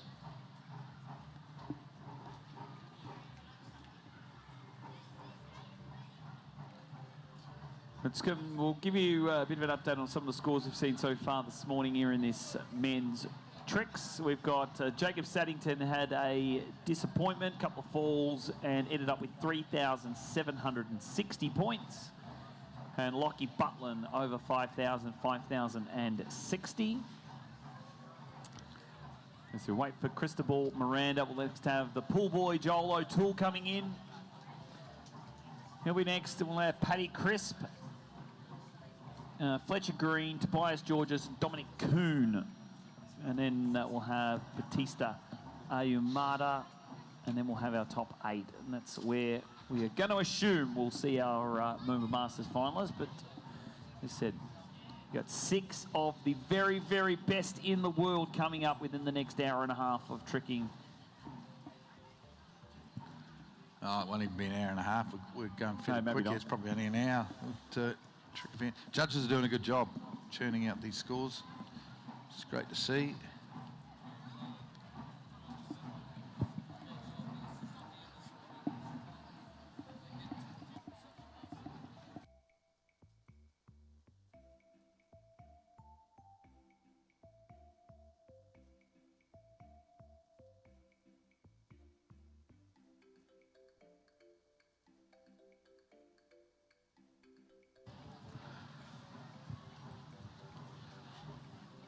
Okay, Joel O'Toole now, originally from New South Wales, but as Jared said, has moved to Shepparton down there. He's got a job as a pool boy. Okay, back-to-backs look good. Lovely guy.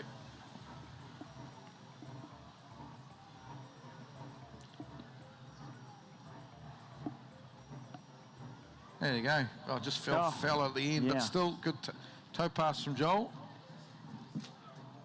Yeah, no, it's great to have Joel being able to ski with us up at Moala. We kind of don't have a lot of jumpers at Moala. I think Joel and I are really the only two that jump now. So when I get up there, we try and make sure we jump together. And it's got a lot of tricking ability.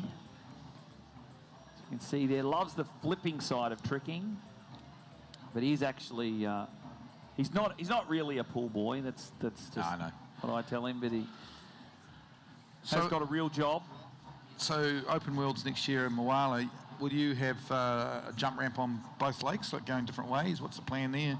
Or is that asking a bit much? Or we're hoping that, well, ultimately what we're going to try and do is put, the ramp goes one way at Moala, yes? Yes. Being that we are going to have the 2 lakes side by side, we're going to try and see if we can have it so that we can flip the ramp in the off chance that there is a tailwind. So we only have to use the 1 lake. But I've often wondered, because there is a second jump on the second lake for ski show. There is a second jump on the second lake. You don't measure jumps over there? Well, we can, and it's set up to, but the problem is because we have had show ski worlds, with the show skiers use that side, there is actually quite a large dock that's probably about at the 50-metre mark where you would land for jump. And if we were to jump on the other lake, we would have to remove that for safety reasons, of course, because you don't want to be hitting that when you're coming off the ramp. So, because probably not everyone realises around the world that Moala probably in the last 10 years or 5 years has held more world championships than any other site in the world. When you think about it, like Barefoot Worlds, Ski Show World, Disabled Worlds were there in November last year. Junior Worlds. Exactly. It's the most used site in the world, actually. But it's the first time since 1965, I think, that the Open Worlds for tournament skiing, or water ski, I think as we're calling it now, have been in Australia. Yeah.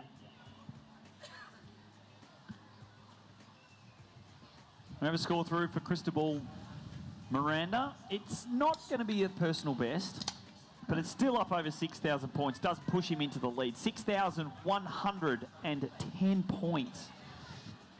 I reckon, as you said, Glenn, I think you said that he might have been scrubbed. There's definitely a couple of scrubs in there.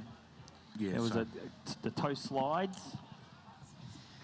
I'm assuming they probably didn't go all the full 180, or they may not have stopped across. A lot of the guys aren't stopping when they're doing their toe slides, and also the toe wake go, as you said, and toe wake line back. Well, that's a lot of tricks. Yeah. So it would have been a PB. He's lost 1,000 points pretty much. Anyway, back on the water, here's Joel O'Toole. Wake line back to back to start. Into the flips. Oh, he's fallen on his first flip. And that's going to rip the guts out of his trick score, you'd have to say. Unfortunately, disappointing for Joel. Starts here with pretty much with a wake line back to back and a wake line back to the front and then into the first flip, and Kabushka, the back landing, slips out. I think Joel and the Moroni family, I think Shez might need to buy a new Nautique. I think that might help the kids. Gay might need to buy a new Nautique. Gay and Shez, go up and see the guys at Nautique Central. They'll sort you out, Gay. They'll get you into a brand new ski Nautique. Don't the Moronis already have 2 or 3 Yeah, they've Nautiques? got an old ski, but this is the new model. They've got to upgrade to the new model, Shez, I reckon. Help the kids. It's all about the kids, Shez. Just think about the children.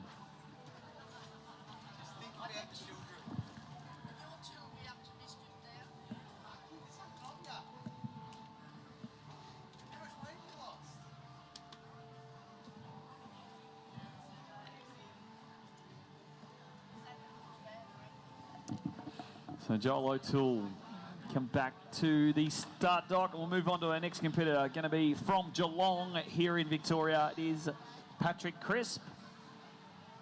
Of course, the name synonymous with Victorian water skiing. You've got Sue and Richard. Sue's taken on the role of team manager of the over 35 World Championships in Canada.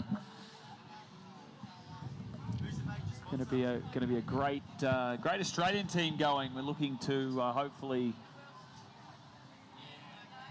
equal what we did in 2024 and get the silver medal, get the team silver.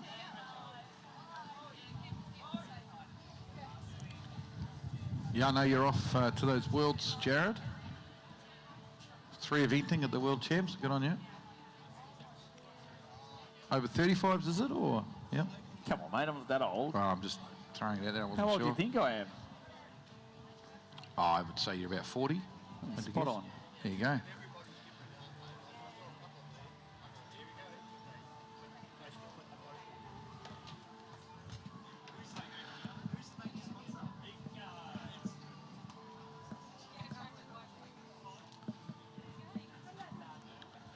Yep, so Patrick Crisp coming on course. He's been the Australian team captain of the last couple of Open Worlds.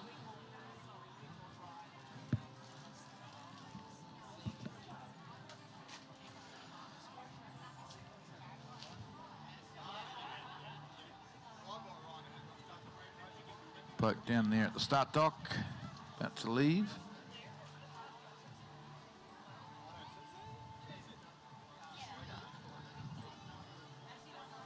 Just 2 Australians left in this field. Patrick Crisp, our next skier. He'll be followed by Fletcher Green of Western Australia. And then we go to the internationals in the strongest trick field ever assembled for the MOOMBA Masters.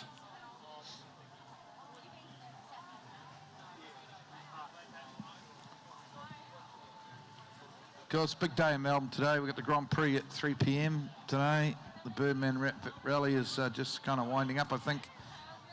Up there. Here he is, Patrick Crisp. Plenty of experience here on the Yarra. Would have skied a number of years as a junior here, and has been skiing a fair while too. As, you know, I guess in probably around 30 years of age now, Patrick.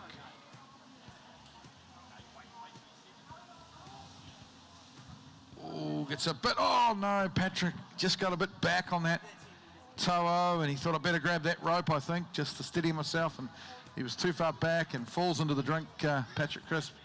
So he'll be a little bit disappointed with that toe pass. Watch the replay now, and there he goes. Just the moving water, that current, of course, means the water's moving underneath him. Different to what he's used to, I'm sure.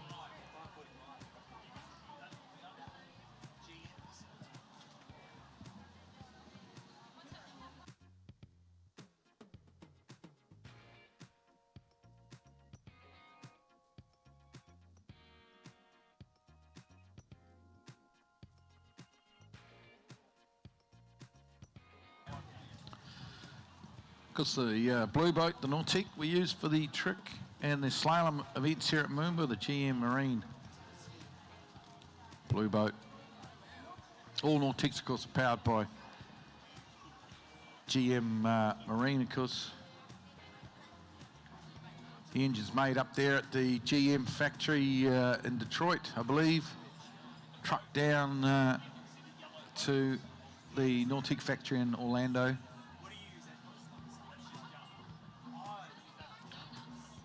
And of course, such a quality product, the engines on these Nautiques. I've got a boat at home that's done, coming out to 4,000 hours.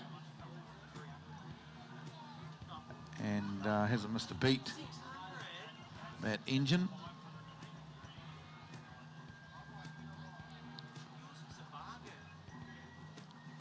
So see the boat down at the city end of the Yarra. Windy old day here, windy morning here. So we're actually starting to get, well, it's actually midday now, lunchtime. And bit of a breeze blowing down from that Swan Street Bridge end, along with the current. Low tide is about an hour away, I believe. So obviously the current will slow down. It'll be interesting to see what happens when the tide turns in an hour and the water has to come back in against this breeze. Maybe, just maybe, it could get a little choppy out there, but I'm not sure.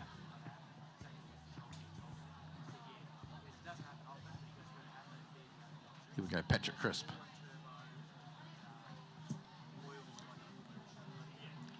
From the great city of Melbourne, of course, the greatest sporting city in the world.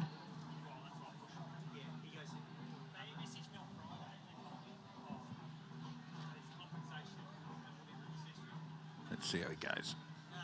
Be back-to-back moves to start, I believe. Back to front. Back landing. Oh, reverse back landing. He's in trouble, and Patrick Crisp. Disappointing trick set for this legend of Australian water skiing, of course. So many years at MOOMBA, so much experience, but obviously tricky conditions out there, Jared. It's been a little bit tough for Patrick. It just not the way we usually see Patrick perform on the water, and just sliding out there and trying to get back to the front, and caught the edge, and unfortunately ends up in the water. You know what? Best thing about Patrick, he was recently married. He's got a beautiful wife. He's always got a smile on his face. Paddy, give us a wave. Give us a wave. Give him a round of applause, Melbourne. Paddy Crisp.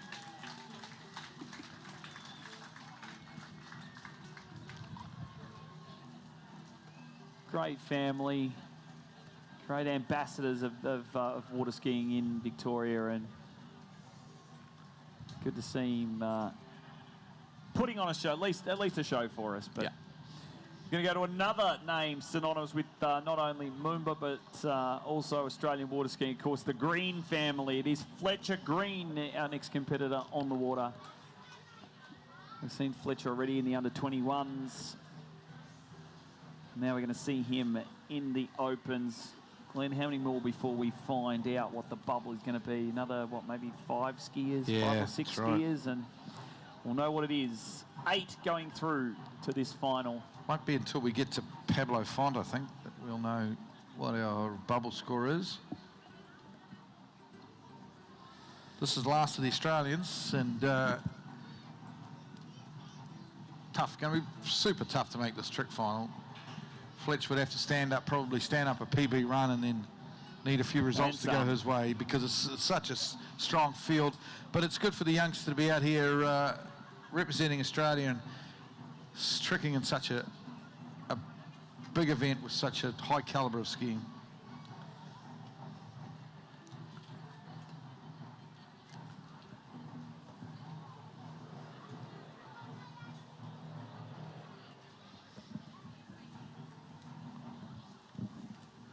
Don't want to sound like a bit of a sook, Jared, but as good as I look in white, starting to cool off a little bit. I've got my new MOOMBA hoodie from the merch tent.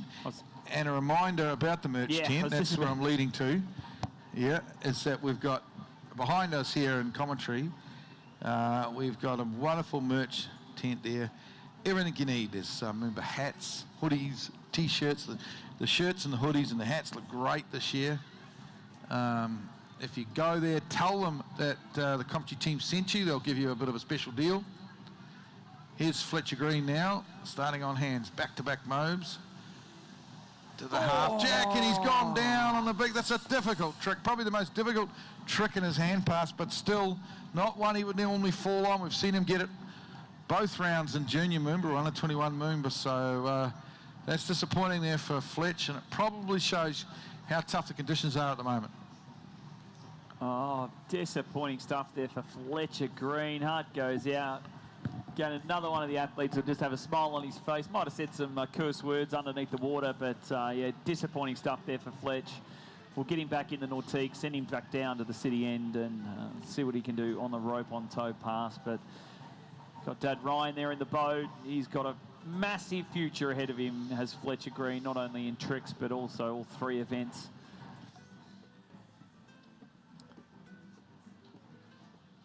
And we'll see. You'll want to stand up this next pass, get him in the boat, sit him down in the back, and we'll bring Fletcher Green back. Yeah, give him a round of applause, Melbourne. Fletcher Green.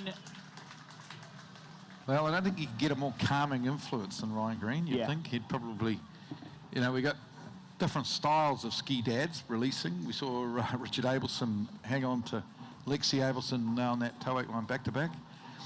You've got, but Ryan Green's a pretty calm guy. He'll be just calming Fletch down. He'll be telling him he can't do much about that now. Just focus on the next job, which is the toe pass.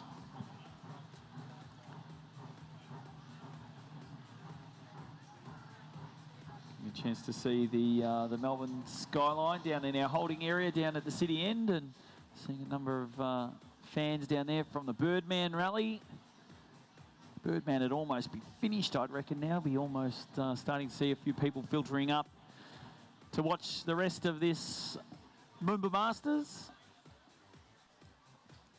Great chance to see some of the best, the world's best water skiers, and we got them coming up for you very shortly. We'll have 6 of the best male trickers in the world.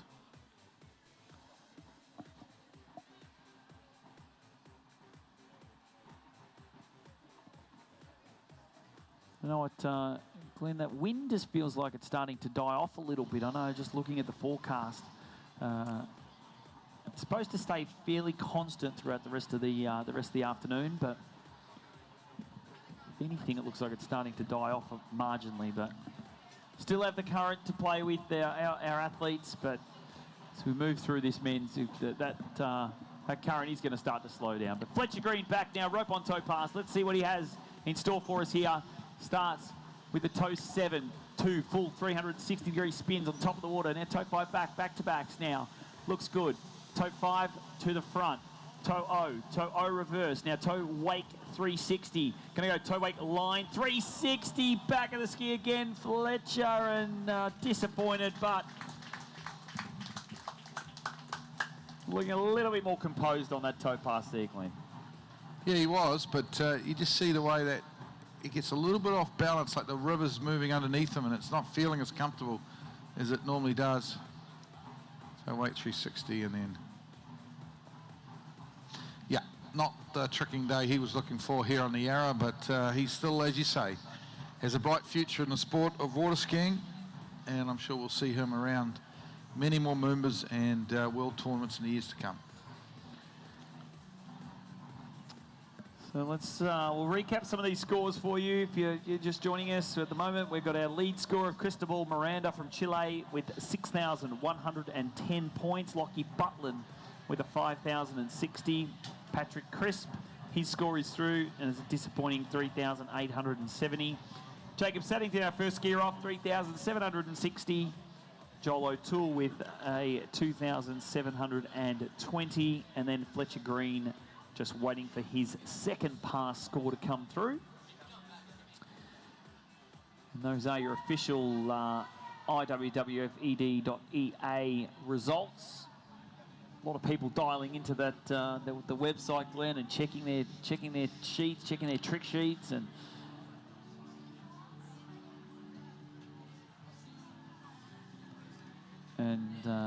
checking on where the scores sit in this men's trick preliminary round.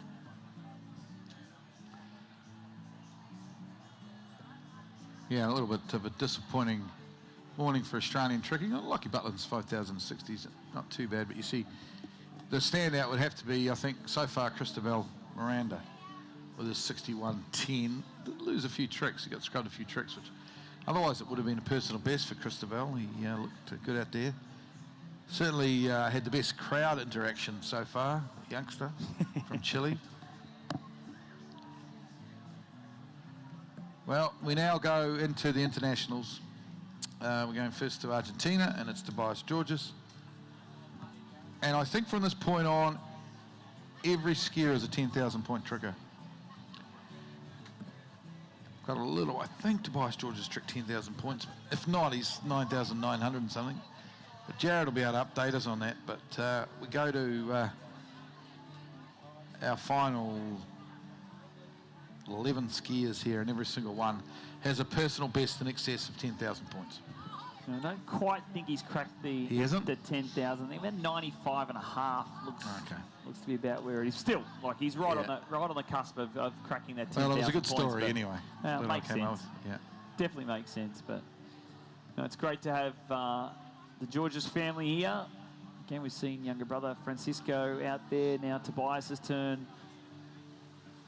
And starting on this rope on toe pass, looking at nice and smooth, staying upright, keeping still, moving across, transitioning nicely. Toe line back to back. Back to back reverse. Didn't actually go over the wake on that reverse toe line back to back. Stand up well. Stands it up nicely though. We'll watch the replay.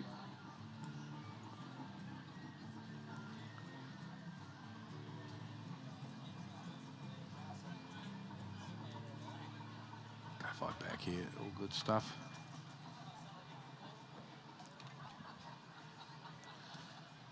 The Argentinian, the arms failing around. Back to back, and then this one here. Pretty phenomenal that you can jump over the rope on toe and not actually use the wake to give you any lift there.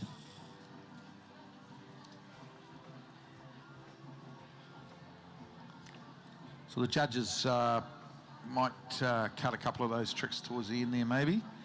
We'll wait and see. See a world's panel here. Only the best at MOOMBA, the best judges, of course, best drivers, best officials. And I'd like to think, Jared, the best commentators. Well, let's not go that far. We're just looking through the MOOMBA Festival and what's coming up. I know we've just seen the Birdman Rally. There's, what are we now? We're quarter past 12, so there's some, there's people painting the MOOMBA sign yesterday. I saw on the MOOMBA Festival Facebook page. There's plenty of things to do. We can hear the drums beating behind us in the carnival and jump on some rides. I know the kids have been out rolling on rides. They're cleaning up some of the mess there from the Birdman Rally. The rubbish barge give there. People a bit of an idea of what the Birdman Rally is. You see that platform right behind Tobias if you're watching on a webcast. Basically what happens is you build a contraption that you think can fly, and they get launched off that platform and try and fly as far as they can. It is quite a sight to see, but they need a rubbish barge there to pick up all the pieces. Here's Tobias Georges from Argentina now, pass number 2 into his flips. Big front flip, and he's gone down on the front flip. Wow, there's been a little carnage just in the last 2 or 3 skiers, you'd have to say. Not going to plan on the water. The banks of the Yarra, the Yarra River, of course, claims another victim.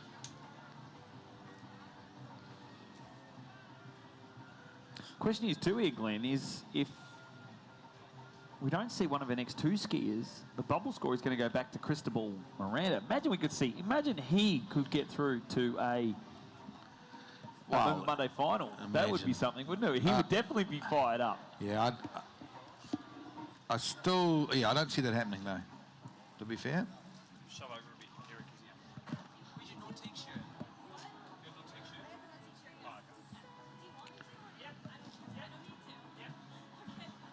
Okay, here we go. Making our way through this program. We've got next competitor from Austria, Dominic Kuhn. It's probably a little bit chilly in Austria at the moment, but I'm picking he's been in the States training. Got a bit of a treat coming up here. We're going to be joined by Erika Lang in commentary. So once again, it's going to be the rose between the two thorns. Won't be too long. We'll just set up a couple of mics and we'll be chatting to her. But Dominic Kuhn out of Austria has a personal best around that 10,000 point mark. Got the pictures down there from the start dock, the boat cam, looking back with the Swan Street Bridge and then the Melbourne skyline behind it. Never done it. Come on, Erika. So why not hit this? It'll be on. So just make sure that's up.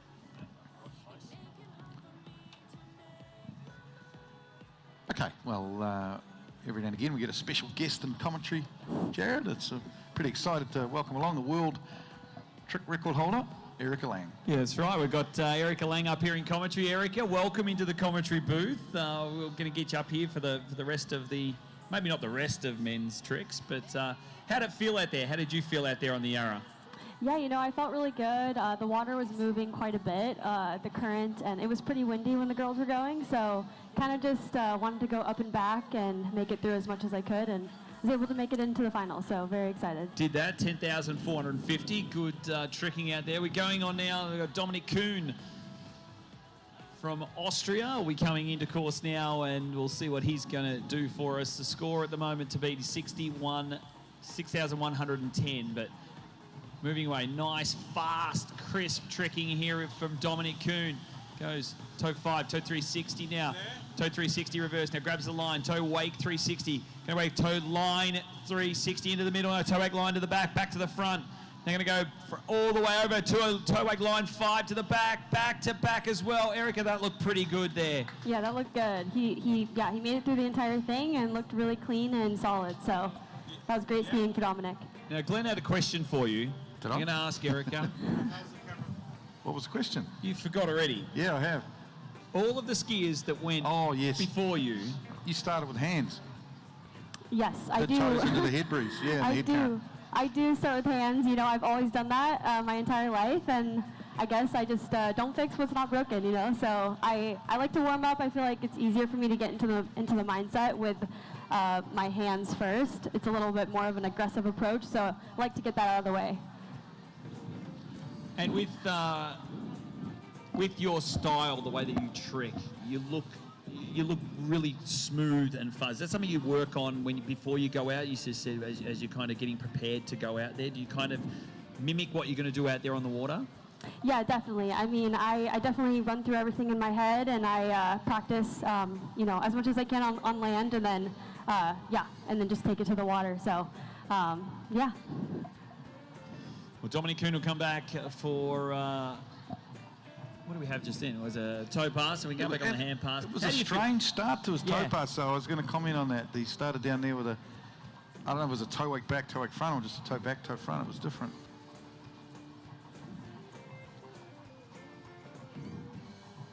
No, no toe 5, no toe 7 to start, or as Erika does, a toe wake 5 back.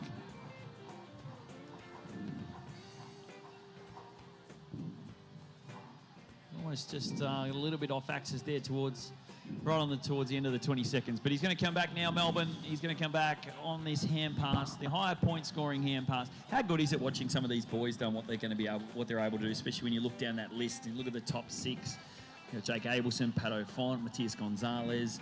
I said to Neely yesterday, that's pushing you girls to know that you can fit that many tricks into a run, and that's why we're seeing the scores improve so much. Oh yeah, I mean, definitely. I mean, the girls now are kind of getting to the point where we're looking to the guys, and we're not that far away from what they're doing, so we know it's possible, and very inspiring what they're doing, and I think the girls we're gonna soon get to their level. Well, here you go, Glenn. Yeah, Dominic Kuhn starting with the back-to-back. No, he's gone down. Oh no! Second trick. He cased the wake. He pulled up a little bit short, and he smacked into that second wake, and it's all over for the Austrian in the men's tricks for 2026. Watch the replay. Up he goes. Boom. Wow. Erika, it's that we saw it a lot with the girls earlier on, and some of the guys at the timing, the peak of the wake on the Yarra with the current. Oh yeah, I mean for sure on the Yarra too with the current. One way you go, the speed is always a little bit slower than you want, and then coming back it's always a little bit faster. So the boat crew, they do a really good job with working with the speed and trying to get it as perfect as possible. But definitely it's not always what you want. And there with Dominic, it looked like the wake was just a little bit. He needed to clear it a little bit more. So. Yeah. Do you tell the boat driver when you're out there, you're sitting on the start dock ready to go, do you give the boat driver your standard usual speed, or do you adjust it for the Yarra? Yeah, we just give them our normal speed, and then the driver does a really good job of knowing the current, and he adjusts it for us. So and then if you're coming into the course and it still feels a little bit off, you can tell them to go up or down. That's what I did today. It was a little bit slow on my first hand pass, and I told him to go up a little bit. So. Do you look when you're down on the start dock, getting prepared, getting focused? Do you kind of look at? Do you throw something in the water to kind of see which way the current's going and seeing how strong the current is? How do you kind of feel and know what your ski's going to do with that flowing current? Yeah, I mean, I try to not think about it too much and just let the boat crew decide. But I definitely asked some of the skiers that went before me to see what they thought of it, and kind of. Use what they said to maybe make a decision before I leave the dock. There you go. Who we go next, Glenn? We should go to Bautista. That's right. Two Argentinians. Oh, sorry, second Argentinian of the day. Bautista Aayumata from Argentina. Just a junior, of course, competed in juniors here this week. Family's hosting the Junior Worlds at the home site in a couple of weeks' time in northern Argentina. He's a 10,000 point tricker, so hope he can, at least he's had a couple of days here on the Yarra in the juniors just to get his eye in, I guess, to help him out. Yeah, coming under the Swan Street Bridge now. Barty is waiting to come into this arena. Rope on toe pass. Still, I don't quite score. We had a score for Dominic Kuhn come through 4,040 points. The score for Tobias George is 4,510. So Cristobal, Miranda still on the top of the podium at the moment. Starting toe 7, looks good. Into the toe 5 to the back. Toe 8 back to back. Reverse into the center. Center wakes look good, nice and fast. Crisp tricking here. Grabs the line. Toe wake 360. Now toe line 360. Gets up over that line. Toe wake line to the back. Back to the front. Goes toe wake line 5 to the back. Toe line back to back. And that is going to do it. That's a nice toe pass there, isn't it, Erika? You see Barty stand up that one. That was a really nice toe pass. He made it all the way through and kept it moving the entire way through. And that's all you can ask for at MOOMBA. What do you think, Glenn? Looks pretty good. It was a good toe run, yeah. I mean, I think a little bit of, not practice, I guess, but the experience of skiing at Junior MOOMBA this week maybe helped him out a little bit here. We slalom so well, he tricks so well, he's in good form going into those under 17 World Championships. So Erika, talk to us. We've obviously got the new model, Nautique, released last June or July. The trick wake, I mean, Nautique's had the best trick wake for a number of years, forever almost, in the trick event. How does it feel, the new wake?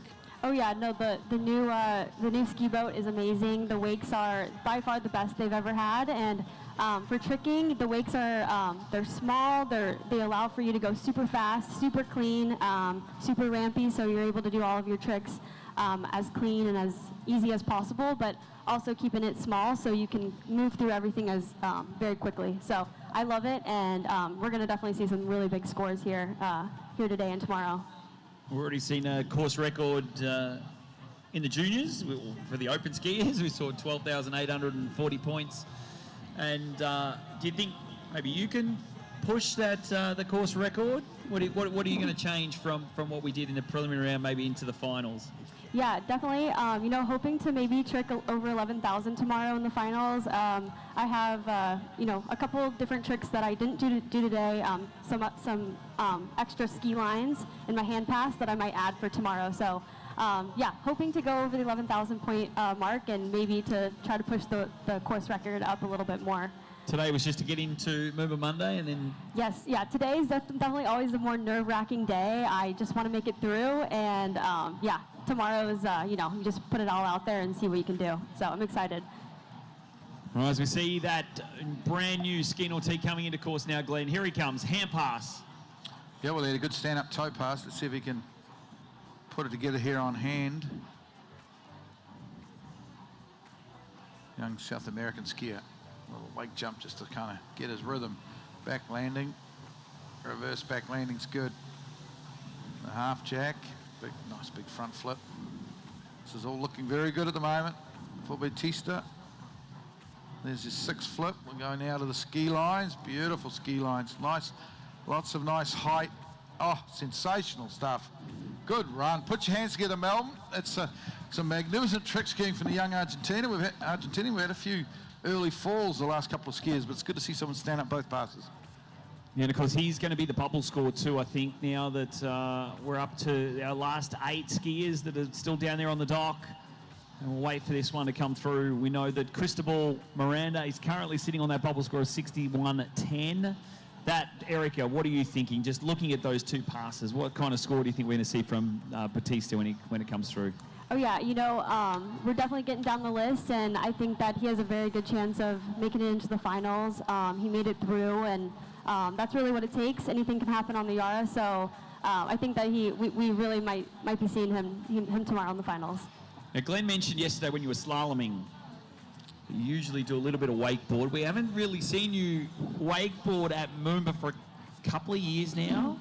Yeah, it's been about 2 years. Yeah. Are we pushing wakeboard to the side, or are we still wakeboarding? What's the go? Yeah, you know, I'm still wakeboarding. I just, you know, I haven't wakeboarded in a competition in the last year. Just been focusing a little bit more on my skiing, trying to, you know, push my tricks, you know, as high as I can. And, you know, I might come back to the wakeboard. Maybe next year you'll see me out there at MOOMBA. Okay. So I do love this event. You know, they have every single discipline. So it's a really great chance to get to showcase your abilities on the water. So maybe next year.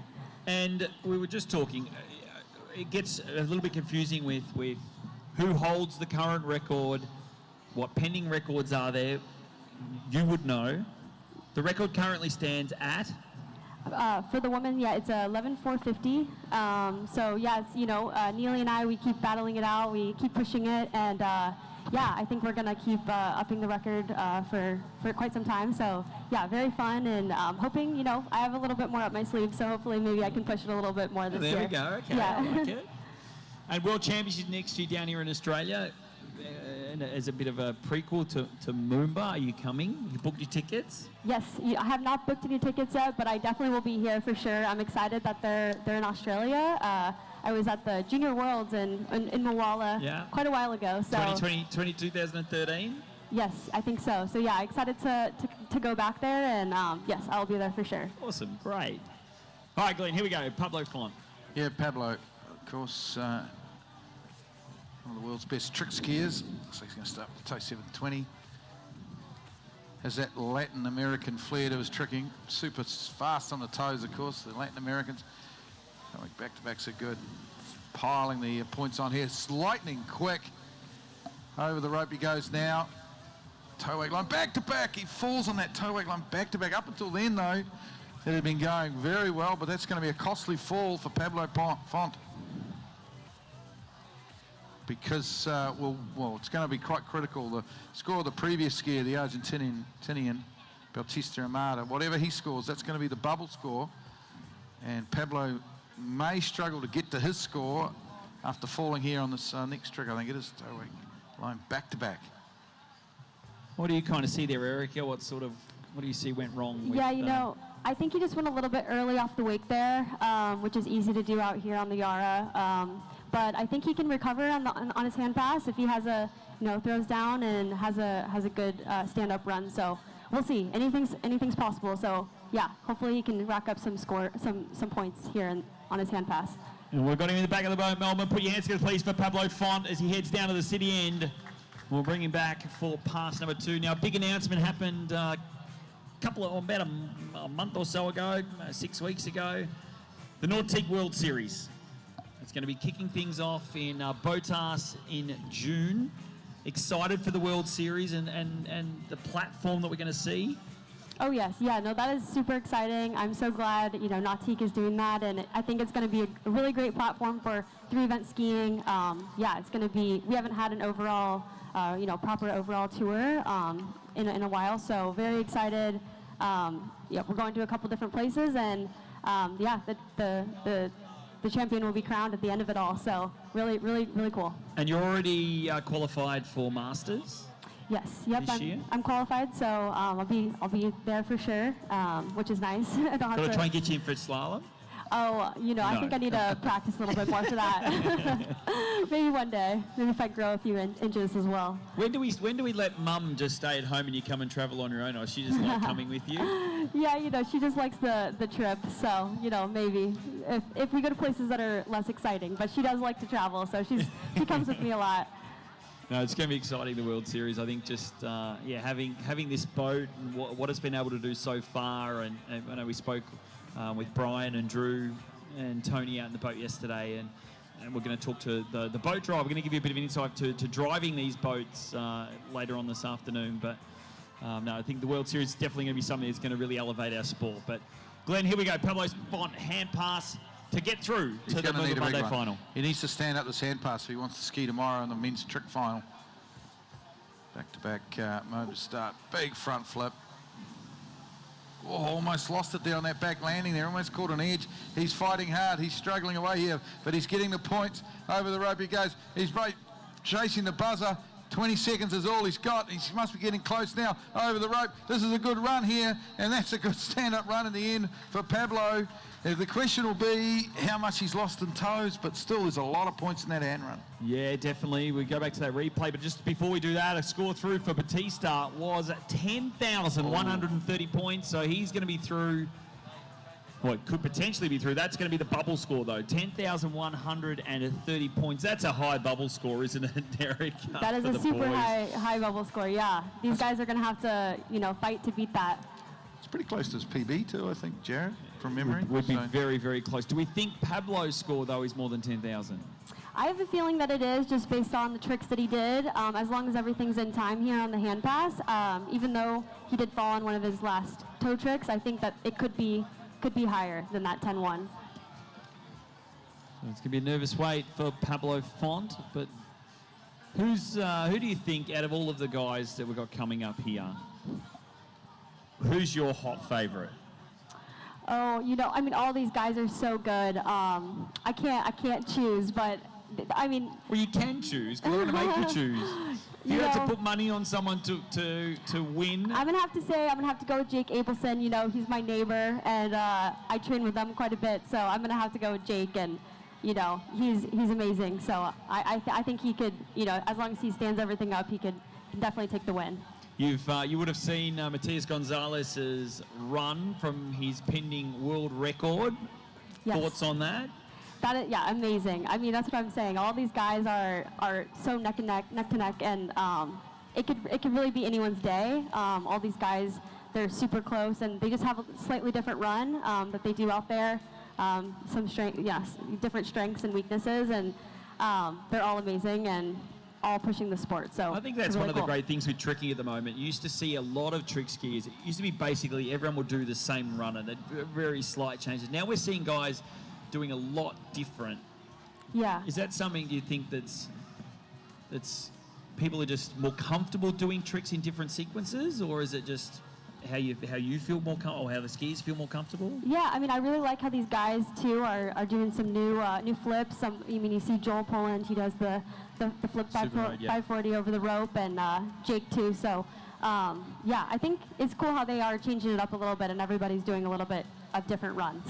Makes it more interesting.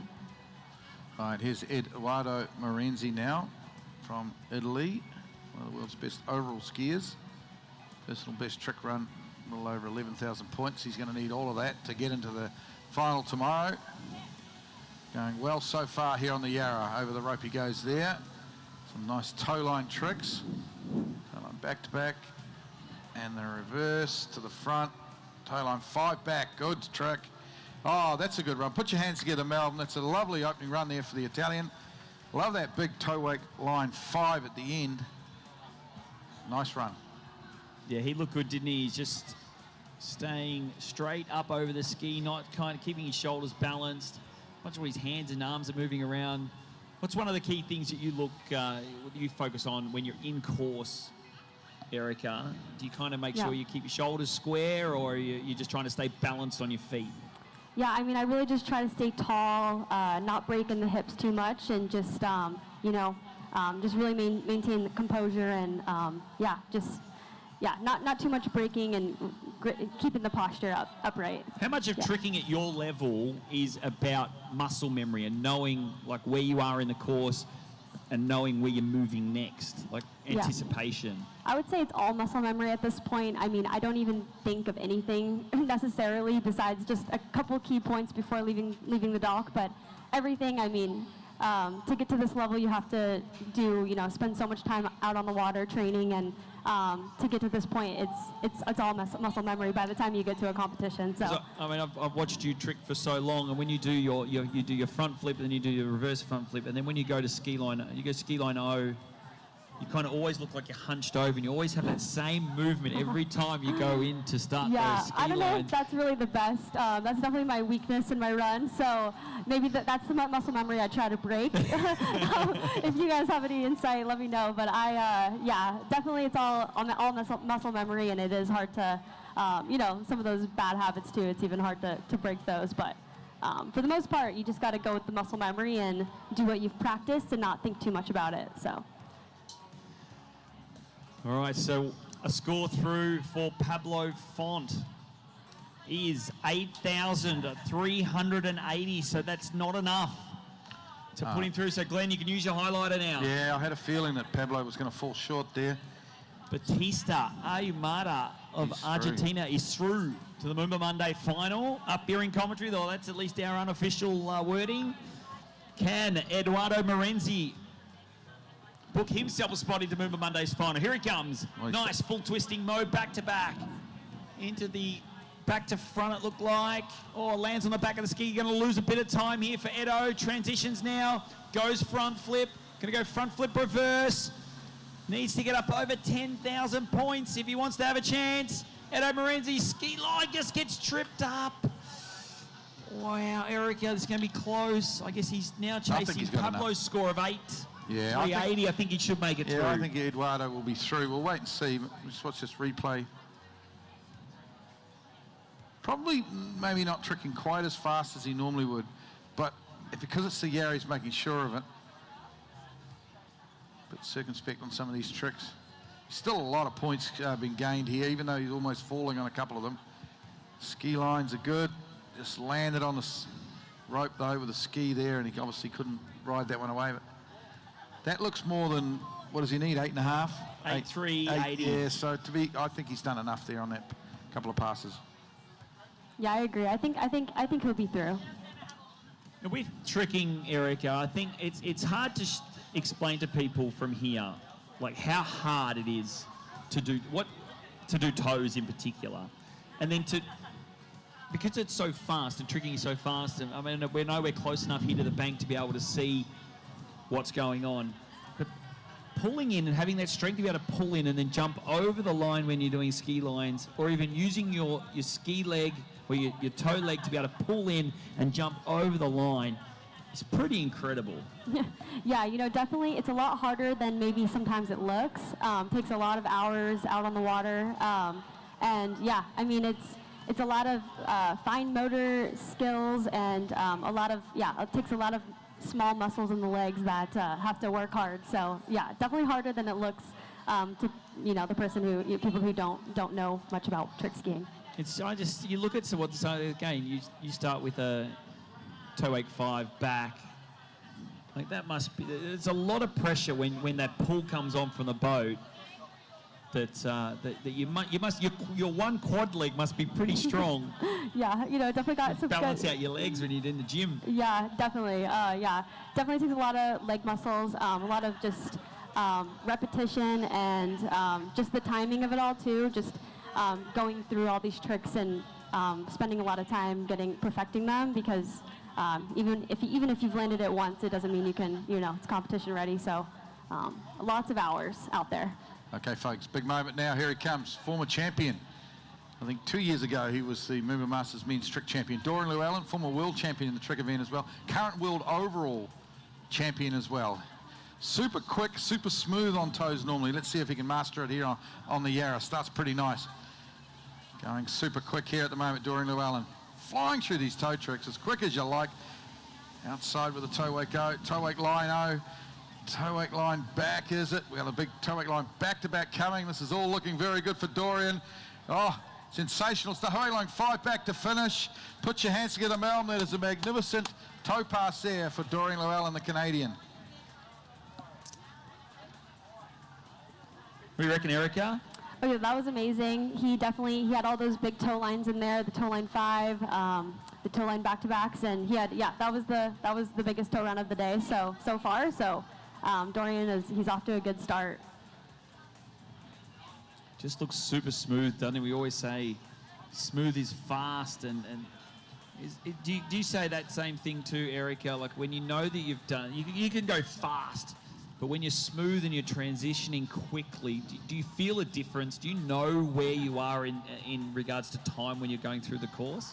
Yeah, definitely. Yeah, smooth is fast for sure. Anytime you try to push too hard and you try to go fast, that's when you're all over the place and definitely going slower, or you may fall. So yeah, when I'm in my run, if I'm on pace and my rhythm is what I've been doing in practice, I know that I'm going to be in time. So definitely just getting into that rhythm that you train for. And out of your toe run, what's your favorite trick?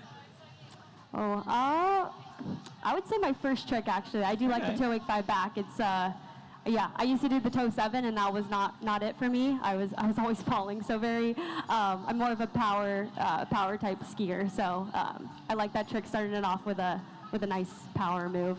And then on hands? I would say probably the BFF front flip. I like that one. It's kind of fun.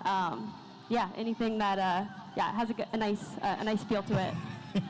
And you can land it all the time. Yeah. It's also, I trust myself on that one. All right, so Dorian Llewellyn is in the water. He's ready to go. We see there just packing up from the Birdman rally down there, cleaning up all the rubbish. Dorian Llewellyn now needs to stand up this pass. A score through from Eduardo Morenzi. Needed a score of 8,380. He has scored 8,410. Jeez. So very close. Only just did. I thought he was going to be reasonably comfortable, Eduardo, but he's just snuck into that final. Okay, Dorian Llewellyn now. Good toe pass to start. He needs to back it up now with some good hand tricks. Super focused. You can see the concentration on his face as he comes in here. Back-to-back mobs to start. Looks good. Into the back for the half jack and the front flip. Beautiful landing on the front flip. Back landing. He's looking good. These are going quick. The transition's good. Dorian Llewellyn piling on the points here. This is going to be a good score if he can finish this off nicely with the ski lines. Over the rope he goes. And this is very good from Dorian Llewellyn. Put your hands together. That is a couple of beautiful stand-up passes. That's going to be a big score. Yeah, that's going to be our first score over 11,000 points. Sure, he may even be close to 12,000 points from Dorian Llewellyn. We know that all of our skiers from now on here can all trick over 12,000 points. Just looks so calm, didn't he? Just goes in, rolls down the wakes, transitions back to front flip, into the back landing, transitions back to the front, back landing reverse, goes in the front flip, ski line 5 to the back to back. Just absolutely cruising through. Dorian Llewellyn knew that he was through by then. He's through to the MOOMBA Monday final. We will wait and see what that score is, though. First toe pass score, though, 5,000 points. Has he got 7,000 points on his hand run there, Erika? Yeah, definitely. I think that's definitely over 11, if not close to 12. I think that was exactly what Dorian wanted to do out there. He's definitely through, and I'm sure he has some more up his sleeve for tomorrow. How do you find that you can use trick skiing to help your wakeboarding, or have you found wakeboarding more helpful for your trick skiing? I think I was also... Or do they work hand in hand? They definitely work hand in hand. I thought going, from trick skiing to wakeboarding that it would be a little bit more similar than it was. And it definitely was with some of the line tension and the flips and air awareness, but it's almost kind of reverse, because on tricks you want to use heavy line tension, and it's all about the line tension, where with wakeboarding you have to have a good grip on line tension, but you want to utilize the wake more than the line tension. But that's because the wake's about 5 times bigger yes. in the G23 than on a ski. So you just have to let the wakes do everything, and if you load the line too much, you're going to pop the handle, and that's what I kind of struggled with at first. So yeah, definitely you got it. There's some parts that I can take, from both events, but also some differences too. And there's a lot of people here that go out and they might wakeboard, or there's not a lot of trick skiers that are just general trick skiers. What's one of the key fundamentals that you teach people, or you tell people when they're wakeboarding if they want to improve or get better? I mean, I think the air awareness is a huge thing, and I was a gymnast too growing up, so I think just getting on the tramp and even just being able to do some basic things on the tramp is a huge thing. Just the air awareness is the biggest. Here we go. Martin Labra, get ready for this first trick, because it's an absolute barn burner of a trick. Oh, he didn't do it. I was looking for the toe wake 5 back, but he's into it. The course record holder, 12,840, the greatest score ever on the Yarra River from under 21 MOOMBA a couple of days ago. Very nice here over the wake. Good skiing here, Martin Labra. It's good to have him back. He had a 12-month layoff with a knee injury, but good stand-up toe pass. Yeah, perfect there for Martin Labra, as you said, Glenn. 12,840 points, gets the course record. How hard is it though, Erika? Like, from what you've never done, touch wood, you've never done any major injuries? I've had one, not an ACL or anything, but I have had a knee injury, so I can kind of relate to what he's gone through with the rehab. But definitely amazing that he was able to come back, and trick 12.8 out here, after rehabbing and coming back. So yeah, I'm sure he's going to have a great year this year. He's pretty happy with that one as he ended up that trick run. But Erika, I know that you've been part of the Nautique team for a very long time, and how long's it been now? You've been basically a Nautique, I think any time that... I think about 15 years now. It's been a while. That's not showing your age, though, is it? Never mind. I don't want to reveal my age. You're still only 21, aren't you? Yes. Yeah. But no, it's been a pleasure having you up here. I don't know if you can, more than welcome to stay, or you can go and watch the boys. It's completely up to you what you want to do. It's just been great having an insight of what you felt out there, and give some of that back to the people here on the banks and those watching on back at home. But, yeah, thank you so much. Awesome having you up here. It's great having some of our athletes give us a good insight, and breaks us up from talking, doesn't it, Glenn? And you are the thorn between the two roses, of course. Yeah, thank you guys for having me up here. It's been fun. Awesome. Thanks, Erika. Well, we've got a score through for Dorian Llewellyn, and it's a good score, 11,350 points, 11,350 for Dorian Llewellyn. So that gets him, of course, as the top seed at the moment, and obviously definitely through to the final.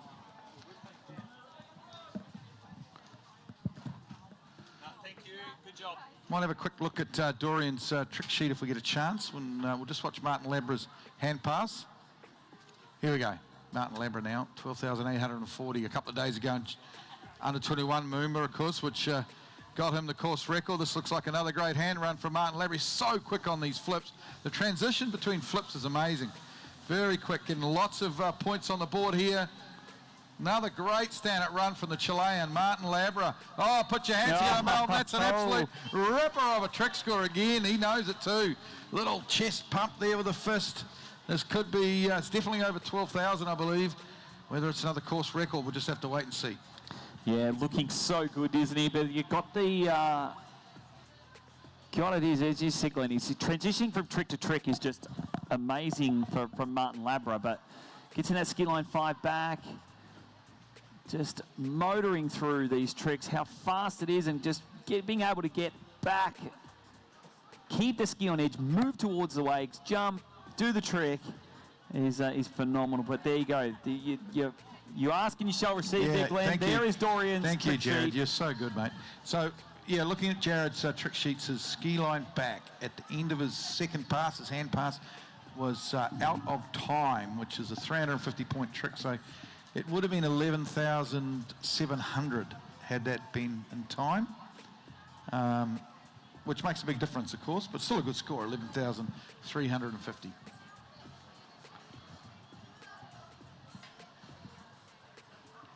So we've penciled, what do we got? 3 through at the moment, 3 into the final. I'm going to say, we might as well highlight Martin Labra too, because he's going to be through. But there we are down Should now. I just keep going, or highlight the guys that haven't even skied yet? Because potentially, you would assume that we most better of not, though. We might jinx them. You would assume that most of our top 4, all of our top 4 are going to go through. So next up is the super talent. He's done what no other skier is able to do yet. And I say yet because there are a lot pushing that limit, being able to trick over 12,000 points, jump 70 metres, and slalom and run 41 off. It's pretty phenomenal what this guy can do. He is a super talent out of Great Britain, is of course Joel Poland. We'll see him. You see him a lot on social media, does a lot of his flips and does some crazy stuff out there at Matt Reaney's ski school. Matt and the guys at Reaney's, if you're watching, good luck to Joel. Absolutely. Hope everything's going right with, of course, Whitney having a baby shortly. Well, he set the goal of winning a pro title in every event, all 3 events. Which will happen at some time during his career, but he's the one guy in this tournament that genuinely could win all 3 events. He's the defending champion, of course, in the jump, but you know he could win tricks and slalom as well. Obviously, he's got Ryan Dodd with a big jump yesterday, so he's got a bit of work to do in the final. But anyway, here we go. Rope on toe. Toe wake 5 back to start. Joel Poland straight into the toe wake front, traditionally nicely. Cheeky little toe slide in the middle. Looking good, nice and quick as he makes his way down this toe pass. He'll start with the toe line tricks now. Toe line back there. Toe wake line back to back. This is good stuff from Joel Poland. And finishes up with the toe wake line front, which is a super hard trick. And stand-up pass from the world overall record holder, Joel Poland. Yeah, looking superb out there. Usually, Joel, he's certainly been working on his tricking because he used to be a little bit of a... It wasn't as clean as what some of the other, especially top-end trick skiers was, but certainly worked hard on making sure that he performs these tricks correctly. And it's a little bit wide on the wakes there, lost a fraction of time, but Joel comes in here. This toe wake line 5 back, toe wake line back to back, toe wake line back to back reverse. All looking clean on, at least on our screen, Glenn, but it is up to the judges to see what it is. But that's going to be a solid toe pass there from Joel Poland. Yeah, nice. Well, crowds are built. Obviously, Birdman's finished. People who have moved down. There's not a lot of spare space in terms of seating along the embankment here at the moment. And we see Joel there just changing his equipment. A little electrical tape going there. As he gets ready for hands, of course, we've got the Super Mob in his run. Look forward to that. Well, Glenn, we have a score through for Martin Labra. Course record is 12,840. It is not 12,840, though. It is over 12,000 points. 12,590 points. Jeez, he's in good Martin form. Labra. He is definitely in form. So a big score there for the young Chilean. He's kind of, I mean, he's set a new level there. I know obviously hasn't tricked 13,000 yet. You kind of get the feeling he will this year, but Matty Gonzalez and Jake Abelson have been over 13,000, but he's kind of almost up there joining them now. He's set that new kind of level. Wow. Whole year off with that knee reconstruction. It's interesting though when the skiers that had, because obviously there was the young Tristan Dupont-Freiberg had that terrible crash at the US Masters, and he had a year off skiing, but he seemed to come back and he's tricking 1,000 more points. It's like during their recovery, they just go out and do lots and lots of trick skiing and learn a whole bunch of new tricks. Does help when you're young too. Oh, of course. Of course. Okay, here we go, Joel Poland. Just setting the speed here. We get some good insights from Erika Lang about setting the speed at MOOMBA because it's a little bit different with the current. That's nice with the back-to-backs. Half jack, that's good. Such a good flipper. Oh, over the rope, of course, with the super mode. Ski lines, This is a good run from Joel. He just needs to finish it off, the cream on the top with the ski lines as he's racing the clock, and there you go. No fist pump, no fist throw. It's kind of like job done, you know, seasoned professional. He knows he's through to the final. I'll give you the highlighter, Glenn. You can put him in as we go back to this replay. Looking smooth, starting with that full mode back to back and the reverse, then goes that back to front flip. Full front flip there, goes into the back landing, transitions then back. That's the super mode, so going over the line whilst doing a 540-degree spin, then into those ski lines, just motoring his way through Joel Poland. A little bit of a side slide. That was a fast side slide right on the end, but wow, Joel Poland put on a performance. There are a lot of people taking pictures and videos. I dare to slow him down and actually see what he does and how he moves on that ski and how all of our next three competitors move on that ski. It is super fast and super crisp. Well, talking of fast, we've got Speedy's the man up himself, next. Speedy Gonzalez from Chile. Matty Gonzalez, the quickest toe tricker in history. 6,000 point toe run.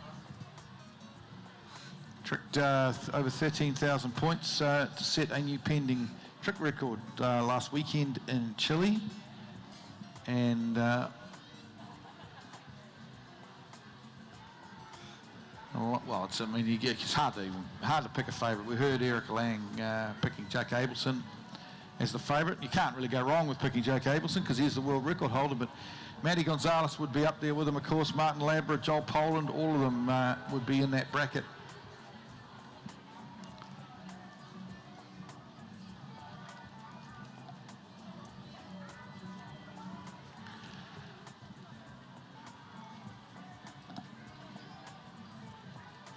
We see that iconic Swan Street Bridge and the boat down there at the start dock.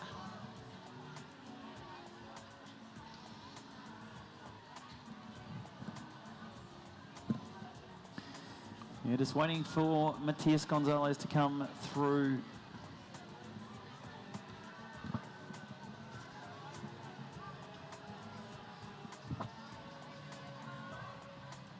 I think that we'll see if that world record gets ratified. Should be in the next couple of weeks. We'll know whether that's going to get ratified. That's 13,240 points.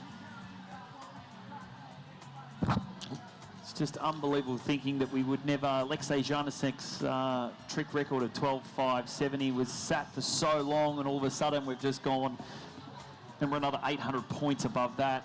And we never thought we'd see trickers going over 13,000 points. But here we go, Melbourne. Get your cameras out because this is the fastest toe tricker you will see in the world at the moment.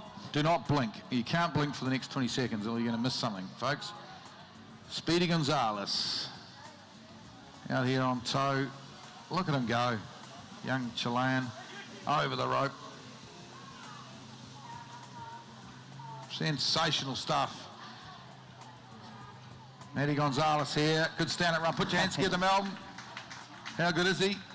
Only the second skier in history to score over 13,000 points. It's unbelievable what he can do on a trick ski, is it not? Just to be able to move and how fast he can be and still be able to perform the tricks correctly is just phenomenal. The way he just moves up and down the wake, moves in and out of the tricks, grabs the lines when he needs to. As I said to Erika, it's all about muscle memory, and for Matthias Gonzalez, that's all it is about. 5 back there, back-to-back slide. I didn't even see the slide in the first run. I noticed it in the replay, but in the first run live, I didn't notice the toe slide. And we talk about, like we were talking before about eye tricks. Eye tricks, at least you can see it at 80%. The judges have got such a tough call to be able to pull and call all of those tricks and be able to shorthand write them while they're in the judges' tower. It is phenomenal. So quick. Here we go. Here's the toe slide coming up. No. There. Seriously, if you blink, you would miss it. I did miss it the first time. I blinked and missed his toe fight back the first time. That's how quick he is. Just a joy to watch. And anyone who loves trick skiing, and there's plenty of trick fans around the world. I know it's plenty of people whose favourite event is trick skiing, and they'll be loving watching this event. Of course, we've had Some good skiing, probably the standard. We really went up a notch there with Dorian Llewellyn, who stood up well, and then of course Martin Labra, sensational, 12,500. Joel Poland, whose score must be getting close. Jared, have we got a score yet for Joel Poland? He stood up nicely. We do have a score through for Joel Poland. It is not 12,000 points, so still Martin Labra will hold on to the lead. It's 11,970 points. That's close. So at the moment, our top 4 are all over 10,000 points. Okay, here he comes now, Matty Gonzalez.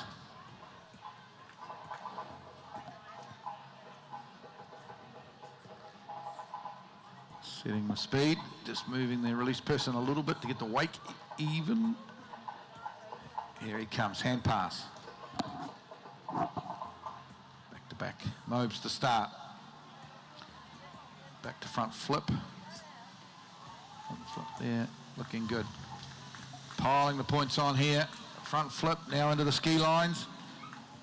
Ski line 5 back, front. Look at this, sensational stuff. Manny Gonzalez, this is going to be a big score. Yeah. Put your hands together. Manny Gonzalez from Chile, he's got it together on his preliminary round, elimination round of tricks, and that's going to be definitely over 12,000 points, I would think, pushing up, maybe even starting to get high towards 13,000. Watch the replay here. Because if you're home on the webcast, you watch the replay, but if you're here on the Yarra, you look across the river and look at the big screen.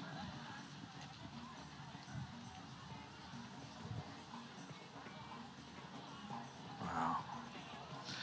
5-5. Oh, no, just casually, you know, like a ski line 5 front into a ski line 5 back, just casually like that. Magnificent. I wouldn't want to challenge anyone to try when they're out on a local lake or anywhere where they go and ski on a river or anywhere here in Victoria, but don't even attempt to try and pull in the line and even ski up to it. And think about they've got to jump over and spin while you're doing it. It's phenomenal what and how easy he makes it look, like Erika said. I bet out the back here somewhere in the fairground, the Alexander Park Gardens, there's a half pike maybe, guys on skateboards or scooters. I reckon we could put these guys, definitely Martin Labra and Matty Gonzalez anyway, and probably Joel Poland and the other guys out there on a skateboard, or they'd probably win the competition here behind us at Alexander Park Gardens. Just so talented.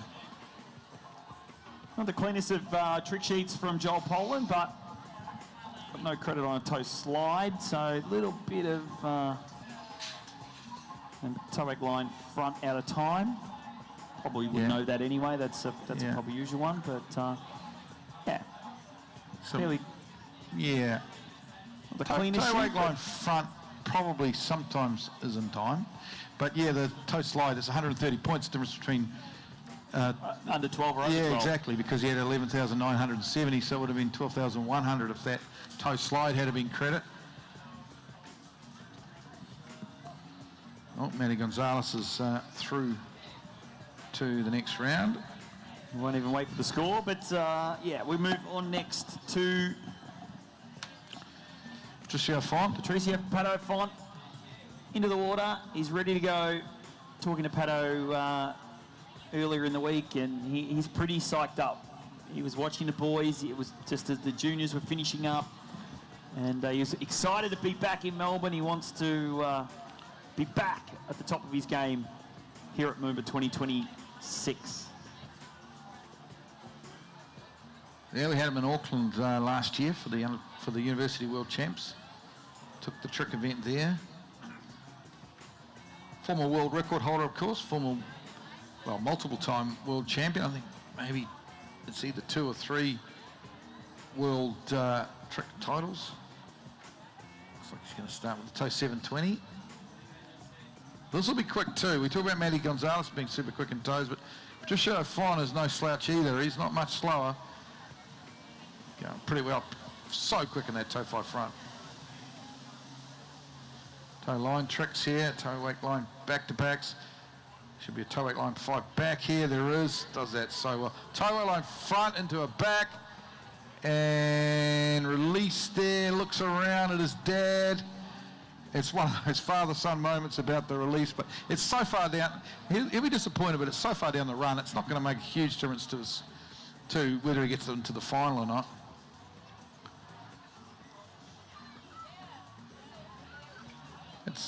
But yeah, we'll watch this run. Great run.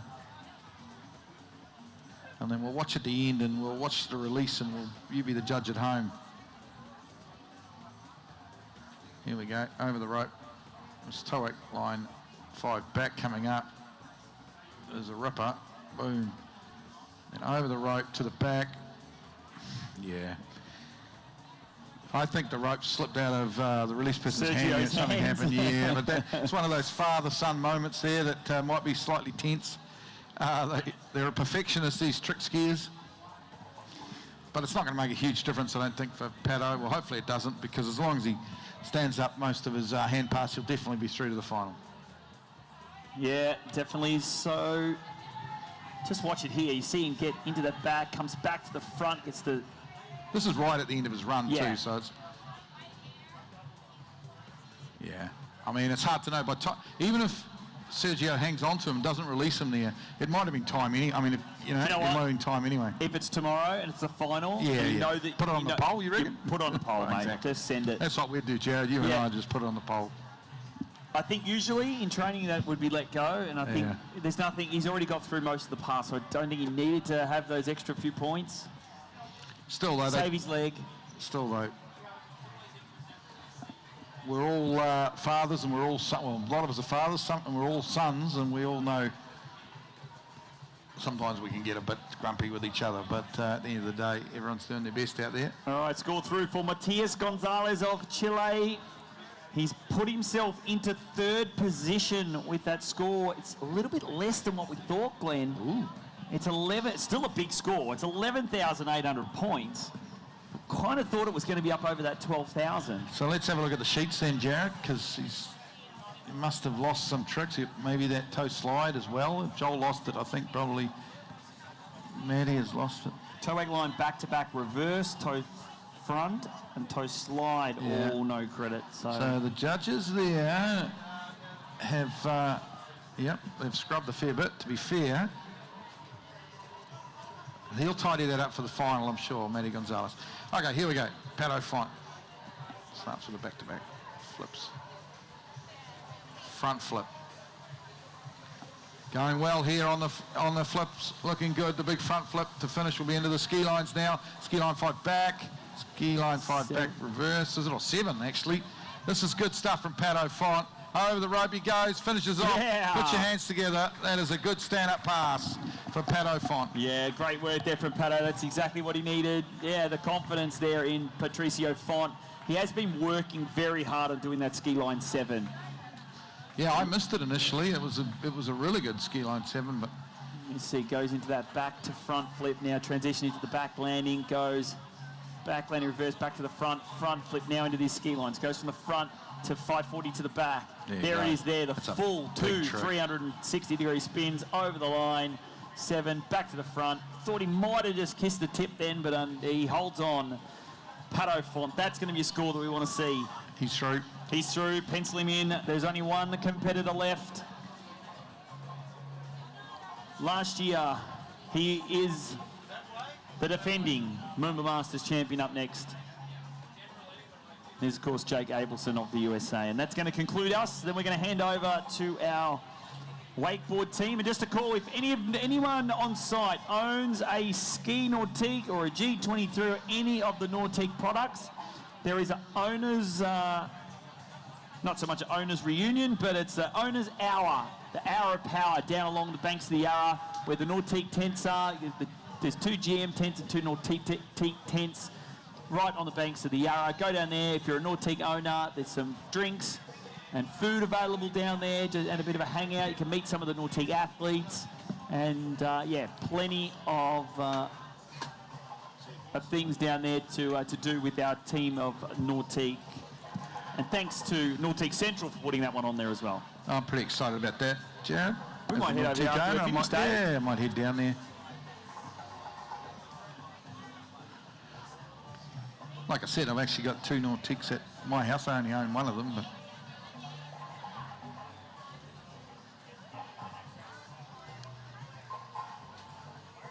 as you said, here he comes.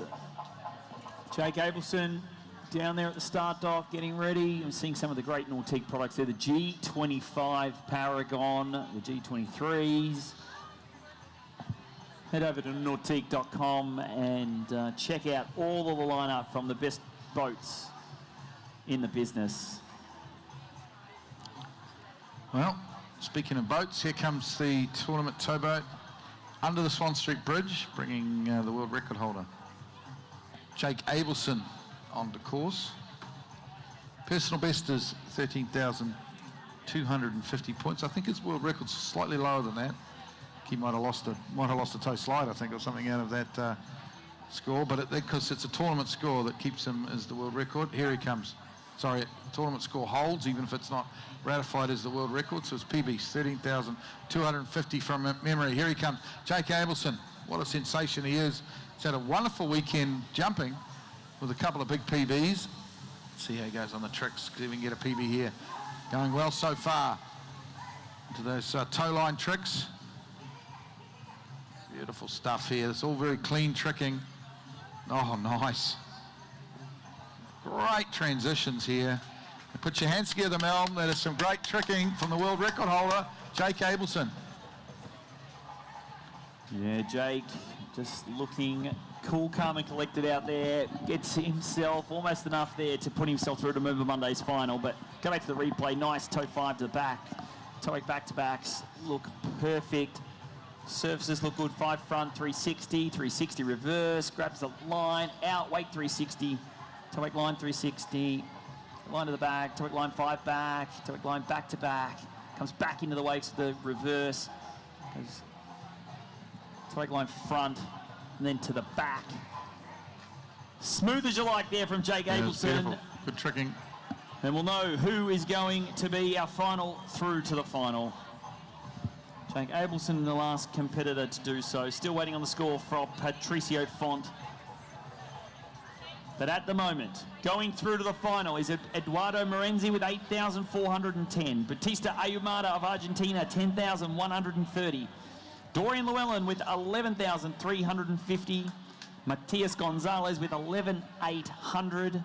Joel Poland with 11,970. And currently in the lead, Martin Labra with 12,590. 2 scores still to come though, Glenn. Pato Font and Jake Abelson.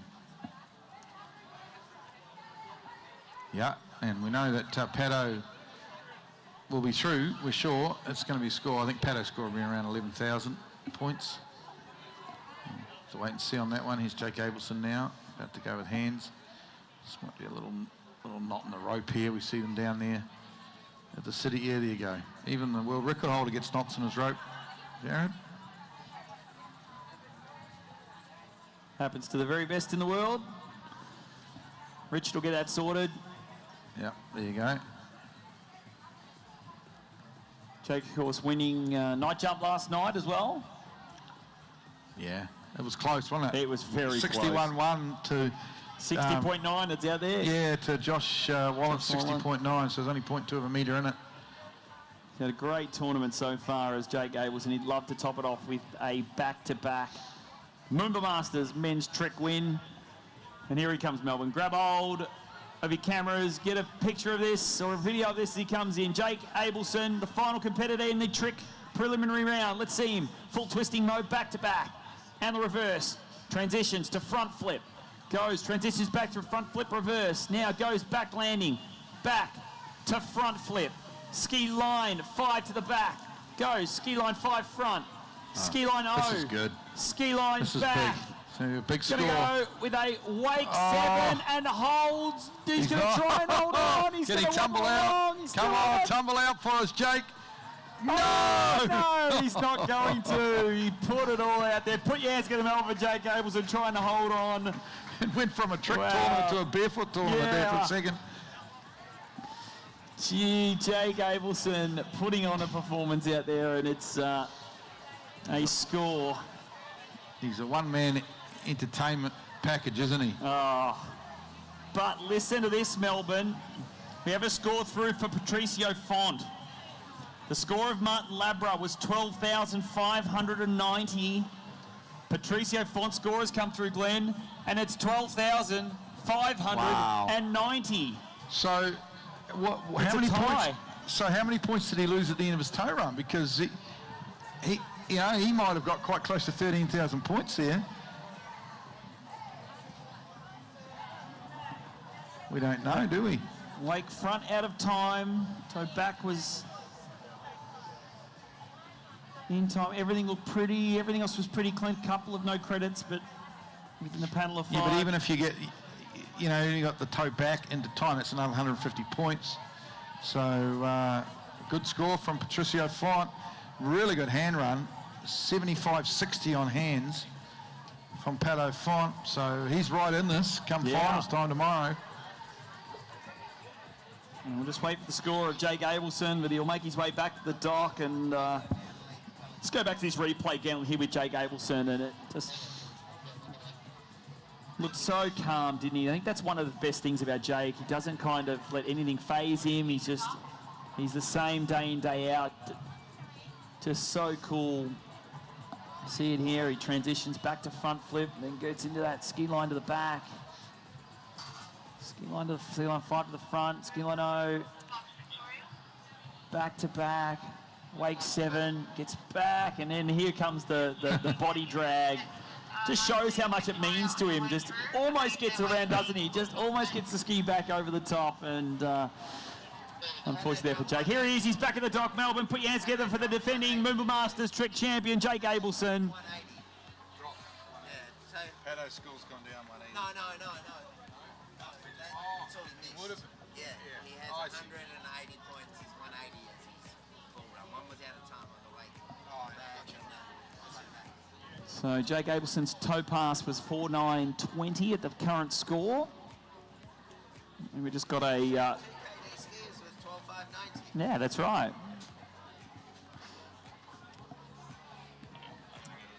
Yeah, we'll wait for this score to come through. We'll give it to you. Getting some love from down there and Jake Abelson. So again, we'll just recap those scores and until we get the score through for Jake Abelson. Going through to the final will be Eduardo Morenzi of Italy. We'll have Bautista Aayumata of Argentina, Dorian Llewellyn from Canada, Matias Gonzalez of Chile, Joel Poland, Great Britain, Martin Labra from Chile, Patricio Font from Mexico will also be going through to tomorrow's MOOMBA Monday final. And Jake Abelson will also, but just waiting on the score. And what is that score going to be? Is it going to be 12,000 points? Don't forget, coming up here for MOOMBA, we're going to also have, as I said, we're in a transit break at the moment. We'll have our wakeboard. We'll have the Nautique G23 coming out. We've got some interviews with some of our skiers and our boat. And we're going to do something with the drivers. Bit of action coming up here from the 2026 Nautique MOOMBA Masters presented by GM Marine. And as I said, score for Jake just waiting to come through.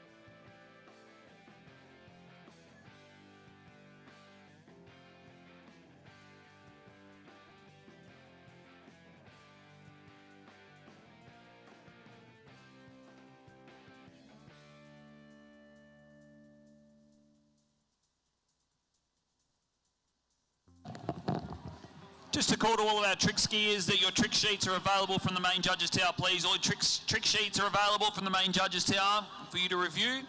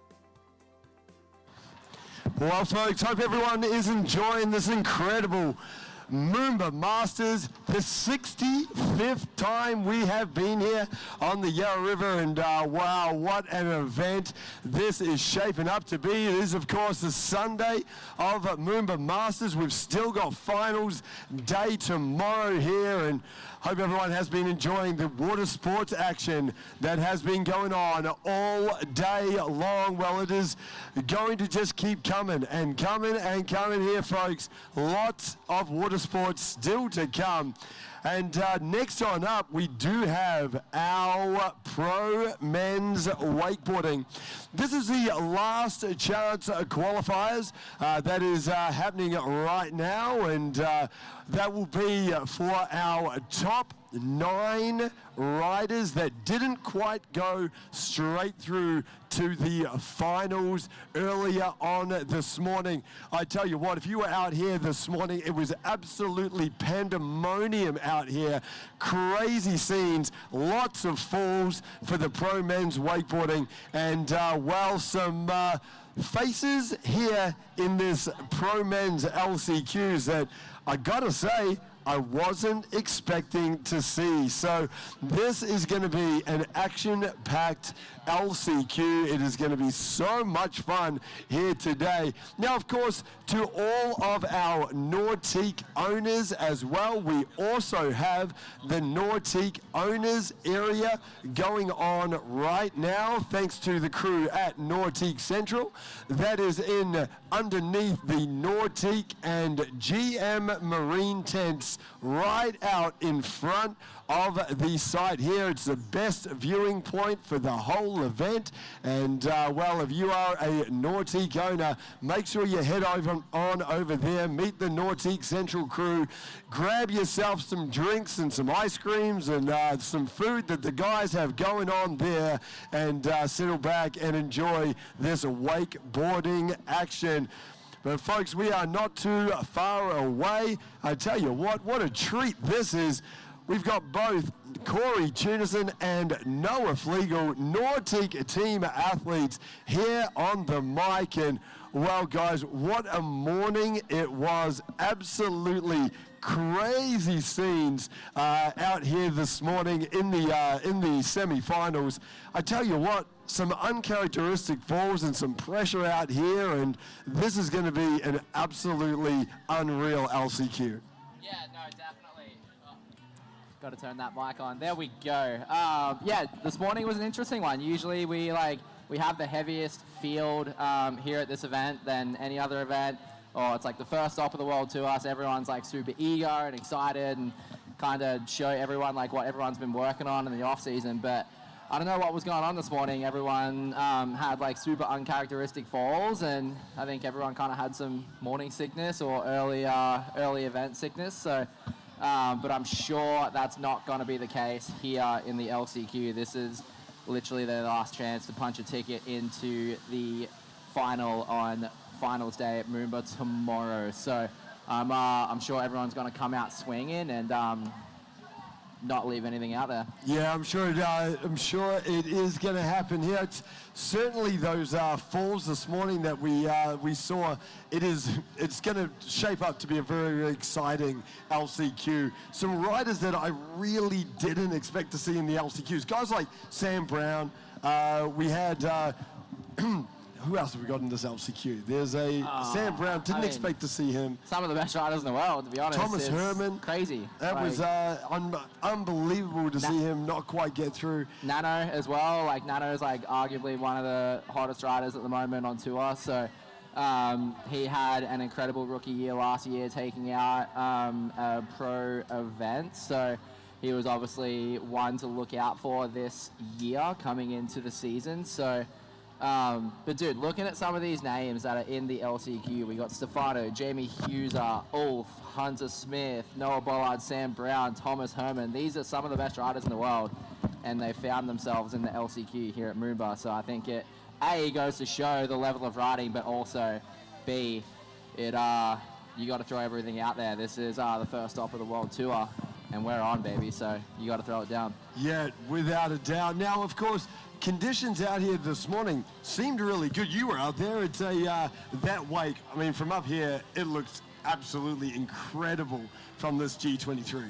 Yeah, no, I'm definitely glad that I'm sitting here right now versus down at the start dock, because this format's pretty cutthroat. There's literally the best riders in the world, and only one of them are going to go through to the finals. So it's nice to be sitting up here with you, Stu, and Noah, and kind of hanging out, having some fun. But this morning, the wake is like always insane here at MOOMBA behind the G23. We have the best conditions. It's always like super deep. Noah, if you want to kind of play that out. Yeah, the water's super deep. Nice. The wake's very big as well. So deep water, big wake, makes a lot of sense. Thumbs up for everyone. So, but yeah, no, the wake was epic. The new G23 looks beautiful out there. The Roswell G23 is throwing some crazy wakes, and yeah, everyone's there was a few riders that threw down this morning, some heavy runs, and I'm sure there's going to be some heavy runs thrown down in this LCQ right now. So peel your eyes to the water. Yeah, well, how this is going to work here, folks, we have 2 heats for our pro men's wakeboard last chance qualifier. The first of the heats is going to have 4 riders. The second has 5. And of course, only 1 rider from each of these heats is going to get to advance to tomorrow's final, where they will join both Corey Tunison and Noah Flegel in that final. So the first 4 riders, let's read out some names, because some of the biggest names in wakeboarding. We got Haruki Komatsu from Japan, Stefano James Camolo from Italy, Jamie Hugheser from Switzerland, and Matti Del Fiadra from Italy. Again, this is going to be a huge LCQ with only 1 of these riders getting to go through.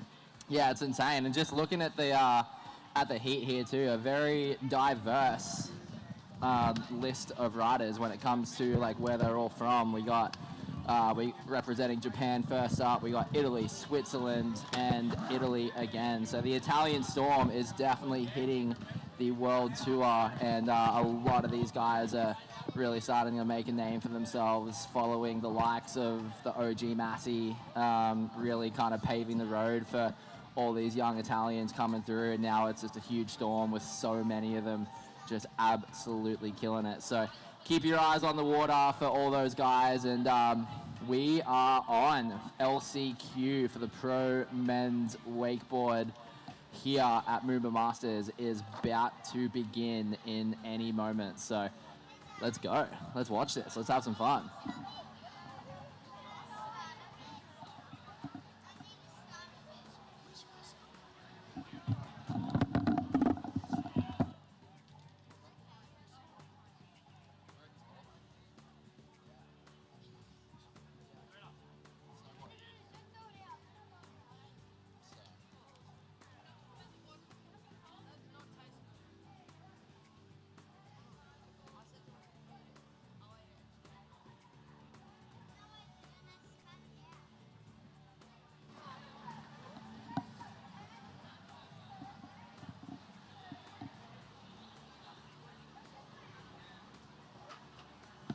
So here we go, as we got that Nautique G23 just getting up on plane right now as it comes under that bridge. We got our first rider in the Pro Men Wakeboard LCQ starting off here. Haruki is going to be doing it big. Let's see what he's got for us here in the LCQ. What do you think, Corey? Yeah, these Japanese riders absolutely killing it. They all have such a unique style, and they all just go so high. They go bigger than anyone else out there. So they all send it, they all go really big, and they all look really good doing it. So Haruki starting off his LCQ campaign today, going indie tantrum to blind, backing that up with the Batwing blind 3 or indie grab, toe side backside 360, whichever one you want. Coming back in on his regular heel side approach now, going nose grab, heel side 7, spinning to winning. Last trick on his toes, coming in with the nose grab, chromo, and you know what? 4 tricks down, nice and smooth. That's what you want to see right there. It's really important with only 8 tricks total that you get every single one in. And each one has a lot of weight, so Haruki's looking pretty good right now with those 4 tricks. He had one little sketchy bobble in the middle of his run there on that Batwing blind 3. Just like you were saying, Corey, these Japanese riders going so big. He almost went a little bit too big and almost overspun that right here as we see the replay. But was able to hold on and continue on with the rest of his first pass. Yeah, just landing in the trough on that backside, or that Batwing backside 360, showing some amplitude and controlling it as well. But if we break down this format, everyone's going to have 4 tricks down, 4 tricks back for a total of 8 tricks. So in a format like this where only one will move through to the final, it is so important to really put down your best 8 tricks, because if you think about it, if you miss one trick, if you fall on one trick, that's essentially probably 13% of your score that you're automatically missing. Plus, by the time the boat gets back up to speed, you're almost missing 2 tricks. So a fall in this format can just be so costly. So these guys really got to be very particular and very cautious on everything, and trying to really put down a solid 8 tricks to really give themselves a solid shot to make it into the final tomorrow here at MOOMBA Masters. So it's cutthroat riding here at MOOMBA on Sunday, and these guys hopefully are going to live up to it and put down some runs. So speaking of laying it down, Haruki coming back in on his second pass, starting out, going the front mob 5. Something you won't see from a lot of the field here. So separating himself, coming back in, going the nose grab, toe 9, grabbing straight off the wake, spinning 900 degrees and just coming up a bit short and going down. But MOOMBA, Haruki is right in front of you guys. Raise your hands, stomp your feet, make some noise for Haruki. Taking a little bit of a hard slam there, Corey. But looks like Haruki's going to be okay. And the nice thing about falling on your second pass, although not ideal to fall, but if you're going to fall, I like to fall on my second pass because that current is going to take you back up course a little bit. So if you look at him right now, he's actually drifting and gaining a couple feet of extra course there, which is going to help him when he gets back up to have a little bit extra time to hopefully make up that fall that he just had there. Especially with a course like this, every inch seems to count, right? Like, so if you get that little bit of extra current pushing you down the course, it's definitely, you'll take it. Definitely to your advantage. Yep. 100%. With the course that we have here at MOOMBA Masters, it is a very, very comfortable 4-trick pass. But saying that, if you do kind of sketch out on one trick or happen to fall, it's not an incredibly long pass to where you can make it up. So it's very comfortable for 4, but you start to scrap when you start falling on a couple things. So let's see what Haruki can do when he's back up on his toes. Opting for the toe 5 over that toe 9 that he went down on, and we can tell he's not too happy with that. He definitely wanted a little bit bigger spin than a toe 5. But hey, he's the first rider. He's first rider off the dock here in the LCQ. Put some pressure on the rest of the pack here, and we'll see how it plays out. Now, for anyone who wants to follow along right here on the banks of the Yarra River or at home, of course, thousands of people all around the world following along at the MOOMBA Masters webcast. Well, you can check that out at moombamasters.com.au and follow along on home. So a big shout out to everyone watching along. Of course, you can get the up-to-date scores by downloading the Ride Line app from the WWA. That's where we get our scores from. It's the first place that you will get these scores for these riders. So download the Ride Line app from the WWA to check that out. Haruki, of course, had that fall and, well, just losing a little bit of that momentum that he had flowing in that pass number 2. But setting up a good score here. That'll be coming through from the judges in just a moment. But really excited about this one because our next rider, we're going to Italy, where they have their a lot of style in the young Italians riding. And of course, Stefano James Camolo, one of the best. This is going to be a very, very exciting rider to watch.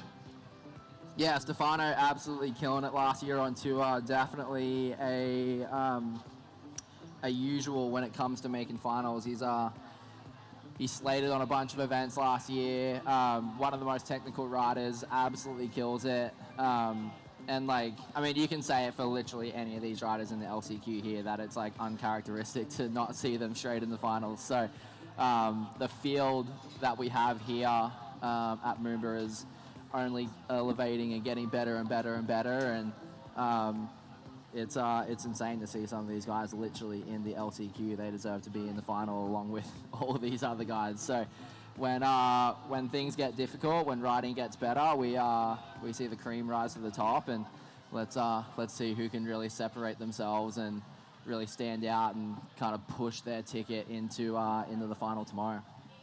Yeah, LCQ like this, when only one rider gets to go through, she's a pressure cooker, and well, excited about this one, folks, because here we go. Stefano James Camolo from Italy. He's on the course now. We got behind the G23, and here we go, folks. Second rider in this LCQ. Here we go as James Camolo cuts in on his heel side edge with a nice big heel 9 and just slips the handle. He's not going to be stoked on that. Like these guys were saying, James is one of the best guys in the world right now, and he's definitely one of my personal favorite riders. He's a real fireball out there on the water. As you saw that first trick, he just has so much energy as he comes off the wake. Unfortunately, all that energy just spun out of his hands, but I have a feeling he's going to come back really strong here. He's a pretty clutch rider.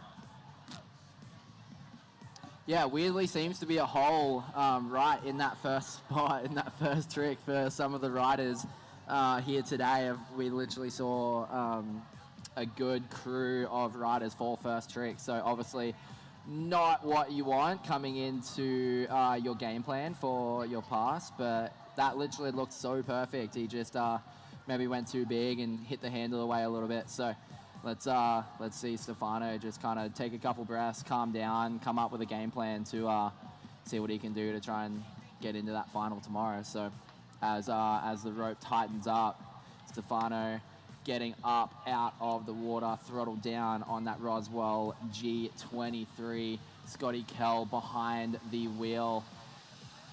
Well, here we go, folks, and he is right here in front of you. These riders can hear your cheers out on the water, so make sure you do make some noise. Stefano Camolo out there and straight back in. How about that? The double back roll, and what confidence to come back after a fall with a double that way. And there was that 900 as well to round out that pass number 1. Stefano James Camolo. Well, after that early fall, what a way to come back. Almost over-rotated that 900. So glad to see him still on his feet and riding through to the end of that first pass. Yeah, definitely coming back up out of the water with confidence, going straight into the double flip, and then backing it up with the trick that he went down on the nose grab hillside 900. So Looking kind of at his overall run right now, he's got 2 tricks down for his first pass. So obviously with that fall, leaving him a little bit behind on the amount of tricks that he's got. But sometimes it can be quality over quantity when it comes to the judges. So definitely 2 quality tricks that he's thrown down, 2 hammers, and he's definitely got 4 tricks to come back with as well. So Stefano still in the game, still has a chance. So let's see what he can do to come back. Yeah, with those riders coming up behind him, I know he's probably sitting in the water right now, knowing what talent is to follow. So I have a pretty strong feeling he's going to come back and throw some of his absolute hardest tricks and just go for broke. What do you think, Corey? I mean, he could play it safe, but I think Stefano's probably going to send it. Yeah, I mean, like in his position as well, he's second off the dock, and he's got 2 people behind him. Only one goes through. You have no idea what the riders are going to do behind you, so you can't leave anything else out on the water. You have to throw it down. You have to do the best you possibly can to put yourself in the best opportunity to make the finals. So Stefano, knowing that he's got 2 incredibly good riders behind him, I doubt he's trying to play the game right now. He's just trying to throw down his best stuff, and let's see what he can do. And Starting he off with is nice back mob 5 there, nice and clean. That's a big trick as he comes back in on his toes for a crow mob. It looked like he wanted to do a crow 5 there, just under rotating 180 degrees, but keeping it smooth and creamy. Here he comes again on his toe side edge with a nice toe back 5 and just going down. And that's going to be the end of Stefano's campaign here in the LCQ. An unfortunate fall. We know he's not too happy with that, but this is shaping up to be an interesting LCQ. Yeah, it sure is. Well, as we look to that replay, there was that crow mob, and as you mentioned, Noah, looked like he was looking for that crow 5, unable to get that last rotation, but this here, going the toe back 5, and unfortunately just, well, getting a little back on his board in that landing and unable to ride away from it. This is going to be really interesting because, well, there were, you mentioned before, sometimes it's quality over quantity. He definitely had some quality tricks in there.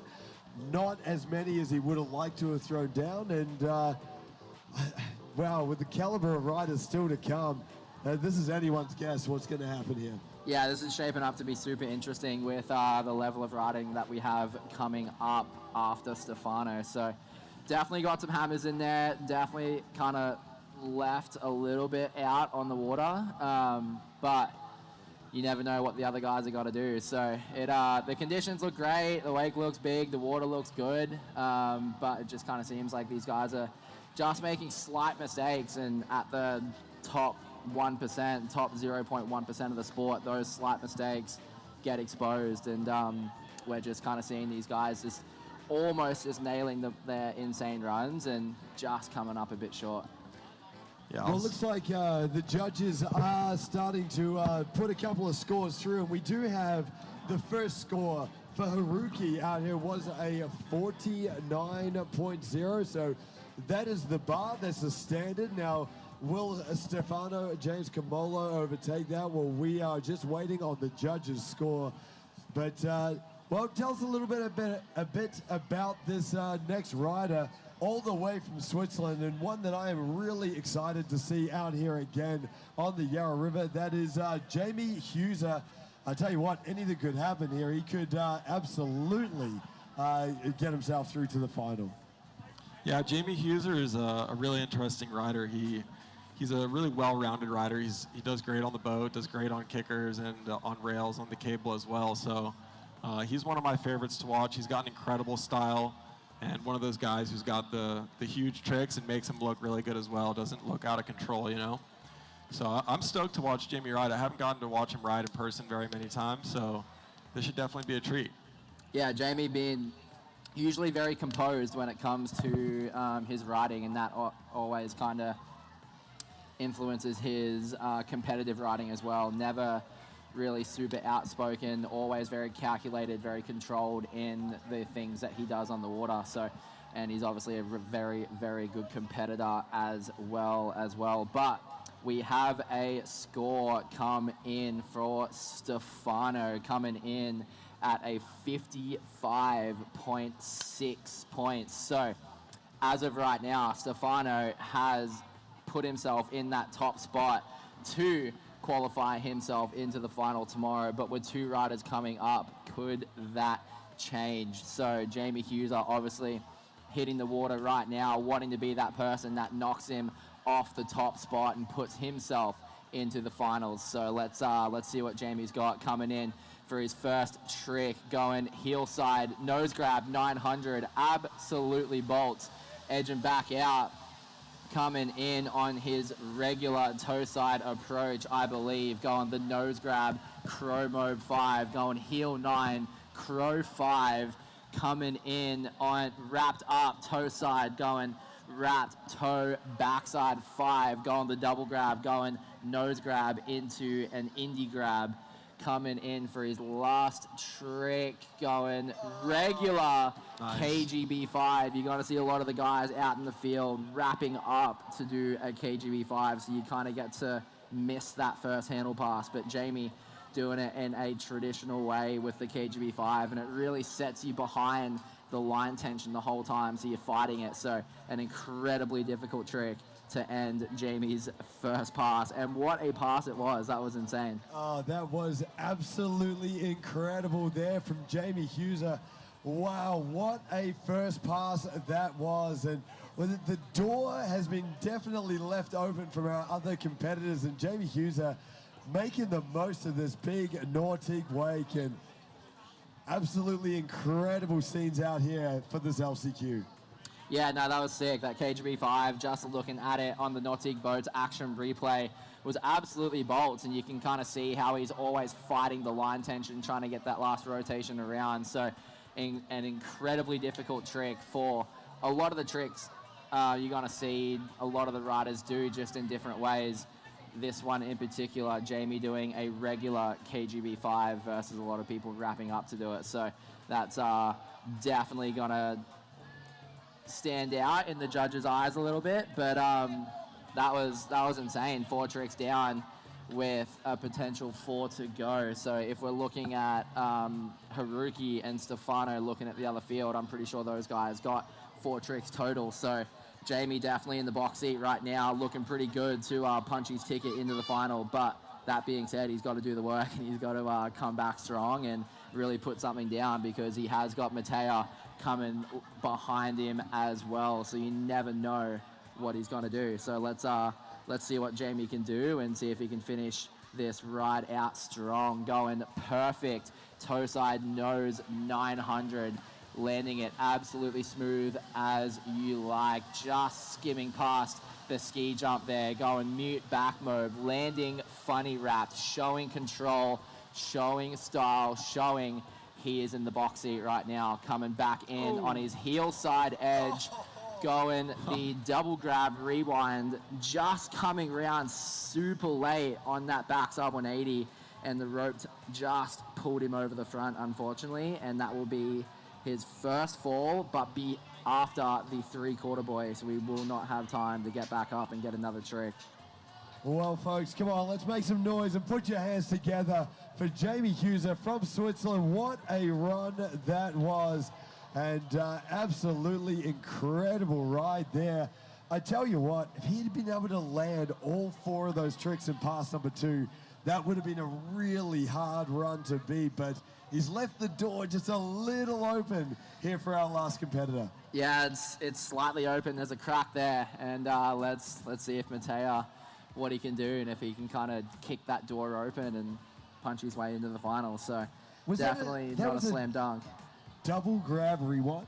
Yeah, and once again, Jamie doing it very traditional. A lot of the guys are going to wrap up and do a rewind, where doing it handle pass, you got to create that momentum off the wake a little bit more, which is more difficult. So even though Jamie's doing a lot of the tricks that a lot of the field are doing, he's doing them in more difficult ways and arguably more traditional ways as well, which is really cool to see.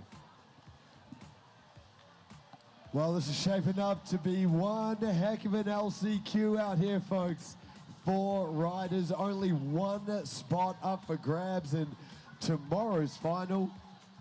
We're just waiting for a score from the judges, but Jamie Hughes has got one hand on that last spot, or one on that spot in tomorrow's final. We've got one more rider to come, and that, of course, is Matteo Della Fiadra from Italy. He's our next rider, the last rider in this first LCQ, and certainly one to watch. This is going to be an exciting finish to what has been a pretty epic LCQ number 1.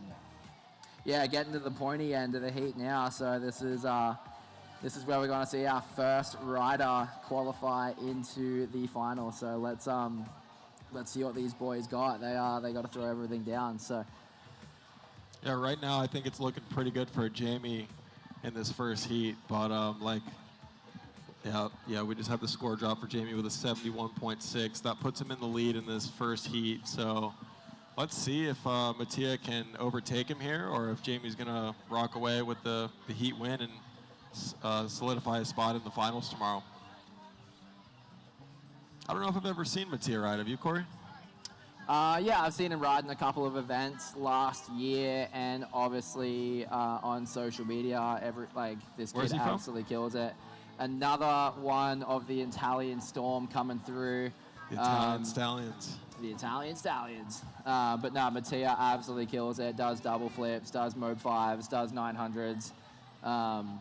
Maybe even does 1080s for all I know. So, whoa. I mean, all these guys are just they're the best riders in the world, and they're the reason why they're here at MOOMBA Masters for the first stop of the World Tour. So let's see what he's got, eh? Starting off with a nice big Moby Dick. Not getting a grab on it, but keeping it nice and smooth as he comes in again on his switch heel side edge for a switch heel side 720. Sticking it pretty clean. Little hand drag there, but pretty clean overall as he comes back again on his heels with a rewind. Oh, just almost slipping out, but hanging on to it as he comes in here for his last trick of his first pass here in the LCQ. Again on his heel side edge, so 4 heel side tricks with a nice back mob, and he sticks it.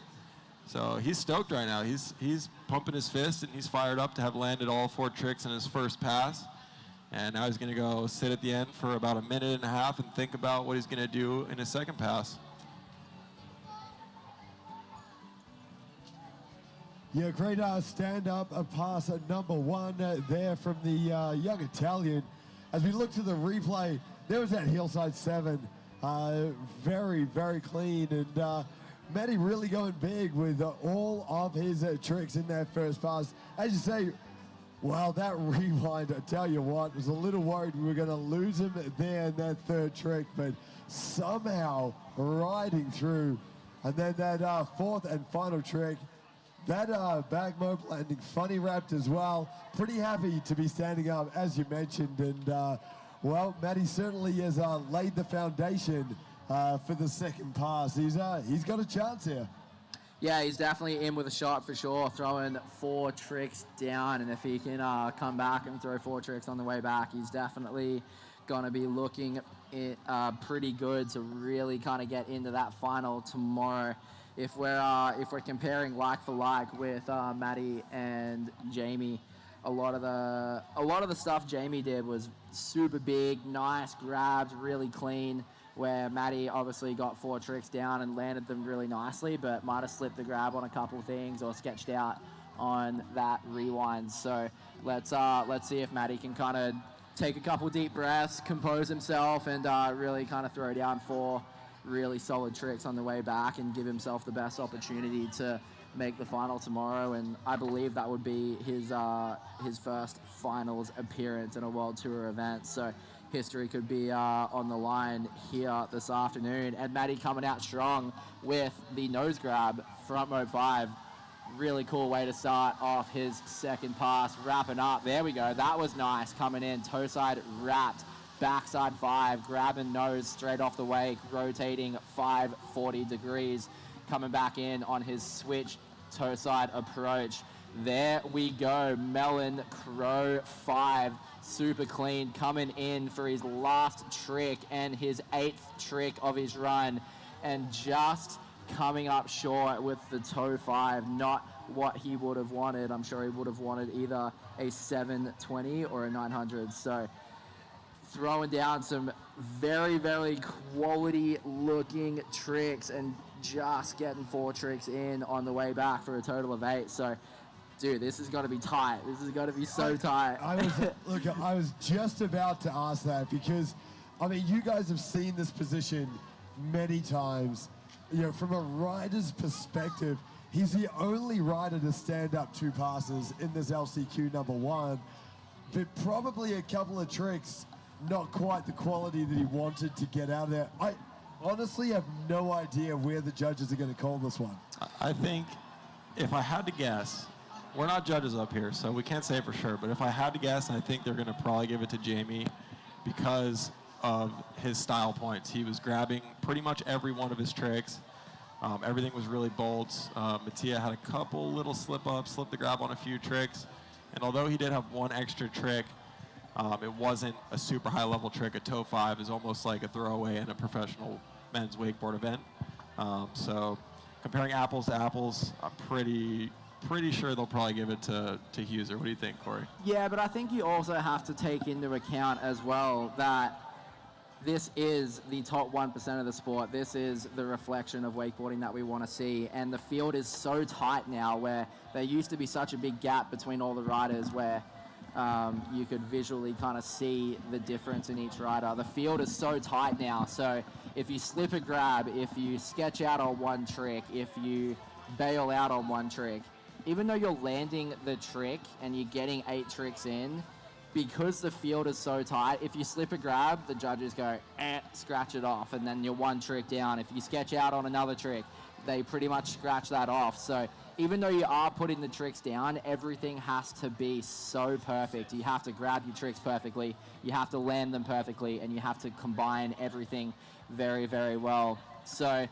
with that said, we have scores in, and we have our first person that has made the final. We'll go through the heat. So Haruki starting off with a 49.0. Stefano coming in with a 55.6. Jamie Huser coming in with a 71.6.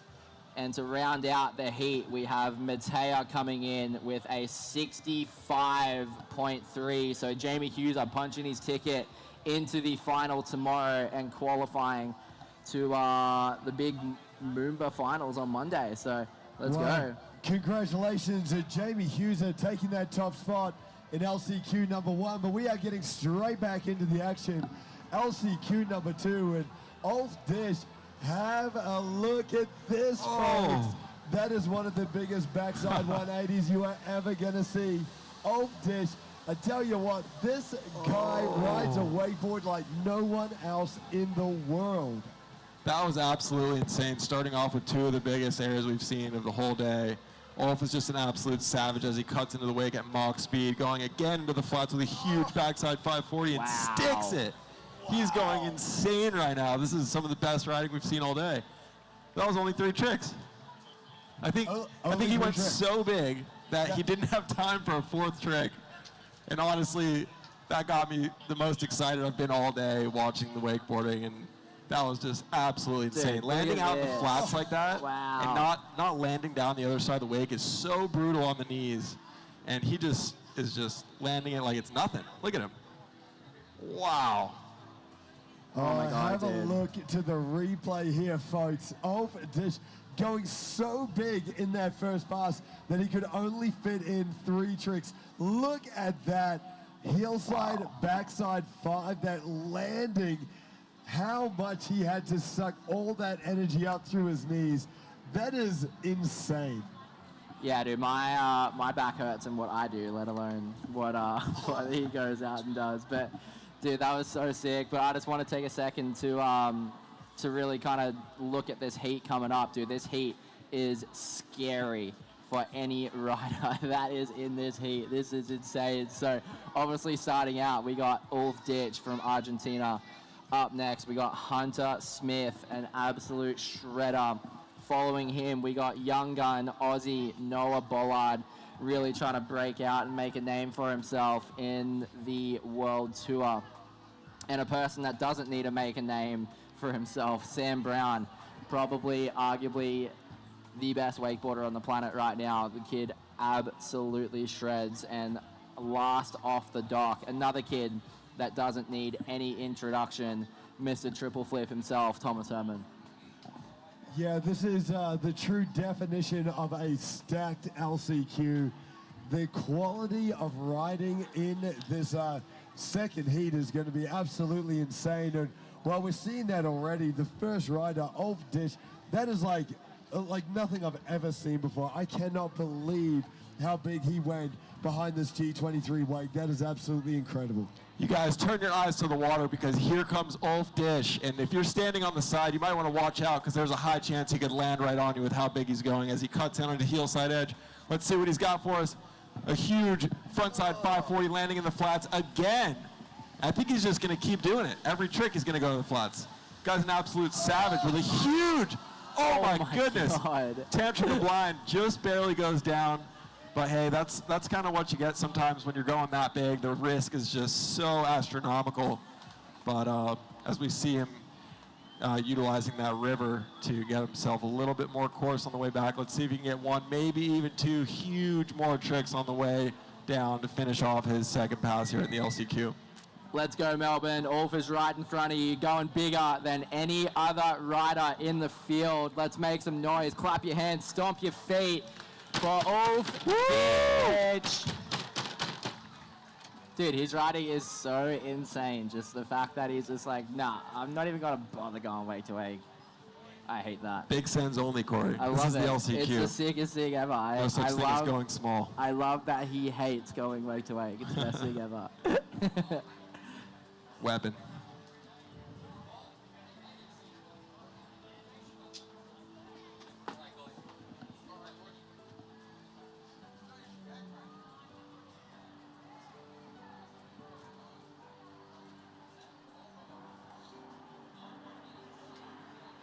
All right, well, here we go, Melbourne. We are back on the water now with Ulf Dish from Argentina. Come on, let's make some noise. As he comes up on the water, he's got one more trick to come. This is some of the most explosive wakeboarding you are ever going to see. One more trick. What is the big finisher? On his heel side edge now. And, oh my God. Oh my God. He had it. Heel side tantrum to blind right out into the flats and somehow not able to handle that landing. But once again, that is incredible riding, going bigger than I have ever seen anyone on a wakeboard. Oh, man. He was so close there. He was like fully standing up again, but just had a little bit too much line pressure, line tension, and just pulled him over. Let's hope that he's all right. He's taking some time to get his boots off, but going that big, like I said, it's just so brutal on the body. The amount of force that his knees and back have to take when he lands is astronomical. So let's hope that Ulf's all right, and we'll be looking to see our next rider up here soon. That line tension that he is dealing with when riding that big it's like a whole nother sport, right? Like that is just something completely different than what we see from other riders here today. 100%. I think it goes to show that, like, I think it's a direct reflection of the progression of wakeboarding over the years, where you could kind of make the comparison to the guys that used to ride on really, really small wakes and really had to build a lot of line tension and create their air time and they really had to travel far and go to the flats to maximize the time they could get in the air. Versus now, with the wakes being so big is what it is, everyone's kind of going very up and down, very vertical, where Ulf has kind of taken that old school approach of building that line tension and really projecting himself out. And what that does is it literally just creates an incredible amount of line tension and really restricts you from allowing yourself to rotate and kind of do those like crazy spins and double flips and stuff like you're gonna see. So it's a very, very different style of riding. And it's just so sick that we have such an incredible field that all rides so differently, but are all so technical in their own way. I gotta say, it's a bit of a crowd favorite as well, man. Every one of those tricks, you almost heard a gasp from the crowd as he was flying that far through the air. It was absolutely incredible. And talk about this crowd out here. MOOMBA Masters, it's really building here for this Sunday. We have a massive crowd on the banks of the Yarra River right now. I tell you what, these riders will be loving it out here. The noise will be deafening from the water. Yeah, no, Melbourne, this is by far the best event that we get to compete in on the World Tour crowd-wise. Like, you guys are incredible. You guys show up with so many numbers every year for MOOMBA. I think there's like always a couple 100,000 people here on the banks for MOOMBA finals on the Monday. So for us, it's almost, because the river is so narrow and everything's such on top of the water here, it's almost like comparing it to competing in a stadium. It's so loud. You guys are screaming, cheering. There's like roller coasters going everywhere. There's guys screaming on the roller coasters and stuff. It's like literally distracting how loud it is out here, and you guys always do such an incredible job. So hats off to you guys, Melbourne. But that being said, we are back into the action with Hunter Smith, the Canadian, out here coming in, going front mob first trick, and unfortunately going down on his second trick on the chrome mob there, just kind of passing the wake a little bit. But he's happy, he's putting his hands together, and so should you, Melbourne. Put your hands together for Hunter Smith. That was a pretty interesting way he went for that chromo. I almost thought he was going to be doing like a Tootsie Roll and then pulled it back at the last second into that chromo as we watched the replay here. Kind of a unique style. Yeah, going stale fish. So obviously coming in two hands, dropping your backhand off, grabbing stale fish, and then actually having to pass the handle mid-air, which is something that you don't usually do when you're doing a regular chromo. So obviously changing things up a little bit, adding some difficulty, adding some variety, and just caught Hunter out there, unfortunately. But that's his first fall, and he's still got a lot of real estate. So let's see what he can do. Have you ever tried that? Chromo like that with the stale fish? Maybe like once or twice. Definitely. I wonder if anyone's ever done it to 5. That would be crazy. That's like a Sam Brown trick right there. Yeah, if someone's done it, it's probably Sam. That kid can rotate in the craziest ways. But Hunter's hyping up the crowd right now, Melbourne. Let's see your hands get together and fire it up for Hunter Smith as he comes in, wrapped up, and he's bringing the energy.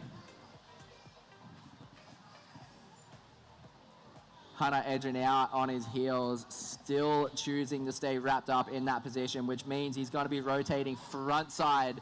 Oh my God, that was so sick. Wrapped Pete 5 all the way into the flats. Super uncommon to see a Mob 5 going all the way out into the flats. That'll probably be the only one done today.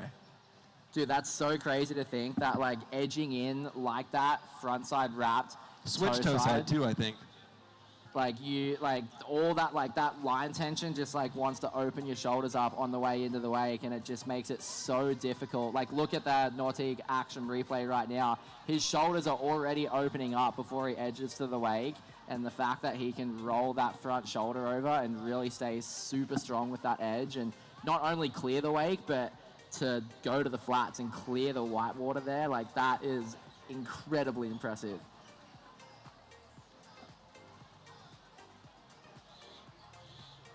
Yeah, you heard from the excitement on your voice there, Corey, as that came, as Hunter landed that wrapped Pete 5. Just exactly how special that was. That's a trick. I don't know that I've ever seen that at MOOMBA down here. I don't think I've ever seen that in competition ever, like a wrap Pete 5 to the flats like that. That was insane. That was so cool. Like Gunther does like wrap Pete 5s, but like to the flats like that. Yeah.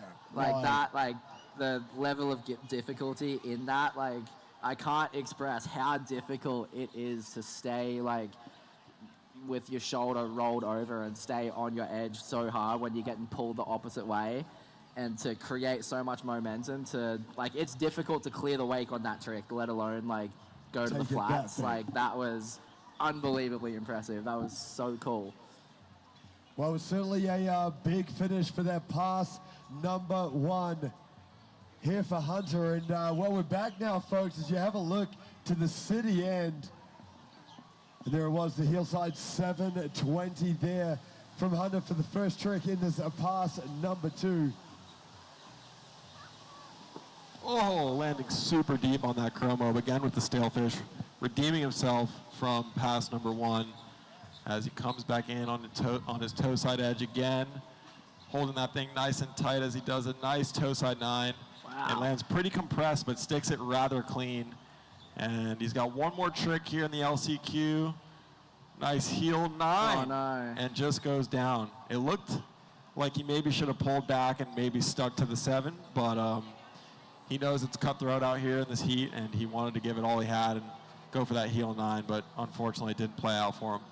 Yeah, honestly kind of looked like he just rushed his approach a little bit. I don't know, like, if he saw, like, the end boy or something and felt like he didn't have as much time as he thought that he did, but, like, going through his run right here. But it honestly kind of looked like he just, like, didn't get the time to set up for the trick as much as he would have liked and almost kind of just rushed into it, unfortunately. But coming in, going the toe 9, nice and big and solid.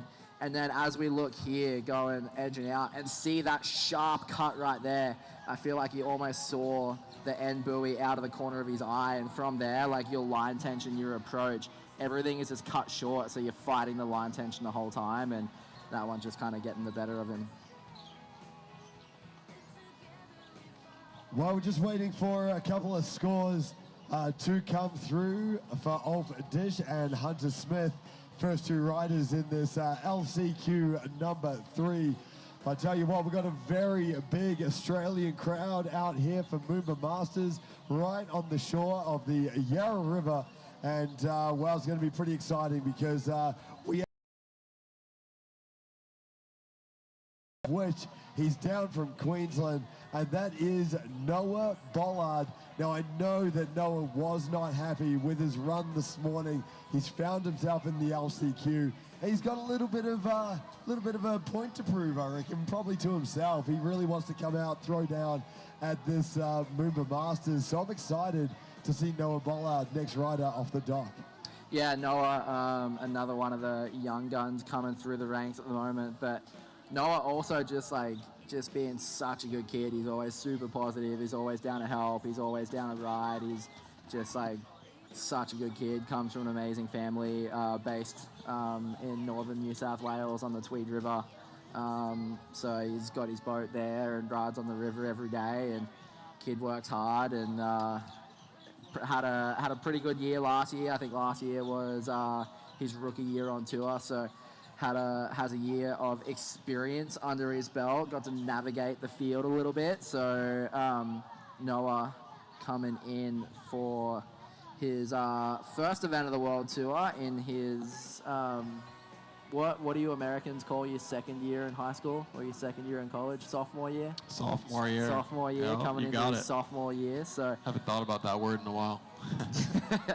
Hence why I didn't know it. Nice work, Corey. Thanks, mate. What do they call it here? Just, what would it like, year 10? Year 10? I don't know. I haven't been to school in a long time. Eyes to the water, guys. Here comes Noah Bollard going huge on his heel side edge, starting off big with a heel 9. That's what he likes. That's what we like to see right there. Come on, Noah. Let's go. Let's go. All right, Melbourne. Let's back our Aussies through. And, oh, my God, Noah going absolutely big. Too big for that Crow 5, bailing out for a Scarecrow. So got a solid trick under his belt with the heel 9 coming in with a bail for that Scarecrow. But third trick down, boosting for that double cab roll, going 1-2 flips and coming back around. And Noah, unfortunately, going down on the rewind.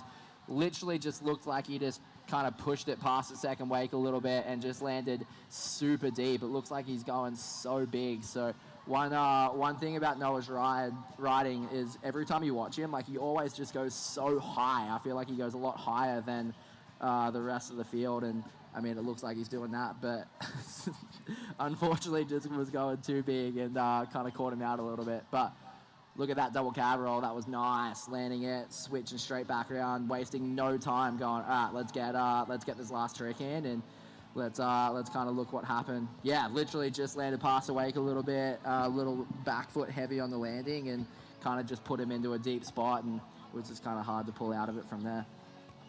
going really off axis for that rewind as well. Like that board way out behind him. So it was what a run that was. Certainly Noah holding nothing back and well, throwing it, which you have to do. I mean, in LCQ, there is no second chances. So Noah out to prove a point. He is absolutely firing out here today. Love that double cab roll. Really clean. That 900 straight out of the blocks.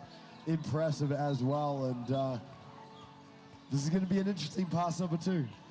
Yeah, dude, this heat's scary.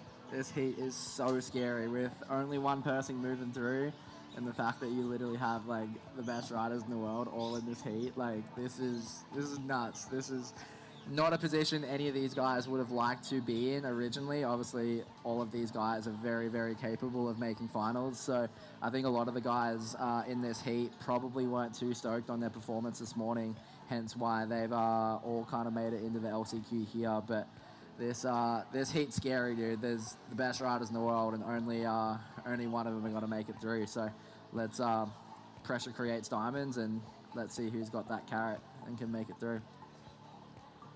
Well, we're not too far away from Noah Bollard's pass number 2 here, folks. We're going to have that G23 from Nautique Boats heading down from the city end underneath the GM Marine Tower. And, wow, this is going to be a very exciting finish to the last half to this LCQ number 2 with our last few riders here.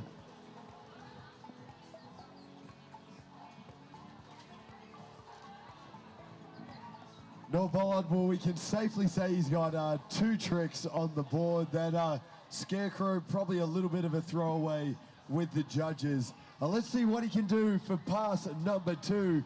Well, here we go. The G23 in course. This is Noah Bollard's second pass. Come in on his toe side edge with a nice big toe 9, almost over-rotating to 1080, but just unfortunately for Noah slipping the handle. And unfortunately, that's going to cut it for him, as that was his second fall here in the LCQ. But he was off to a hot start. Unfortunately, couldn't complete his campaign here, but I was impressed with that first run. He looked really good.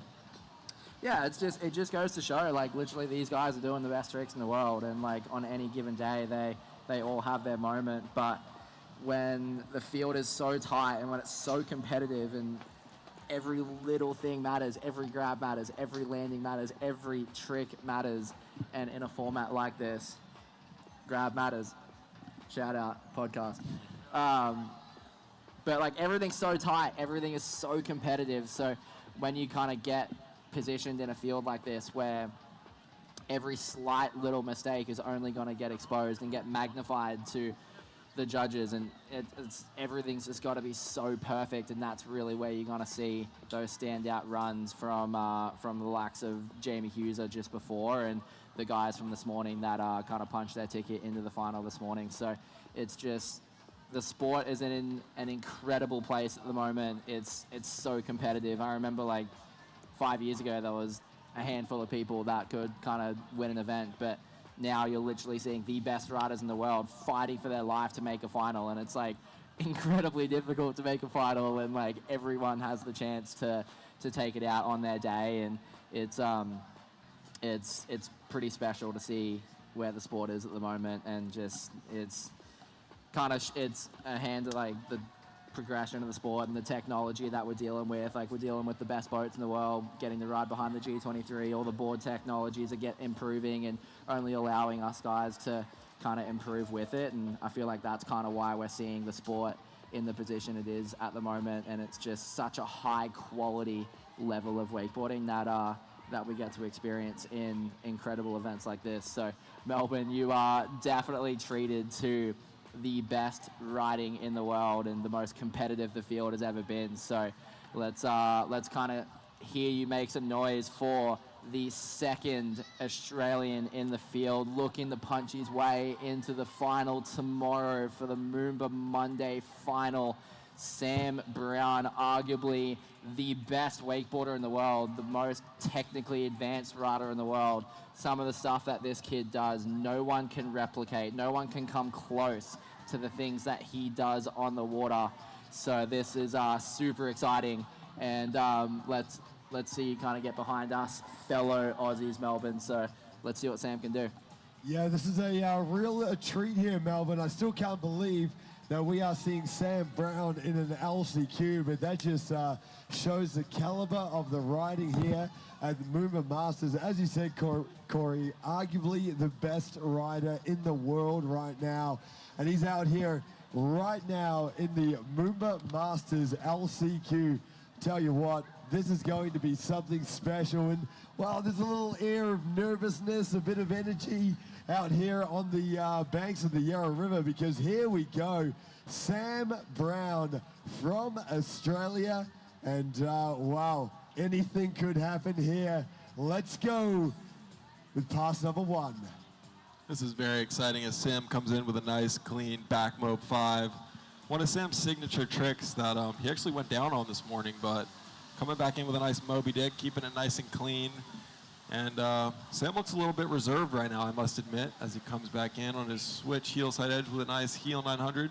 Picking up the pace a little bit. That was sick. Going heel 9, grabbing nose straight off the wake, rotating 900 degrees, coming back in on his switch heel side approach, spinning both directions, going the heel side 720. And that is a solid stand-up first pass for Sam Brown. Believe it or not, that is probably like a C run for Sam. That was just really cruisy and easy for him. So it looks like he's just trying to put something solid down and make sure that he advances to this next round. But it's a kind of a risky gamble with a rider like Thomas Herman coming up behind him. Yeah, Tom definitely a wild card. I feel like he can upset the entire field with some of the stuff that he can do. And then being best mates with Tom, I feel like I'm implied to say that he can sometimes put himself in LCQ positions as well. So all these guys are some of the best riders on their day, and let's see what they can do. But Sam definitely, I wouldn't say holding back, but being very composed and very calculated in his performance so far here in the LCQ. So. But his job is not done. He still has 4 tricks to come back, and if he wants to kind of close the door on Tom and really kind of put himself in that top spot and protect his spot to make it to the final, he's got to come out swinging. So let's see what Sam can do. Yes, it's going to be a really exciting finish here for Sam Brown's run, because, I mean, he laid down that incredible first pass. But I tell you what, he's still got work to do if he wants to shut Thomas Herman out. This is going to be a very, very exciting finish here, folks, to what is probably the most stacked LCQ in Pro Men's wakeboarding of all time, to be honest. This is an absolutely insane field. And here we go. Have a look on the water down towards the city end, because Sam Brown is back with his pass number 2.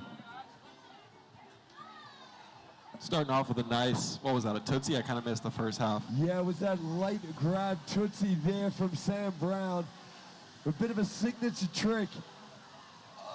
Nice crow 5 there, smooth as you like. Keeping it nice and clean as Sam comes back in for this 3rd trick in his 2nd pass on his heel side edge with a nice double cab roll. Puts it down like nothing. I remember when the first double flips were being done in competition, it was a huge deal. And now Sam's out here just doing it like nothing, but just going down on a back 5 on his last trick there, leaving the door a little bit cracked open. So it'll be interesting to see how this heat shakes out. Well, folks, we promised an action-packed LCQ, and that is exactly what we are getting here. Unbelievable riding there from Sam Brown as we look to the replay. But that last fall, this is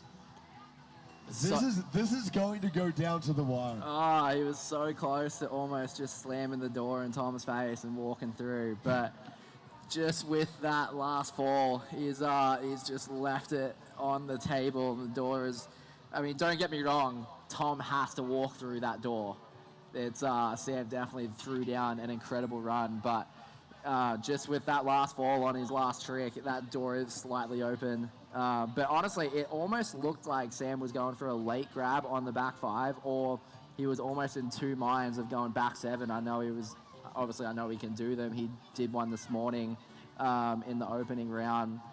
So it was almost like he was in two minds. He has too many options of what tricks he wants to do when he takes off the wake. He can just do too many things. So unfortunately, Sam going down, it was so close to just being such a perfect run. You look at everything Sam does, everything's grabbed to perfection, everything has landed so perfectly. So everything was looking so good, and then unfortunately going down on that last trick and just leaving the door open. But like I just said before, Thomas Herman coming up last off the dock, and even though that door is slightly left open with a crack, Tom's got to walk through it. He's got to do the work. He's got to lay it down and really kind of kick that door open and barge through if he wants to make it into the final. So definitely not going to be a walk in the park for Tom. He's still got a lot of work to do. So an unbelievable run by Sam Brown. We'll get ready for a big finish here, folks, because we have one rider left in this pro men's wakeboard LCQ.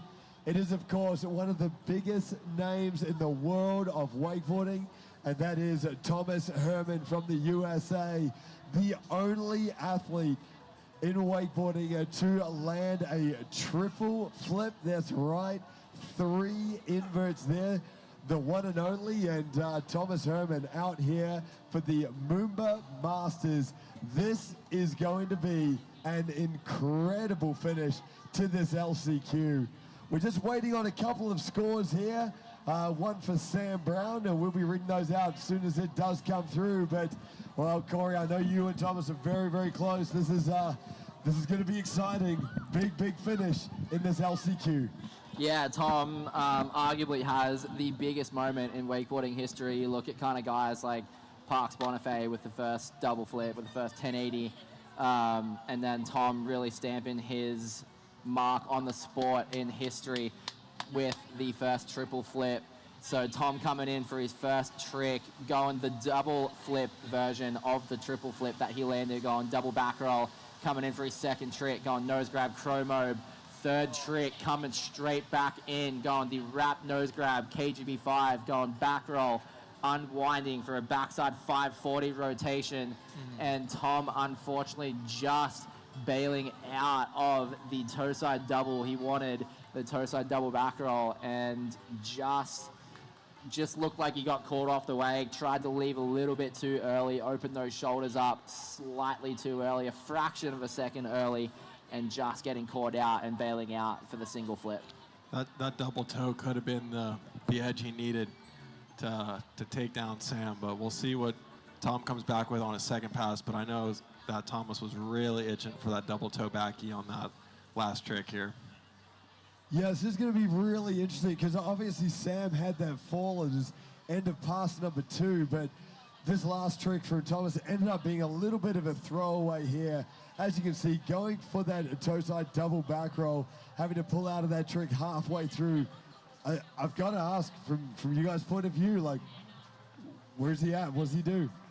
I mean, where's he at right now? I know everything has to be absolutely perfect if he wants a slight chance of making it into this final. They're practically both have one throwaway when it comes to tricks. So Tom's got the toe side back roll, and Sam has that fall on his 8th trick. So right now, if Tom wants any chance of making it into the final, he's got to go hard and he's got to be perfect and throw down the best possible things that he can do, and he's got to come back charging. Yeah. Well, we do have a couple of results in here, folks, and we're just going to read out our top score. And the man who is right now sitting in first place is Sam Brown. He's got a score of 80.6.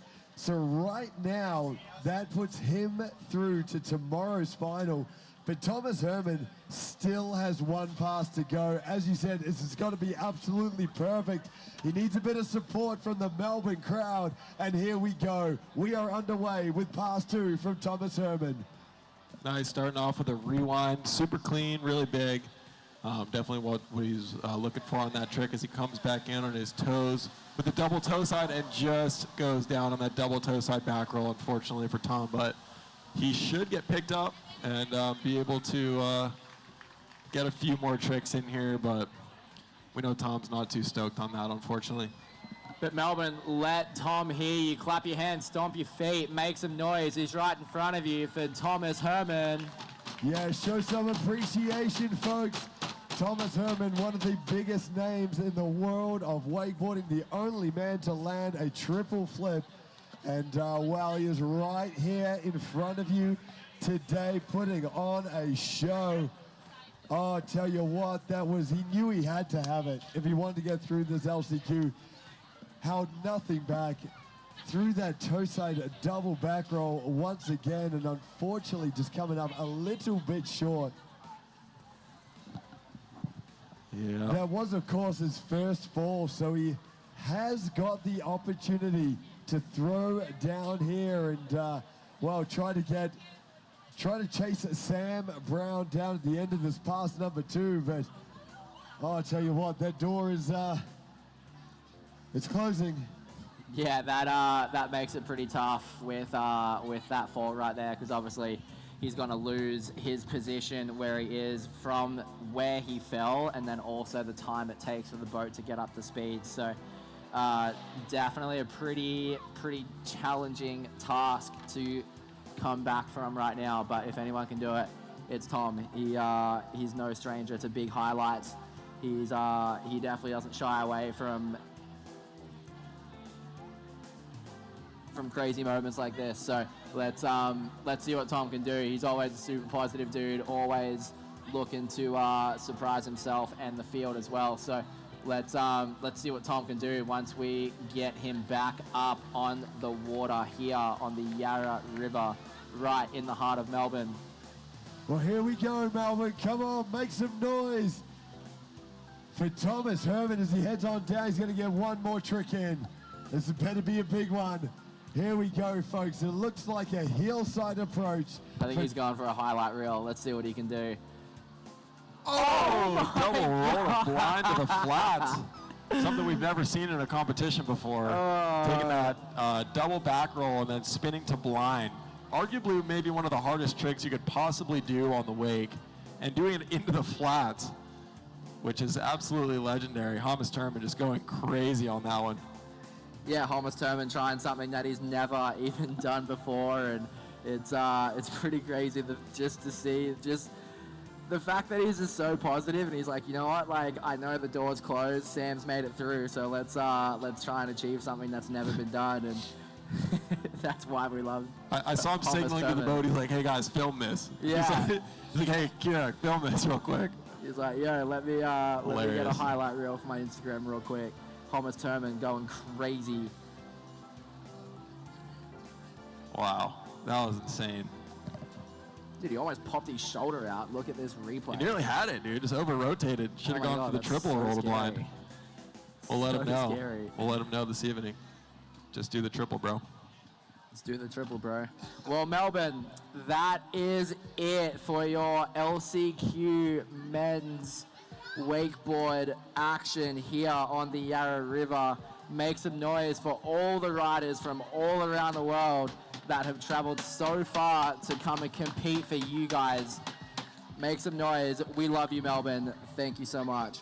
Yeah, what a competition it was. And we're just going to confirm that one. So for the final here on Monday, it is going to be Sam Brown, Jamie Huser, and then, of course, Noah Flegel, Luca Kidd, Corey Tunison, Daniel Johnson, Tyler Hyam, and Nick Rapper. That is going to be an absolutely massive pro men's final out here right in the middle of the day for the MOOMBA Masters final day on Monday. To both of you guys, Noah and Corey, thank you guys so much for joining us in the commentary. Great to have you guys here. Of course, Nautique athletes, and we cannot wait to get our support behind you for tomorrow's final. Good luck, guys, and cannot wait to see you out there. Always stoked to be here. Thanks, Stu. Yoo-hoo!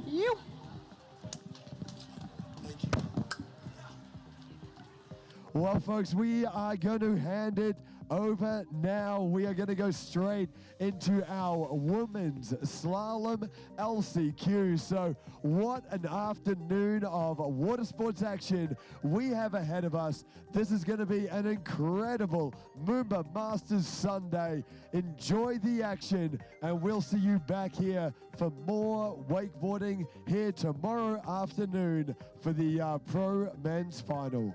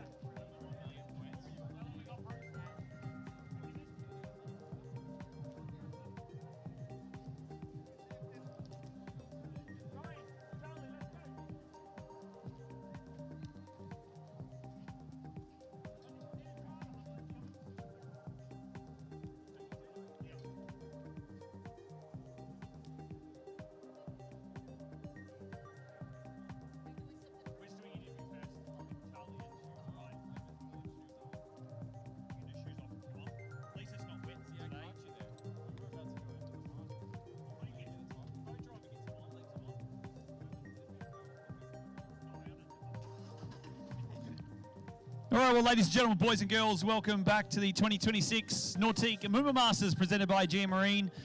We are going to have a bit of a chat with some of our athletes, some of our Nautique athletes. We're going to sit on the back of this brand new ski Nautique and chat to Charlie Ross and Ryan Dodd, who are, of course, big brand representatives. We'll see Charlie in the slalom event tomorrow. You made it through to another MOOMBA Monday final, Charlie. You're the defending MOOMBA Masters men's slalom champion. How does it feel to get through to MOOMBA Monday? Yeah, exciting. I mean, that's sort of the goal through prelims and leading up to it, and so exciting. I mean, every skier dreams of a MOOMBA title, and so I got to do that for my first pro win last year, and we're trying to go back to back. Let's do it. I mentioned during the preliminary round that if you do win again, you get to throw me in the Yarra. Are we still on? Is that bet still on? Well, I mean, that's up to you, because that was the bet last year, and you bailed out last minute, so I don't know if I'm going to give you the option this year if it happens. Now, we're out in the middle of the Yarra. Does being out here and watching what's going to happen in this next sort of this LCQ going to help you at all for tomorrow? Because we're going to be slaloming similar times tomorrow afternoon. Yeah, I mean, you would think so, but at the same time, it changes so much. Like in junior, we skied around similar times each day, and they felt completely different. And so that kind of adds an element of excitement. I mean, you know, your first couple passes, you're feeling it out, and on the for the fans on the shore, it makes it more interesting where there is no gimme pass. Anyone could go down at any moment, and so it makes it more exciting. I mean, I'm ready for it. And Ryan, for you jumped 69.9 meters yesterday. Got yourself through to another MOOMBA Monday final. Have we got a little bit more in the tank when it comes to the final tomorrow? I mean, the final tomorrow is it's going to be a special day. I definitely felt my I guess my magic yesterday. It was at least comprehensible, and honestly I was just scared, like my first time here yesterday, getting on the water, trying to line my skis up and get over the ramp, and I got myself 69.9, and super grateful to be behind the brand new Nautique on the Yarra. There's some special energy here, and I tapped into it a little bit. I think this is my 22 years ago, I came here my first time, and I was laying in bed yesterday morning, and I'm like, I've never just absolutely sent it here. I've really not connected, and that's what I envision for tomorrow. Just talking about this boat, this is brand new. It's the pinnacle of our sport now. It's the high standard. How does it feel to get to ski behind these back at home in Orlando, and then come all the way to Melbourne and have exactly the same boat that you get to ski behind here at the MOOMBA Masters? It's what I've dreamt of my whole life. I got to be a part of designing this boat and testing it at the factory, and I've had one since they started coming off the production line, and super cool to come seamlessly from home right here to the Yara and have that beautiful support in the air. And the distance looked pretty big yesterday, but the baseline's a little higher because this boat's strong.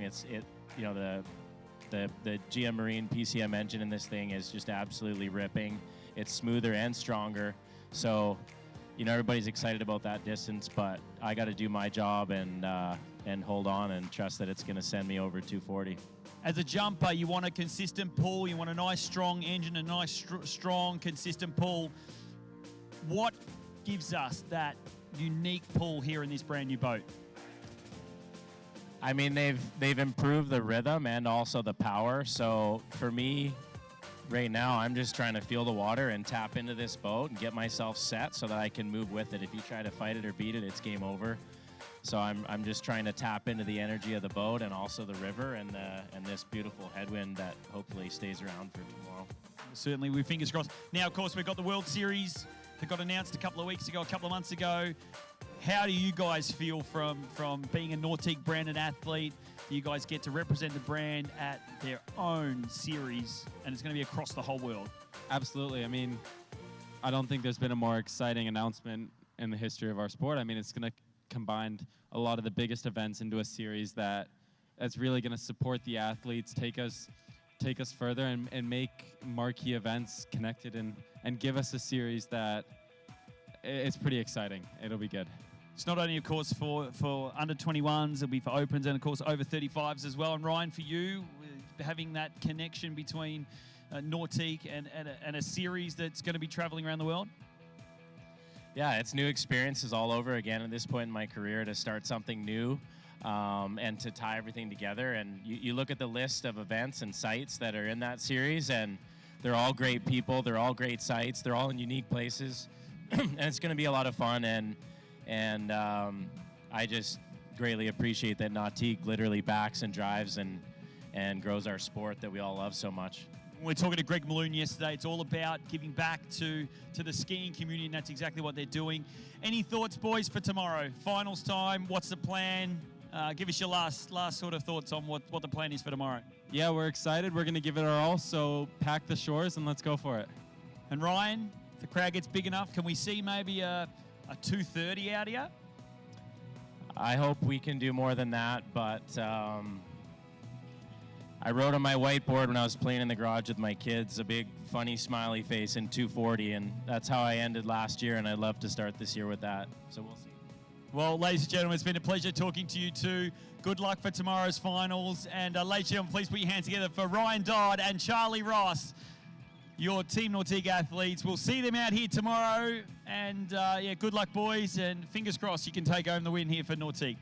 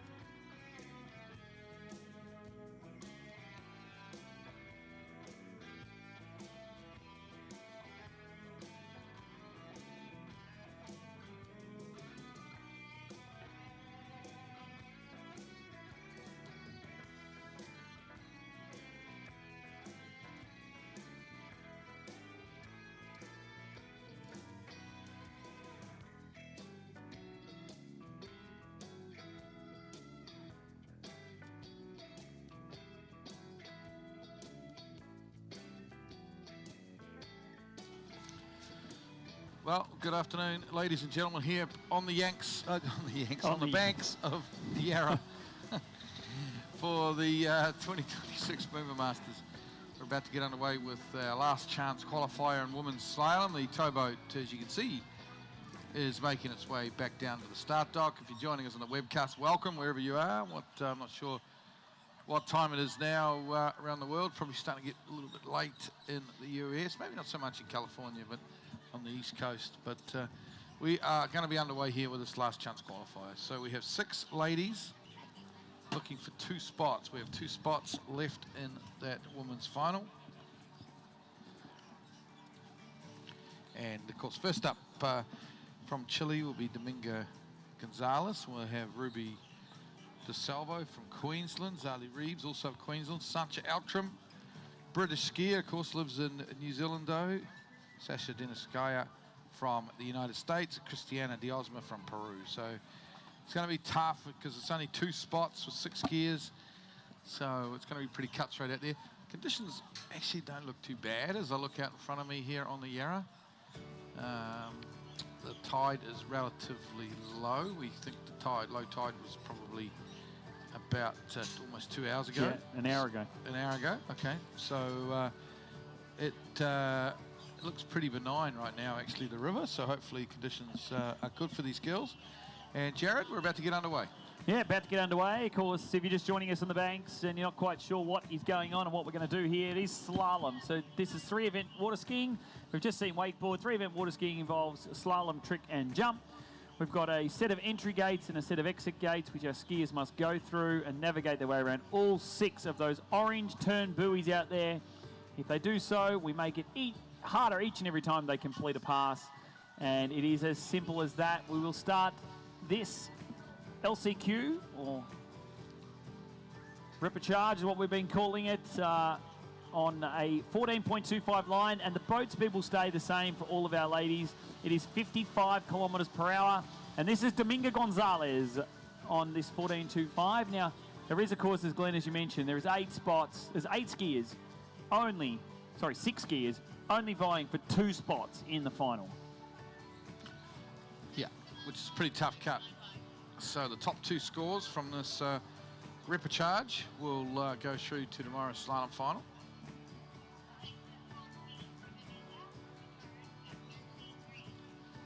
Given the conditions out there, I expect that the cut will be relatively high. Probably somewhere, maybe a couple at 11 or something like that, I would think.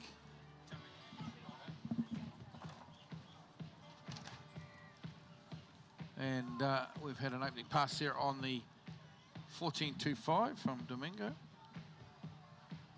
And joining the commentary, of course, Charlie Ross, mate, defending champion in the men's slalom. Welcome, Charlie. Yeah, happy to be here. Thank you. You got to turn the mic on. Sorry, there we go. Yeah, happy to be here. Thank you, guys. We just got to chat with you, Charlie. You get to come up here and spend maybe just the women's. You'll let you get to have a bit of a look at the men's. Yeah. I think it's going to be interesting to see. I think there's a lot of people who left some buoys out there a little bit yesterday and know they're capable of more here, and so they're really going to be pushing. And so I think this is going to be a really, really neat set of skiing here. Conditions look pretty good. As I said, that wind started to die off, Glenn and Charlie, and I think conditions out there look pretty good, being that we're at low tide. Here we go, Domingo Gonzalez. We're short now to the 13-metre line, so it means that the rope gets shorter each and every successful pass, and Domingo, she is a seasoned competitor, even though she is quite young. She knows she's got a great slalom style, the way she gets the hips out, turns the ski easy and early for 6, and that's going to be a completed 30. Put your hands together, Melbourne. Domingo Gonzalez runs the 13-metre line. Yeah, that we'll bring it back at 12. That was textbook. I mean, you can see even from that start, she's right. Oh, there we go. That was textbook. Right from that start, she's on it. She's early, and there was really no moment there of vulnerability. That's the whole thing with skiing on the Yarra. It's not as early as you can get, because it's okay, I feel like, to ski a little bit later and yet have security at each buoy. I think that's what brings success. And there she wasn't even late. She was just early and balanced. We are in a seated order here, Glenn. So just to clarify with everyone that out of the 6, if there is a tie, there's no runoffs. It'll just go back to seeding rounds. So And if it's still tied after the seeding rounds, it will go to the original seeding from the preliminary round. So if you're watching on back at home, that's how we're going to be scoring them. But I'm going to say, what do you think, Glenn? What's going to be the score? We know Christy under Diosma's good for at least deep 11, if not a score on the 10.75. I'm going to say you're going to need to get at least 3 at 38, I think, to get through to the final. Yeah, you may well be right. I mean, a couple of 11, at least. A lot of it comes down to the conditions, and they do look better at the moment than they were yesterday. So you'd expect these girls to hopefully be able to run kind of, in these conditions, maybe 3 or 4 boys more than they could yesterday. So, yeah, probably somewhere around that 2 at 11, maybe 3, you're right. It's on that, but it's also on what these first skiers put out there. I mean, if they go out and put on a deep score at 11, then the rest of the field knows they can't play it safe, that they have to go for it. And so I think that sort of, it's setting the stage. And so oftentimes you see people put a big score out at the start and squeak through, or you get just unbelievable skiing throughout. All right, here she comes. Domingo Gonzalez back on the 12-metre line. Now, keeping in mind, between the centre of the boat course to the turn buoy is 11.5 metres. The rope just reaches the buoy. It's then all about how long she can reach, how wide she can ski. Nice turn here at 2. Domingo Gonzalez now waits patiently for buoy 3. She does now at 4. Edge changing into 5. She's going to run the 12. Melbourne, put your hands together. Domingo Gonzalez completes the 12-metre line. Yeah, you could see that there was a lot of rollers at that one ball. But going back to what I said last pass, you can see the way she's skiing it. She's skiing it correct. She's not concerned about being as early as she can. She's just like rollers there at 1 and just allowing herself to move back to the handle without having a vulnerability there. And so you can see she's losing a little bit of room down the course, but she's not panicking, and that's what allows her to get through it. What happens, Charlie, out there? I mean, you can sit up here and it looks pretty good, and people would look out there and go, yeah, that's nice to ski on. But you do get hit with those rollers. Some come off the backwash of the Henley landing. Some are coming off the jump. If we're at high tide, it just really is movie. Do you kind of look for that, or do you just kind of have nice soft knees as you're coming into the course? I think there isn't a perfect answer. Yeah, you have to know sort of, you have to know the course and know where they're going to be. And usually it's around 1 ball or 2 ball there, and then same coming back. Usually around 3 or 4 it settles in a little bit. But you have to be prepared again with the soft knees, like you said, for anything, because at the moment where you're not expecting it, a roller can hit you, and while it doesn't look big from here, it'll throw your balance off entirely, and sometimes even throw the ski out of the water. So is this coming in at 11? Okay, yeah. So this is going to be what she can put out there and set the stage for the rest coming in. Okay, 11.25 middle line from that city end. Let's see what she can get far down this pass, hopefully. Into 1 she goes. Out of 1, slack rope on 1. She's in trouble here already. So a bit of slack line there means she gets a score of 1 on the 11.25 metre line. Yeah, I think she'll be disappointed with 1 because, as you know, Charlie, getting 1 is you can kind of safety turn 1 ball and at least get the ski across the 2. And so just go back to that replay and, just didn't quite have the setup. I think the gate pull probably lost a little bit of gate speed and didn't quite get the one that she wanted. Yeah, I'd be interested to see this on replay when it gets to it. But nevertheless, I mean, a score into 38 for the first skier. I mean, there's 6 of them here. Yeah. 2 are going to make it, and so that is a lot. I know she was a little bummed with what happened yesterday, but I think she's proving that it's skiing good out there, and she went and threw down, and so now the pressure's on the rest of the field to see if they can match it. We said that yesterday during the slalom event. Of course, the first few skiers went out and there was a bit of carnage, as Glenn was saying. How much does that go into what you're then thinking? If you go and see all these skiers start falling early, does it kind of put any doubt in your mind about what's happening out there?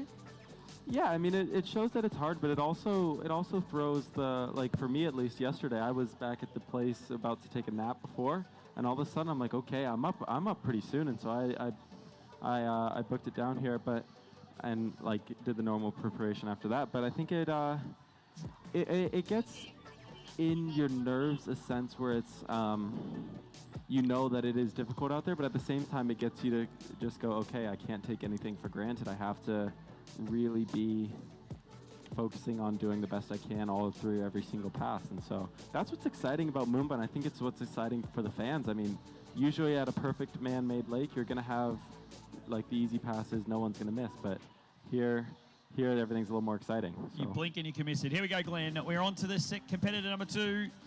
It's Ruby DeSalvo of Queensland. I was talking to Ruby just a little bit earlier, and she's going to start on the 14.25. Yeah, well, that's a minimum start length, I think. 14.25, so she's into it here from Queensland. Not the greatest start on 1. Get a little down course here. Round 3, she's pretty good out of 3, though. Over to 4. Seems to have it under control at the moment, round 5, and she runs the 14.25 metre line.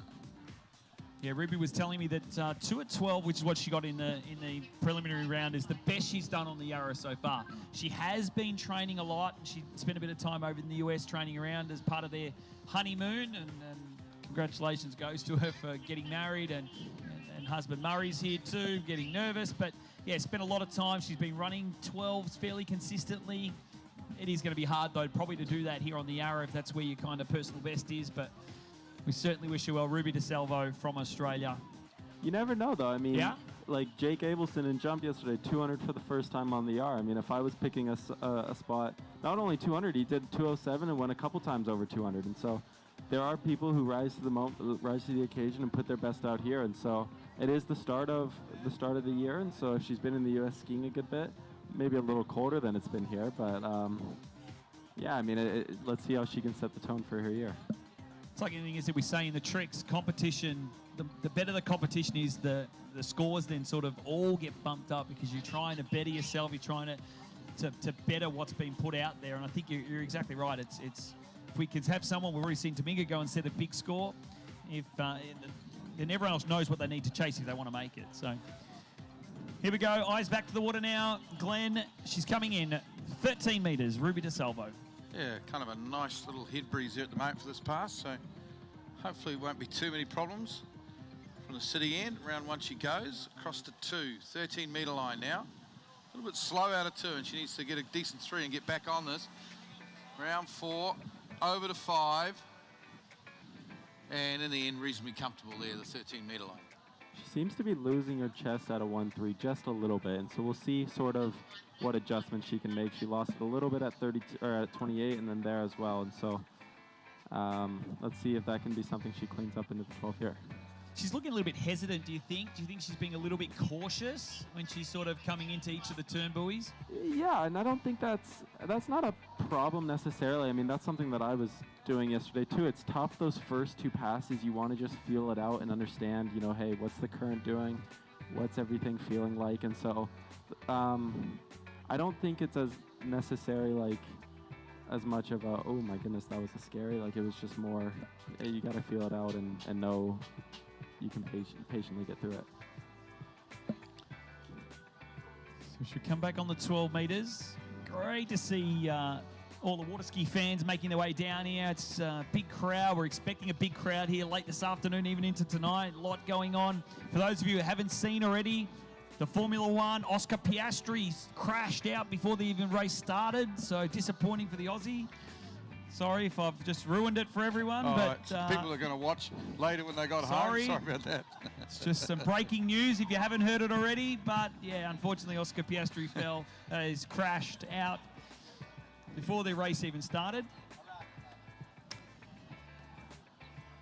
Well, you said just before that her best ever on the Yarra was 2 on the 12, so this is the 12 metre line coming up now for Ruby. Let's see if she can't get a little further down this course. Murray, what are you giving her? Mazak? 2. Run all the way. Here we go. Ruby DeSalvo on to the 12 metre line. Let's see if we can get her through this one. Challenge for that lead score of 1 on the 11. Good start here. Stands up though a little bit. Leans across the 2. She's got a lot of speed. Needs to slow down. She does. She's going to be late for 3 and unfortunately goes down 2.5 on the 12. It's going to mean that she's improved on her first round score and her MOOMBA score. And Ruby DeSalvo will get 2.5 on the 12 metre line there, Glenn. Yep, solid personal best here on the Yarra. Good on her. We go, of course, our next competitor will be Zali Reeves, a young Aussie out of Queensland. Got Junior Worlds coming up in a couple of weeks' time in Argentina, so this is a good little send-off for her. What did you see there, Charlie, at the start? Did you feel that quite get Get the hook up out of one ball there? Yeah, you could sort of see she lost the hook up out of one, and it's less about the time that you lose. It's more she lost her position a little bit, and so that gets rid of your ability to make speed. And so you can see that she's slowly losing speed as she gets out of 2 there, and then needed to go for a big turn at 3. And that's out of all places in the world, I think going and needing a big turn on the Yar is difficult because you might get a situation where you hit a roller and you blow the tail, or the current might be pushing you. It's a tough spot to be, but I think she's got to be happy with that. If that's a new Yara PV, that's an exciting one. She looks happy, so there we go. How can you not be happy? You get to ski in front of such a big crowd. How much does that drive you, and you in particular as an individual, but all of our athletes? You get to fly all the way over here from Orlando. You come here, you do it just to ski in front of this crowd, don't you? Absolutely, it makes it all worth it. I mean, at the end of the day, we're getting to compete and show what we love in front of hundreds of thousands of people, and that's something that's really special to MOOMBA, and it's what makes it my favorite event of the year. You come over here, you've done all your off-season training, and you're wondering whether it's enough. You've been like, okay, I'm skiing good, but it's been cold. So like even the last 2 weeks before coming here, it was tough to like. There were some days where we couldn't ski, and so. Hang on, wait. Let's go back. Yeah. What do you call a tough? What do you call tough? There were some days in the 30s with 20 miles an hour blowing winds. No, in the 30s Fahrenheit, so below 0. In Florida. Yeah, we had a cold winter. Oh, I don't know where that. You guys got it pretty good over there, I think. What do you reckon, Glenn? I reckon Charlie could spend 12 months over here in Australia or New Zealand and see how we really toughen him up, eh? Yeah, well, I mean, I did hear that it was pretty cold in Florida this winter, but still. 1 year out of 10. Yeah, I mean, 2 years ago we got 2 years ago was also pretty cold. This year was weird. We had some warm periods, some cold. It just kind of isolated back and forth. But, okay, now Zari coming in here. Is this the 14 as well? Yeah. Yeah, 14-metre line to start for Zali Rees. She's jumping a little bit later on this afternoon. That's probably her best event anyway. It certainly is at a junior level.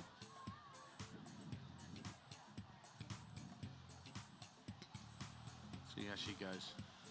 Got a best around 4:12, Jared, sort of style, I think. So it'd be tough for her. Well, anything's possible, but it's going to be tough for her to get right down and sort of get 2 or 3 at 11. You would think if a PB's 4:12, but opens up there with a good pass on the 14.25. She is a heck of a competitor, though. Bit of a big match player. And being only 16 years of age, too, doesn't the nerves will be running through her. Just get through this first pass. And at least then you can come back at the 13-metre line and... yeah, you can see she sort of pitched there 3 to 4, and that's a scary feeling on the Yar because then you lose that rope control at the buoy, and that's sort of your lifeline on the Yar. And so she handled that quite well coming out of that. How old were you when you first tackled the Yarra? Ooh, you're actually quite old. Yeah, you didn't 17. come really as a junior, did you? Yeah, I mean yeah, I was 17 when I first came over. It's a difficult one. I always sort of opted to just have the extra bit of skiing, just simply because I was a little inconsistent before coming over here, and even my first year or two I was, and so making that commitment and coming all the way over, and you got to feel bulletproof. And so now that I started coming over, once I started to feel like I had a chance to win, and the first 2 years were a bit of a learning curve, and then last year was a good one. So this one's number 4. All right, so where are our Queensland fans? We are fire up Queensland. Zali Rees, she's on the water now, on to the 13. Good start. Good start. She looks good at 2. Nice angle, little bit narrow, put up fraction narrow into 4. No, she's in a bit of trouble here. Stayed patient at 4 ball though. She's around 5. Oh, she's going to be late for 6. Just makes it through 6. Tough skiing for a young athlete to do that. What a recovery there.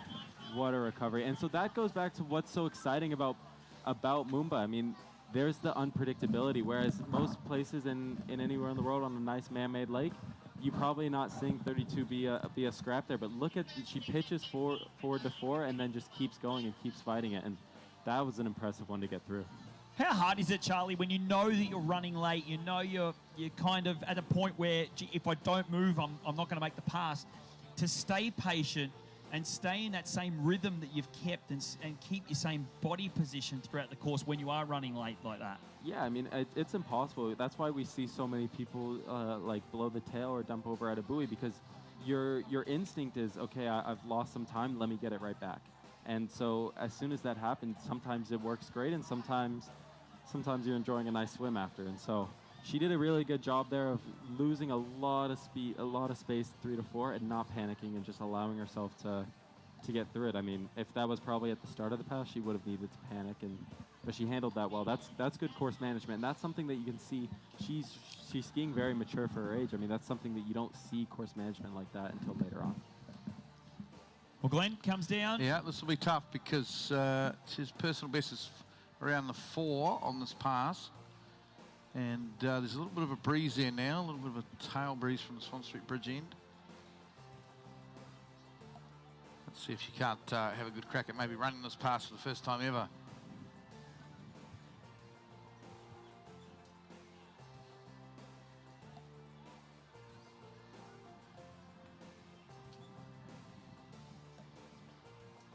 Pulls out wide for those entry gates. Zali Reeves from Queensland. Here we go, 12-metre line, round 1. Oh, stands up a little bit out of 1. She's got to 2 though. Ooh. She's fighting hard. Does she get to 3? She does, but just, and then through those boat guide boys. So 3 boys, I think it'll be on the 12-metre line. That is a great score if a PB's 4 at 12, you got to say, fellas? Yeah, I was about to say, I would take a buoy off my PB on the Yara. Yeah. And the good thing too is she moves ahead of Ruby de Salvo, so she gives herself a fighting chance. Yeah, so to be 2 to go through to the final. Yeah, she's got to be looking at the next 3 skiers and see if they beat her 3 at 35. That's an impressive, out of that 1-2, to be able to get over to 3. I mean, that might be the difference. We'll have to wait and see. But Domingo now is sitting in a decent spot. She needs 2 more misses to guarantee her spot in, and so she's going to be watching really closely at the next couple skiers and see where she ends up here. I know that you didn't have to go through the LCQ process. And we had your sister up here yesterday and talking about herself and how she feels when you're out there skiing. Do you feel the same way? Do you feel nervous when you're seeing Neely out there on the water and when she's skiing? Yeah, of course, because you want her to ski good just as you would yourself, and yet you don't have that element of like you're not in control. You're simply watching, and so you get nervous, but at the same time, like we were talking this morning, we didn't fly all the way here to decide all of a sudden we don't trust ourselves. And so that was sort of the mindset yesterday with neither of us wanting to lay up and wanting to go far and go for seeding. And because, I mean, often the top seed or the second seed or someone with good seeding ends up winning the event. And so I think yesterday, of course you're nervous watching her, but you also have to appreciate that she is one of the best in the world at it and know that when she's out there, she's in charge. We just saw Zali Reeves go back to the start dock. 3 on the 12. We've got Domingo Gonzalez with 1 on the 11.25. And Ruby de Salvo with 2.5 on the 12 as well. 3 skiers left. Sancha Outram of Great Britain. We'll have Sasha Danishevskaya of the USA. And then we'll have our final competitor, Christiana Diosma. Who do you reckon, Glenn? What's your thoughts? 3 skiers left. Christiana Diosma, she's won the junior competition here before. She's been at a MOOMBA final before. Sasha, could she make it into all 3 events? Well, yeah, I mean, any one of these 3 skiers are capable of running mid or deep 11. I think Christiana Diosma's probably the best slalomer of the bunch in terms of world rankings, maybe. And, of course, skied pretty well in the juniors this week. Sancha, who's up next, is PB's around 3 at 11, so she's quite capable. And obviously Sasha as well can get, 4 or 5 at 11, I would think, is probably her PB. So they're all more than capable. I was wondering, Charlie, which way do you think right now is the easier direction to slalom? What's your pick? So it looks like the current's going into the city here, and so... Well, technically, it's actually going the other way. Oh, is it going that way? Yeah. Okay, I like tail current. I've always, but it's very tough to say, so let's see what happens. The reason I ask is that Sancha was saying she really wanted to get 12 from the city end, but because she has to start at 14, unless she did something crazy like an opt-up, which I don't think she will, she's going to have 12 going from the Swan Street Bridge in towards the city, I guess. Yeah, and on the topic of an opt-up, not quite sure if it'll come to fruition, but watch Jake Abelson today. Let's see. Really? He'll know what he needs, and we'll see what he can do. Oh, yeah, a bit of inside info there. And really quick, going back here, Zari, out of that 1-2, to go over and get a 3, I didn't even realize that kept her alive here because she had to beat the 2.5. Yeah. And so that's impressive skiing to be able to not have the 1, not have the 2, and force yourself to over there and get a 3. And she would have known that in the back of her mind too, that she needed to get more than 2.5. And that's why I guess in this LCQ format, you know that you've got to beat basically the skier behind you, don't you? 100%. So she'll come back on the 13. Welcome into the commentary, the Rob Wing commentary booth here. There's Jared Farah joined with Charlie Ross and, of course, Glenn Williams. It's been a pleasure having you all here joining us on the webcast, and those of you here live on the banks of the Yarra. We're into, what are we, day 4, almost halfway through day 4. Full coverage coming up of MOOMBA Monday tomorrow from 9 a.m. Going to have finals day, and we're also going to have the remainder. We've still got women's jump, we've got the LCQ women's jump, and then, of course, night jump tonight. Our big guys out there jumping up a storm. We'll see them go over 65, hopefully 70 metres under the dark. But Sanchi Altram, here we go. Great Britain coming back, Glenn. Yeah. So she's very consistent slalom skier at getting kind of deep 12. She does have, obviously, PBs, a few scores of 3 at 11. She gets on to 11 a lot. Hasn't maybe had the greatest year this year so far in slalom, but here she comes down on the 13-metre line. Heads across to 4 ball, round 4, looking very good at the moment. Over to 5, and Sanchi Altram, no worries at all, runs the 13-metre line. Yeah, she ran that smooth. That was a great pass. That's got to be a confidence booster. And so even though she may have been saying she wanted 12 from the other end, she's got to run it now, and that'll at least get her the end that she likes for the 38 if she can get through this 12.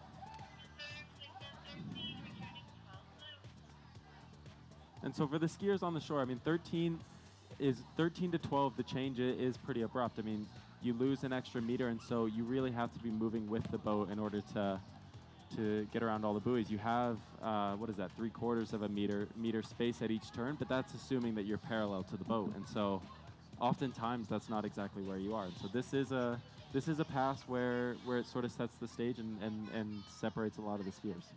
What do you find the hardest change when you're slaloming? So going from, you start at 13, where do you find from 13 all the way through to 41? Where do you have to change the most, or do you kind of stay consistent throughout every pass? 41 to 43. Well, yeah. Take 43 out of it. Between 41 and 35, where do you have to make the biggest change? I mean, definitely 39 to 41. When I'm skiing the best I am, it doesn't feel that different. It can feel like I can run. Sometimes the 41's better than the 39, but it's when I'm not having my best day where all those little mistakes get magnified. And so I feel like that's something we see through all the passes. What you can get away with at 13, sometimes you can at 12. And at 12, what you can get away with, you're probably not going to get away with at 11. And so that's sort of when you see skiers getting stuck at a score at 35 or stuck at a score at 38, it's oftentimes needing to go back and change how they've done something. And that's hard. That's changing habits.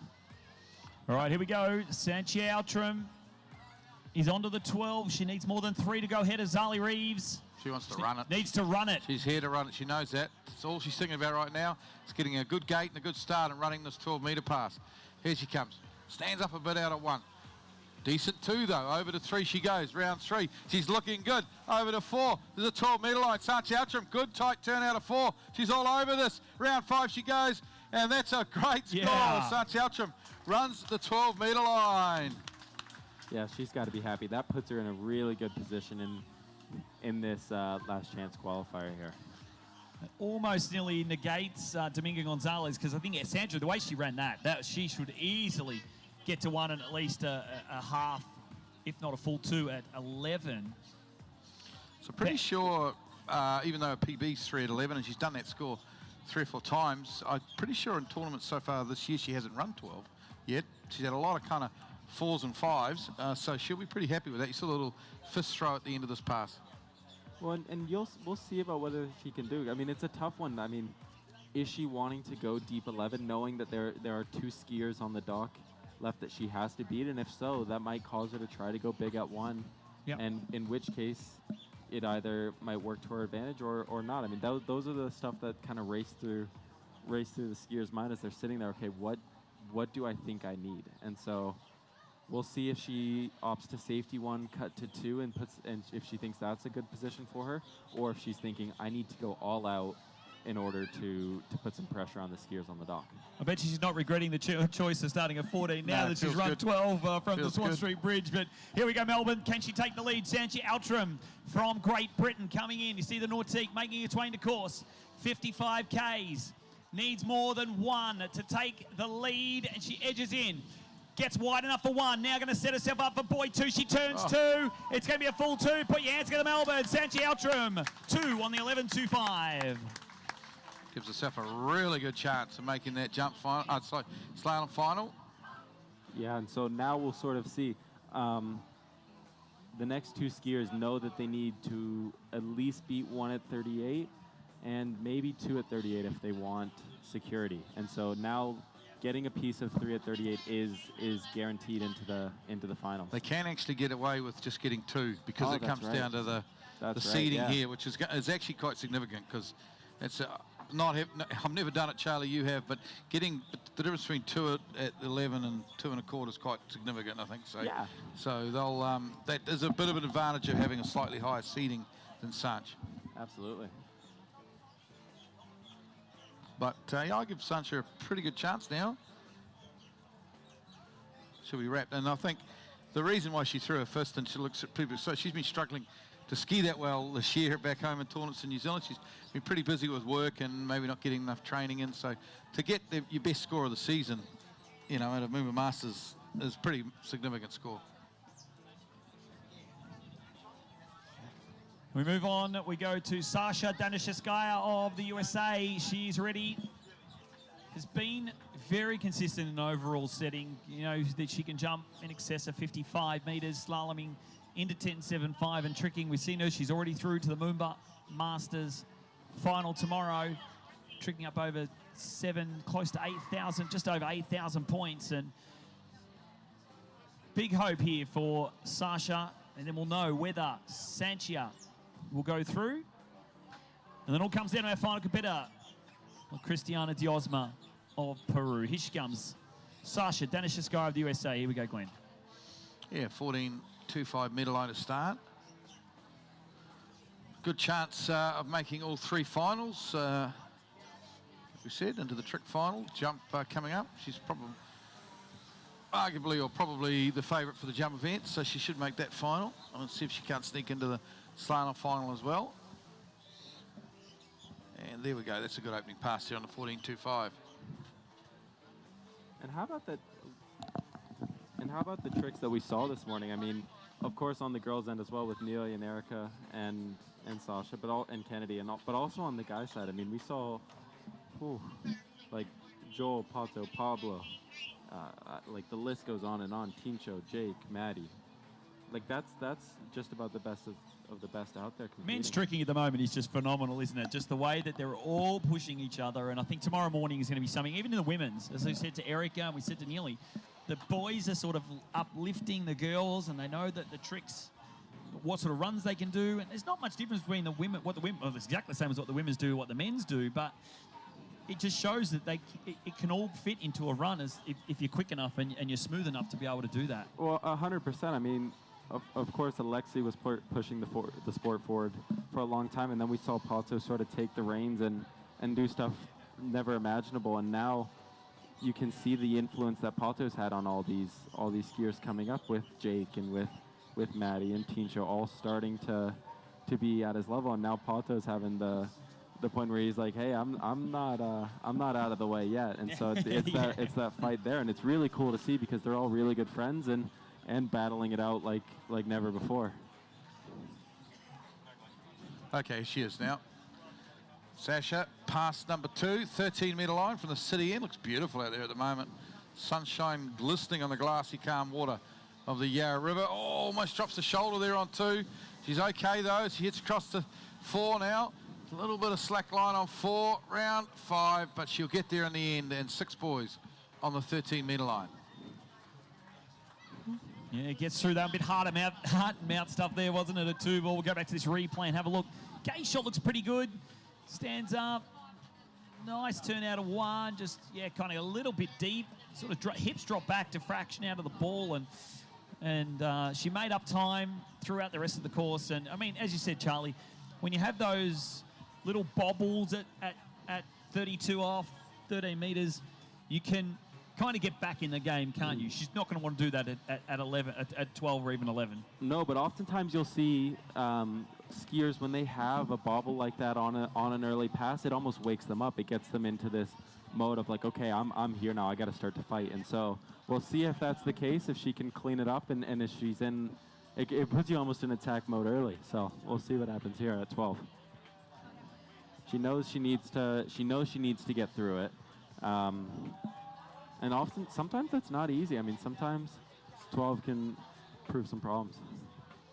But she might. You've just seen all of the other girls go out there and ski well. Yeah. Ski a lot better than what we did in the preliminary round. And it's got to give you some confidence, though, that the Yarra is skiing pretty well.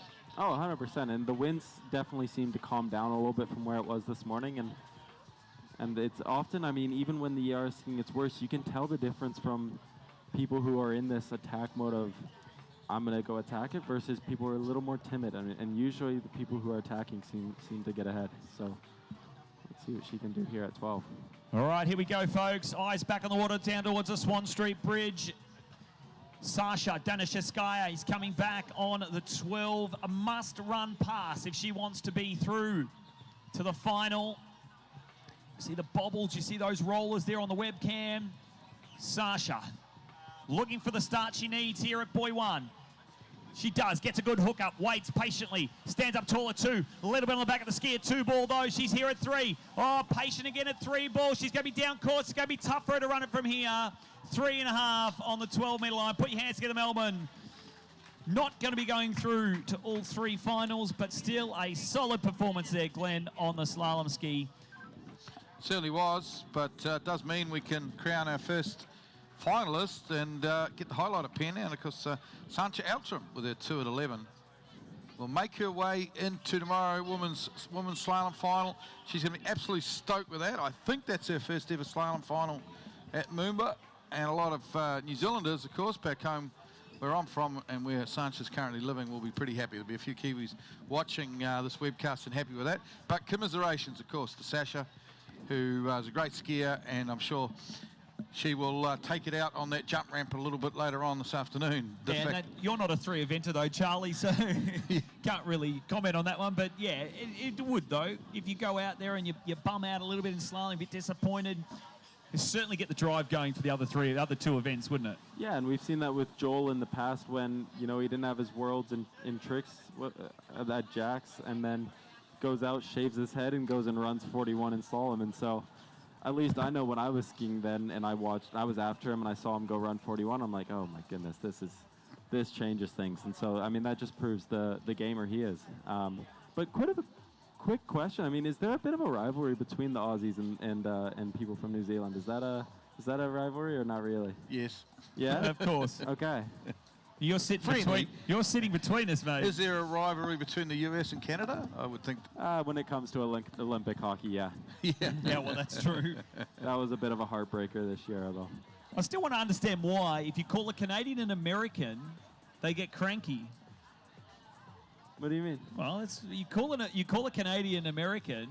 Well, it's the same, mate, when I get called an Aussie. Well, that's true. It's pretty devastating, to be honest. Does it upset you if you get called American? No, because I'm both. I'm happy now. Well. And I love skiing for Canada, but I love living in America, so. You get a ski course on your own lake. Your dad's got the ski school down there. I got a chance to ski there last year. I got to jump in the boat with you, which was pretty cool to watch you run a couple of 41s back to back. Coming over this year, you better have the boat ready because I'm coming to ski with you too. You don't know that yet, but I love it, and let's do 6 buoys more than last year. What's that? Let's do 6 buoys more than last year. Yeah, a couple well, 43s. Let's do it. Not quite there yet, but trying. Do you think? I asked your sister yesterday. Do you think, or you're not going to answer this, do you think 43 is runnable? Wow. No comment. Jeez. We'll have to show. We'll see the rest of the year and hopefully the rest of my career whether it proves or not. But at 36, I'll say I haven't run it. But I'll say that at 36. There you go. Have you run it at 35? Not going to tell us. All right, our final competitor, folks. Here she is, Cristiana Diosma of Peru. She's out here starting on the 14.25 line. Last chance to see who is going to be going through to the final. Conditions absolutely perfect out there on the Yarra. And she's through the first pass, Glenn, looking smooth as you like. Her technique is something special. It's something where I think a lot of skiers are looking and going, man, she's so young yet so successful, and looking at how she's skiing and how it's almost bulletproof. And so it's pretty cool to see.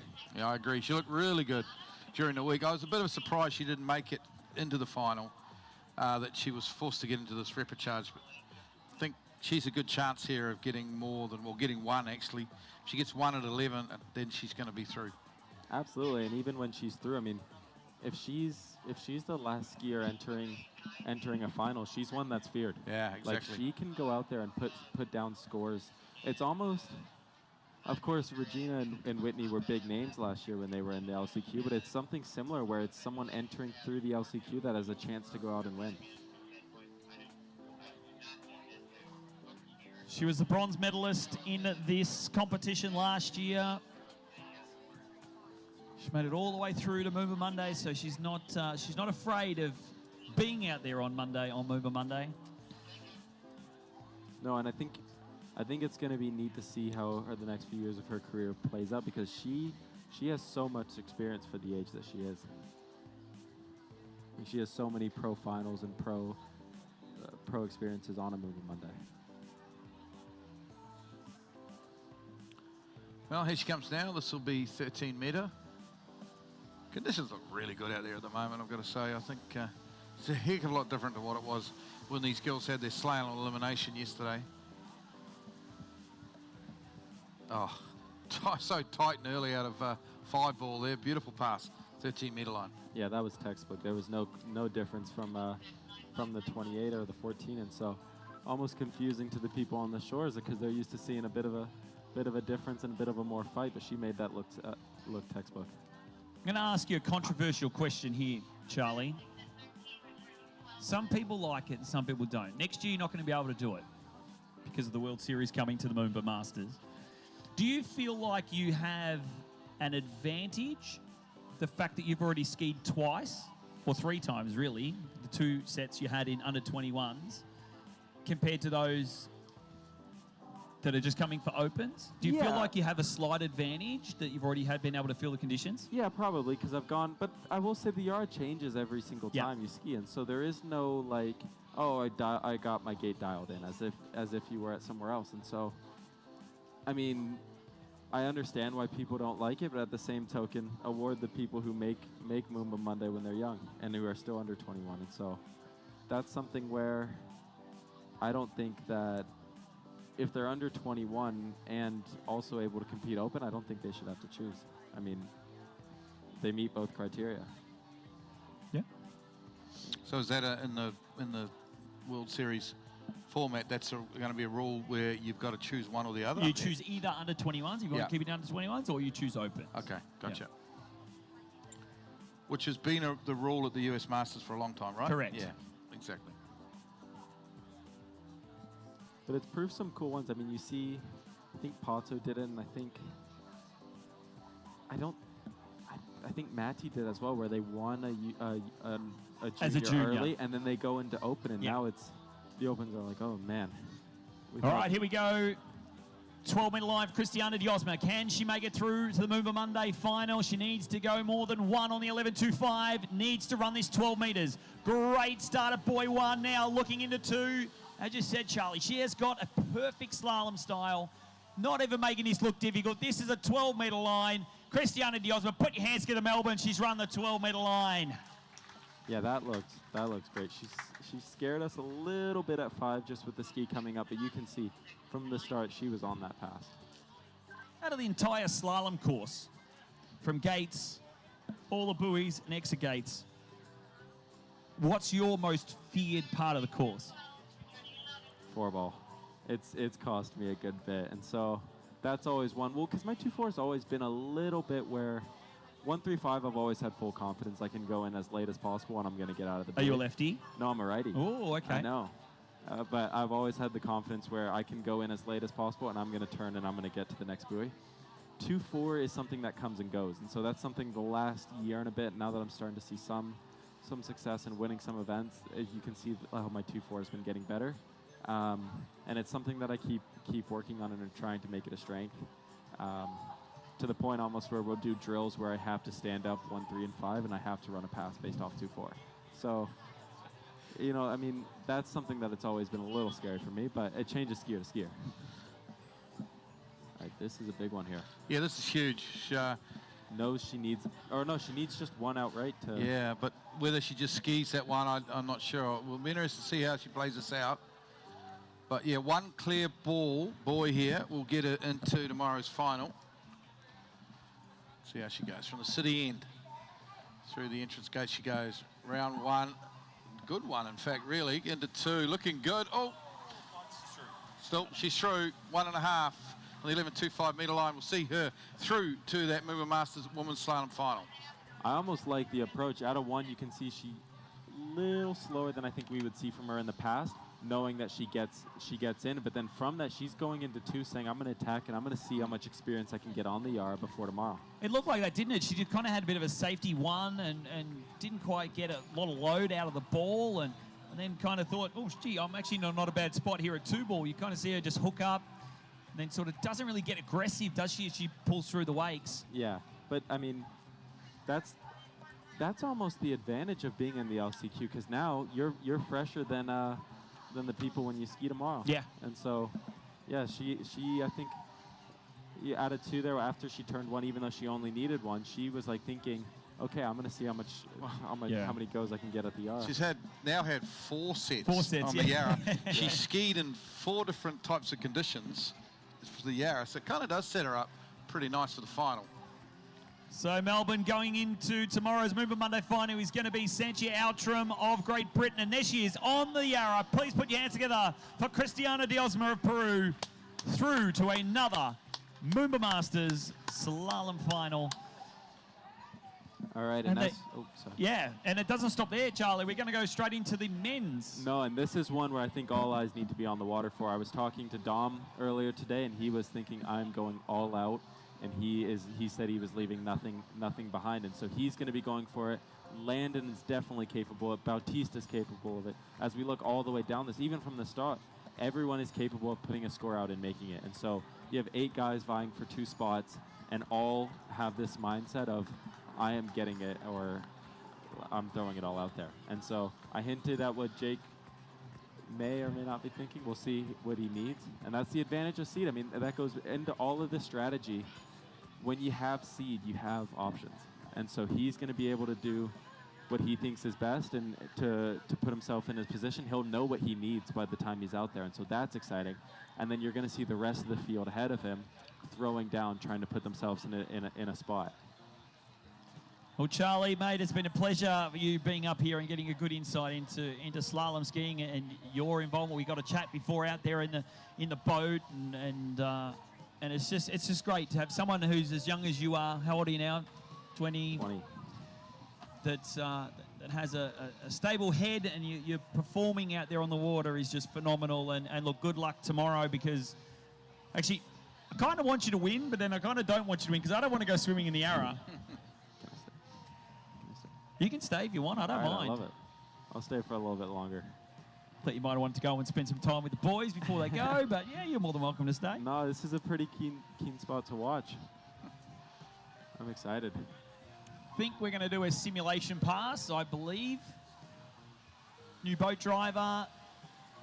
Yeah, haven't heard, Glenn, I haven't got any comms on the headset. How many skis are we going to do before? I think we've got a transit break. Are we going to get through? Haven't heard anything. Haven't heard anything about the transit break. There will be a transit break sometime in between slalom, and 2 will go. I think at the moment the plan is to run 6, and then we'll have a transit break, which will go for about 20-odd minutes, and then the last 2 skiers will go after the transit break.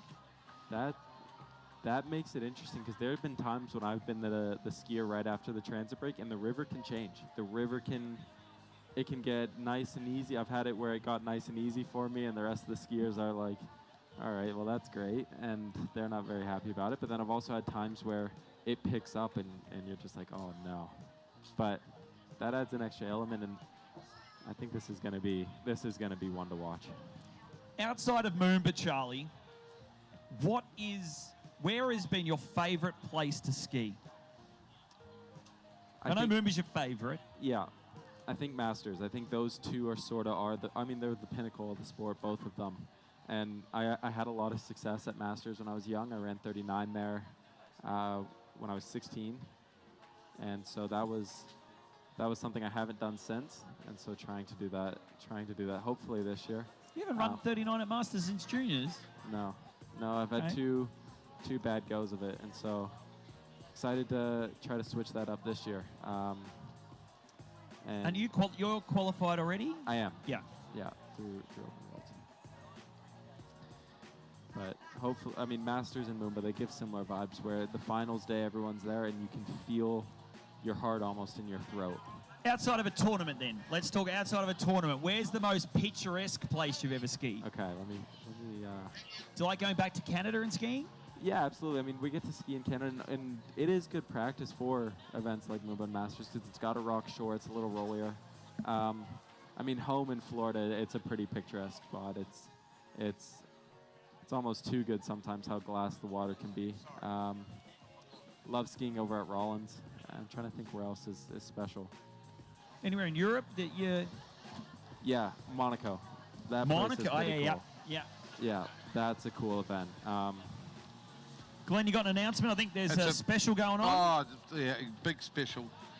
Merch behind us, of course. MOOMBA shirts look great this year. The hoodies are good. You're wearing one of the hats. I got a hoodie yesterday. The merch looks so good this year. It's behind us here in commentary. We've got a special going on there. If you go and say that you heard it on the commentary, I'm sure they can come up with something. It's a Charlie Ross special, I heard. It's a Charlie Ross special, yeah. You get a hoodie, a T-shirt, a hat, and a bag. Just not on my card. For $110. Wow. Have you been authorised for this, Jared? This is a big discount. I actually think it's more than what you pay if you. Yeah, I do too. But we'll if you just go up there and buy it. So anyway, there's some merch there, guys. It's really good, really cool. In fact, I was walking around with my hoodie yesterday, and I had a lot of public just stopping me and saying, "Where's that? You look pretty cool in that hoodie, Glenn." I'm saving mine for tomorrow. It's a special shirt for a special day. There you go. So please go and get some merch. The ladies are there right behind us here where the officials are. Plenty of merch there, and it looks good. Bit of memorabilia to take home, but of course, long weekend in Melbourne, big afternoon. Of course, the Grand Prix is going on. We've got the football going on at the MCG tonight. We've got MOOMBA all the way through till 10 p.m. Have you been to an AFL game, Charlie? I haven't, no. Oh, when do you fly home? Tuesday morning. Yeah, that's no good. I don't think could have taken you to an AFL game, mate. See a real sport. Don't wear no pads like American football. You're not alone, Charlie. I've never been to one either. Haven't you? AFL? No, never been to an AFL game. Come over, Glenn. I'll take you to corporate. We'll go. Oh, this sounds good. We'll go to the corporate box. Liking the sound of the corporate box. All right, we're in now. This is it, folks. We're into the men's slalom LCQ. 8 competitors all vying for a gain. 2 spots in tomorrow's final. First competitor is from Shepparton, skiing up at Mawala. His name is Tom Bennett. He gave up. How's this, boys? This is no word of a lie. Tommy gave up a chance. He had a ticket to go to the Grand Prix right now and be at the Grand Prix, and he chose to elect not to go to the Grand Prix because he wanted to ski on the Yarra. Good on him. If that's not commitment, then there's nothing there. But starting on 13, tailwind, head current, looking good so far, Tommy Bennett. He's down and out through 6. There we go. Completes the opening pass. Yeah, nice pass. Well, he's not alone because Mark and Emma Bainbridge are here from New Zealand watching the skiing. They decided not to go. They've got tickets to the Grand Prix. Decided they wanted to hang around and watch the LCQ. So just shows you. It's pretty exciting, the water skiing. Good on him. Good opening pass. Mentioned yesterday, Tommy coming off an injury, hurt his ankle, and has managed to make it back. Hasn't done a lot of skiing prior to MOOMBA. How do you find the best way to come back from injuries, Charlie? I don't think you've had too many major injuries. Probably had some niggles. I've had nothing awful like an ankle or anything. So I've had a couple ones that keep you out a month or so, though. So, I mean, it's difficult. It's difficult to trust it fully, and so we'll see sort of how his aggression is here. But I mean, looking at this field, I mean, it's a pretty young 8 out there. So I think there is going to be a lot of youth energy and throwing down, especially if you've given up an F1 ticket today. You're not going to go out easy. His grandmother standing up beside us. Shares. She's ready. Has been getting consistently deep onto 11.25. If he's got his favourite boat driver, Toby Daff, driving, he can run 10.25, but with Toby Daff driving, I think most people can run 10.25. Here we go. Here's Tom Bennett now. This is no! I was about to say it wasn't looking too bad actually there on the 13, but sorry, the 12. But he's going to get what, 2.5, I'd say there.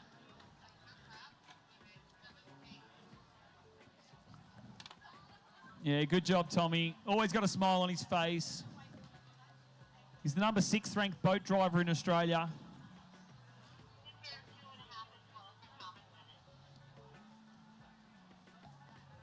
Tommy will set the standard to start with. Then we've got Sammy Brown. Sam Brown from Chile up next. We'll have Bautista Aayumata of Argentina. Landon Stisha. Always say that.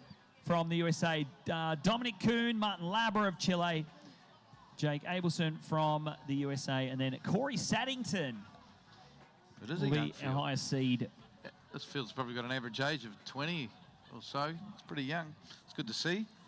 Is there anyone over 22? Corey Saddington, maybe. I think Tommy would probably be the oldest in the group. Yeah, well, good on him. That's exciting to see, because then you can see that it's not just 1 or 2 young people waiting to push their way in. It's a whole group of 8 of them that just missed out and are wanting to push their way in.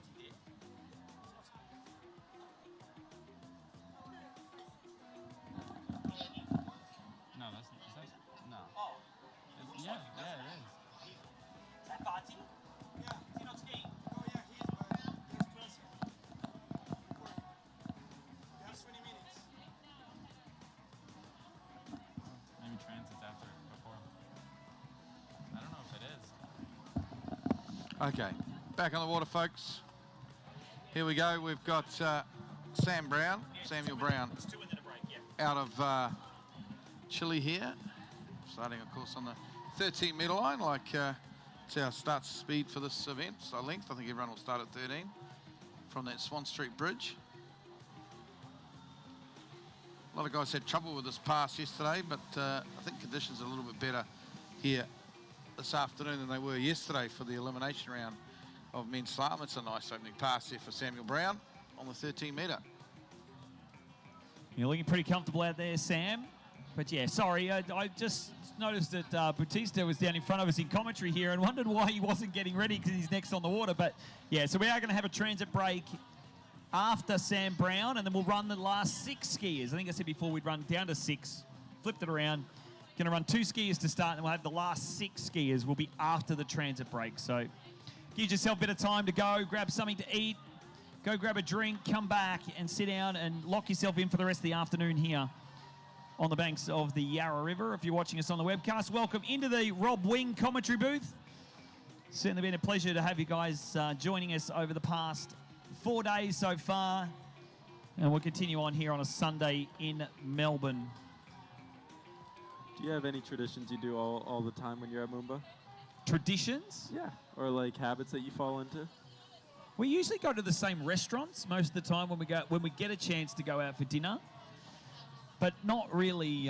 What are your go-tos? We go to the Orange Umbrellas. That's at Fed Square. I can't remember. Timeout Bar. We went to the Sopranos Italian restaurant on City Road. We go to Red Emperor that Yeah. Chinese restaurant up on Southgate. Anywhere where there's a cold beer and something to eat, isn't that right, Glenn? I'm pushing. I'm going to be pushing day 5 at the same Italian place, La Camera, today. All right, here we go. Sam Brown on to the 12 meters now. Is a must-run pass.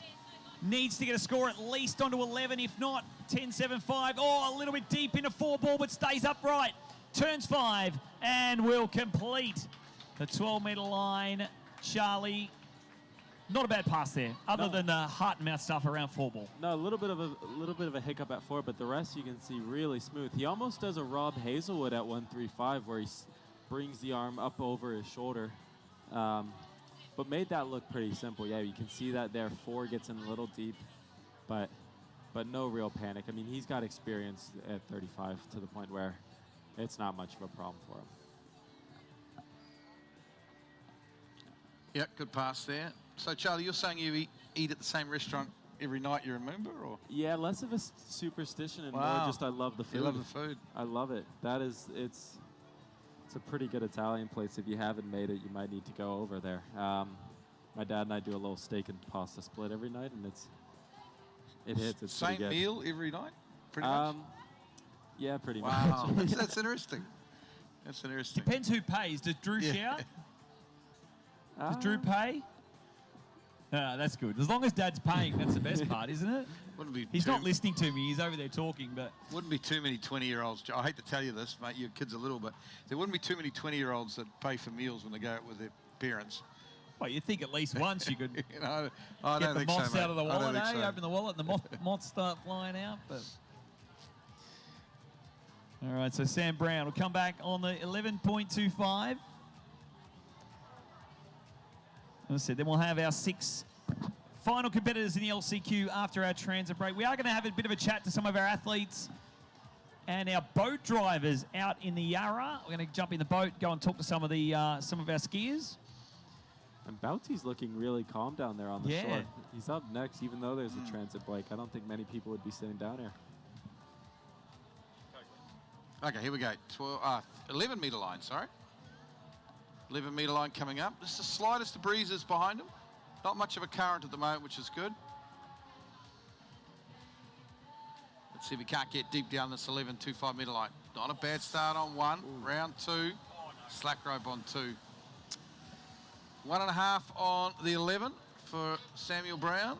Yeah, you can see this gate 1-2 is proving to be tricky for some of the skiers. It is one of the rollier parts of the course. And just for the fans on the shore, the gate really sets the rhythm for the skier as he enters in. And so as he pulls out there and there is those rollers, it can be difficult to find your rhythm. And so that is one of the hardest parts about skiing here. And so you can see, I don't know if he loved that gate and then had a hard time at 1 and then tried to make it up at 2. Well, so that's going to do it for this. Before we go, we're going to pull the course out. There'll be a transit break, and then we'll be back.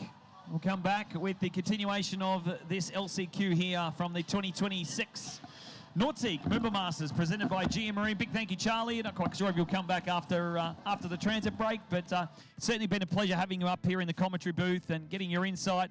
And Glenn, always a pleasure to spend the day with you. And any final words, Charlie? Yeah, I think it's going to be a big throwdown, and so all eyes need to be on the water right now. Of course, not right now in 20 minutes when the break's done, but I think that a lot of the guys are gunning for it, and they're young and they're hungry. Well, mate, good luck, and we'll see you all guys. See you all back here. We'll go out there and do a couple of interviews, and we'll be back with the continuation shortly.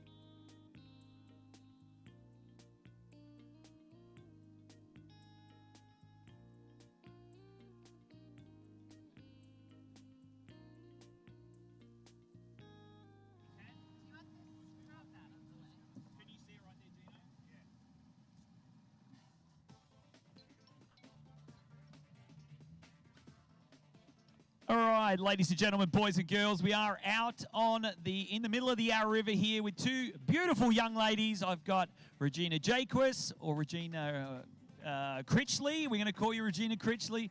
And, of course, Neely Ross here. We're going to have a bit of a chat about this brand new ski nautique that just got released last year. Girls, you're both Team Nautique athletes. You get to ski behind one of these day in, day out. It must feel pretty good to have one of the best tournament towboat you get to ski behind every single day. Definitely. So this was actually a really fun project for us athletes. We spent a lot of time going out to the Nautique factory, putting in all the input we could possible to make this the best tournament ski boat ever. And for you, Regina, what does it feel like to be a part of the Nautique team and being able to ski behind one of these every day? It's great. You know, they, like Neely said, we were very much as all the athletes of Team Nautique, they did take into our input of what we wanted as athletes behind the boat, but also when we're driving the boat too. I think we've nailed it. We've got the best 3-event boat as far as all 3 events go, and for driving purposes. You know, it's great. And, you know, on a site like the Yarra River, you do want a boat that's a little easier to drive. So I think with the conditions like the Yarra River or even at the Masters, the U.S. Masters, we've got a boat that we know is going to be there for us as the skier on the back of the line and be able to work with the boat driver as well. There's so many key features to these boats. Of course, we've got the GM with the PCM marinization of the engine itself. What are your girls? Give me 3 key features that you guys feel step this boat out compared to anything else that is out there on the market. So Regina touched on it, but one thing about this boat was we needed to combine all 3 events to make the best boat for all 3 events. So I'd say first is this boat really does address all 3 events perfectly. Next, the driving. The driving is absolutely amazing. I'm definitely not the best boat driver, but this boat can be driven so easily. And just the wakes. I would go back to the wakes. The wakes are so crisp and clean for all 3 of the events. We spoke yesterday about the wakes and how it is, and even for you guys who are into 11.25, 10.75 short line slalom, it's just as good at those short line lengths as what it is being at full line lengths. Definitely. So the wakes are as small as possible and as smooth as possible at all of the different line lengths. And then on top of that, for tricks, they're boosty and crisp. And so it's really difficult to be able to, you know, mesh those events together and have a boat that perfectly addresses what you want out of the 3 events, but this boat does it. And then you, Regina, you get to ski, of course, with Jack. From a jump perspective, you get to kind of get all 3 events. What do you feel are the 3 main key features that you feel are in the new Nautique? Yeah, like you said with the engine, you know, we've got such a strong pool now. With the power factors, you can go 0 to 10 in the jump event. And the jumpers with our older boat, we're having to really push it to the 10 just to get the power that they needed and the load they needed into the base. And now we're able to kind of have the boat maximize more at lower numbers and can keep those smaller wakes. So, you know, like we saw with our Team Nautique athlete, Ryan Dodd, yesterday, just being able to get through the wakes from wakes to ramp and just boot it and went 230. So the strength is there, the power of the boat with the engine. You know, they've really done great with the engineering side of this boat to maximize the power, and we're able to get through those wakes like Neely keeps referring to. So, you know, I think we're going to see big jumps even tonight with those guys. They're going to just be able to sail down the Yarra River here.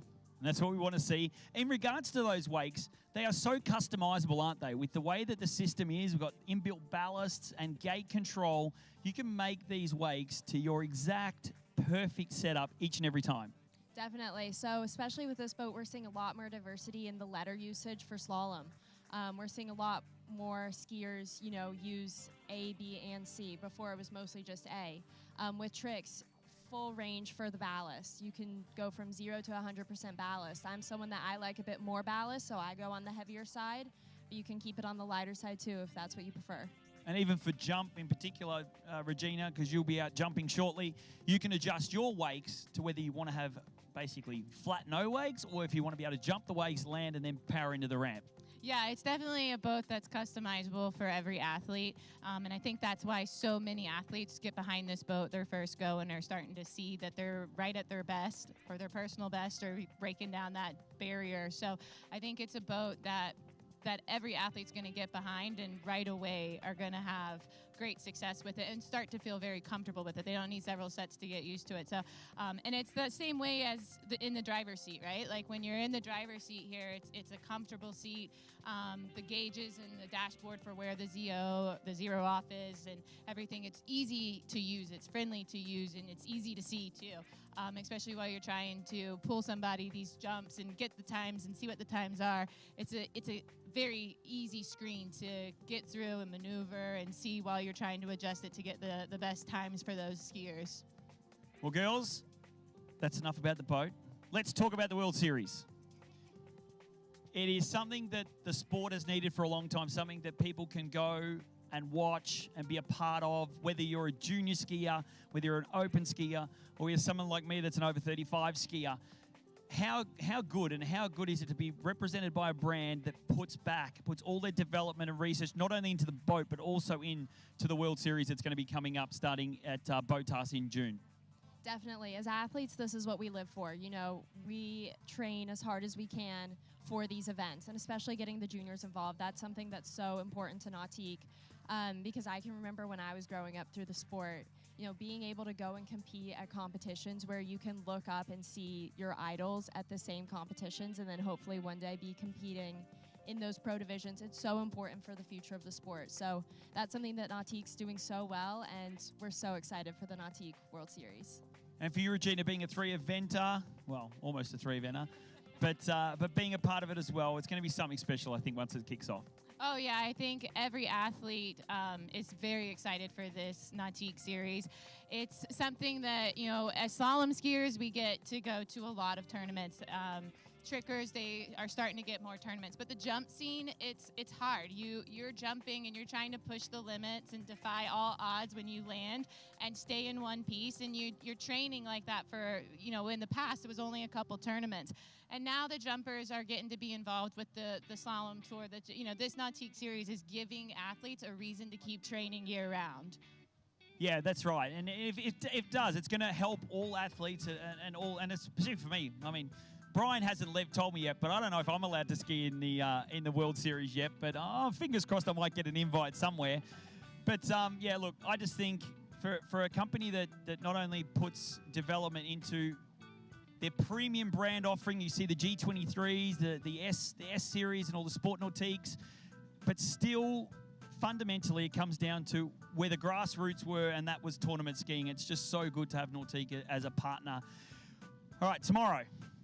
You're both through. Well, you've still got jump to worry about, but nearly you're through to a couple of finals. What's the plan going to be for tomorrow? Plan for tomorrow is to go for it.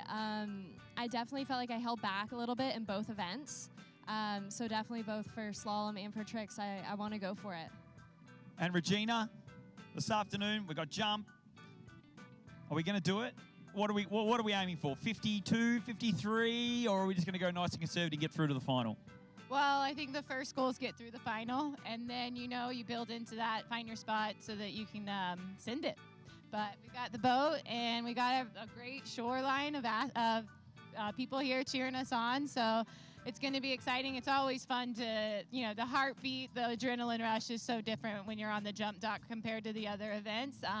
But no, it's going to be fun. So yeah, let's get into the finals for MOOMBA Monday, and then just enjoy the experience of MOOMBA Monday, and hopefully the river's nice to me. That's all you can hope for. I'm going to jump up the front here of the boat. Thank you, girls. We'll say thank you to you in a second. I'm going to jump up here and talk to our boat driver, Nigel Sparrow.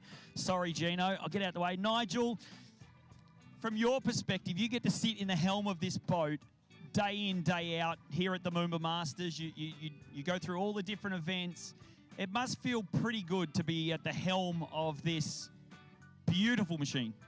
Yeah, definitely. I'm been pretty fortunate that I've done a number of world title events with the previous generation of this boat, and this one just feels like 20% better to me. 20% better? Come on, it's got to be a bit more than 20%. What are your key things? From a driver's perspective, what's some of the key benefits you feel from driving this boat compared to the older model? To me, it just feels like a little bit better improved in the way it handles, especially the way I can place the boat where the skier needs it at the right time. My vision out the front is so much better with this boat. Just our vision out the front of the boat is outstanding.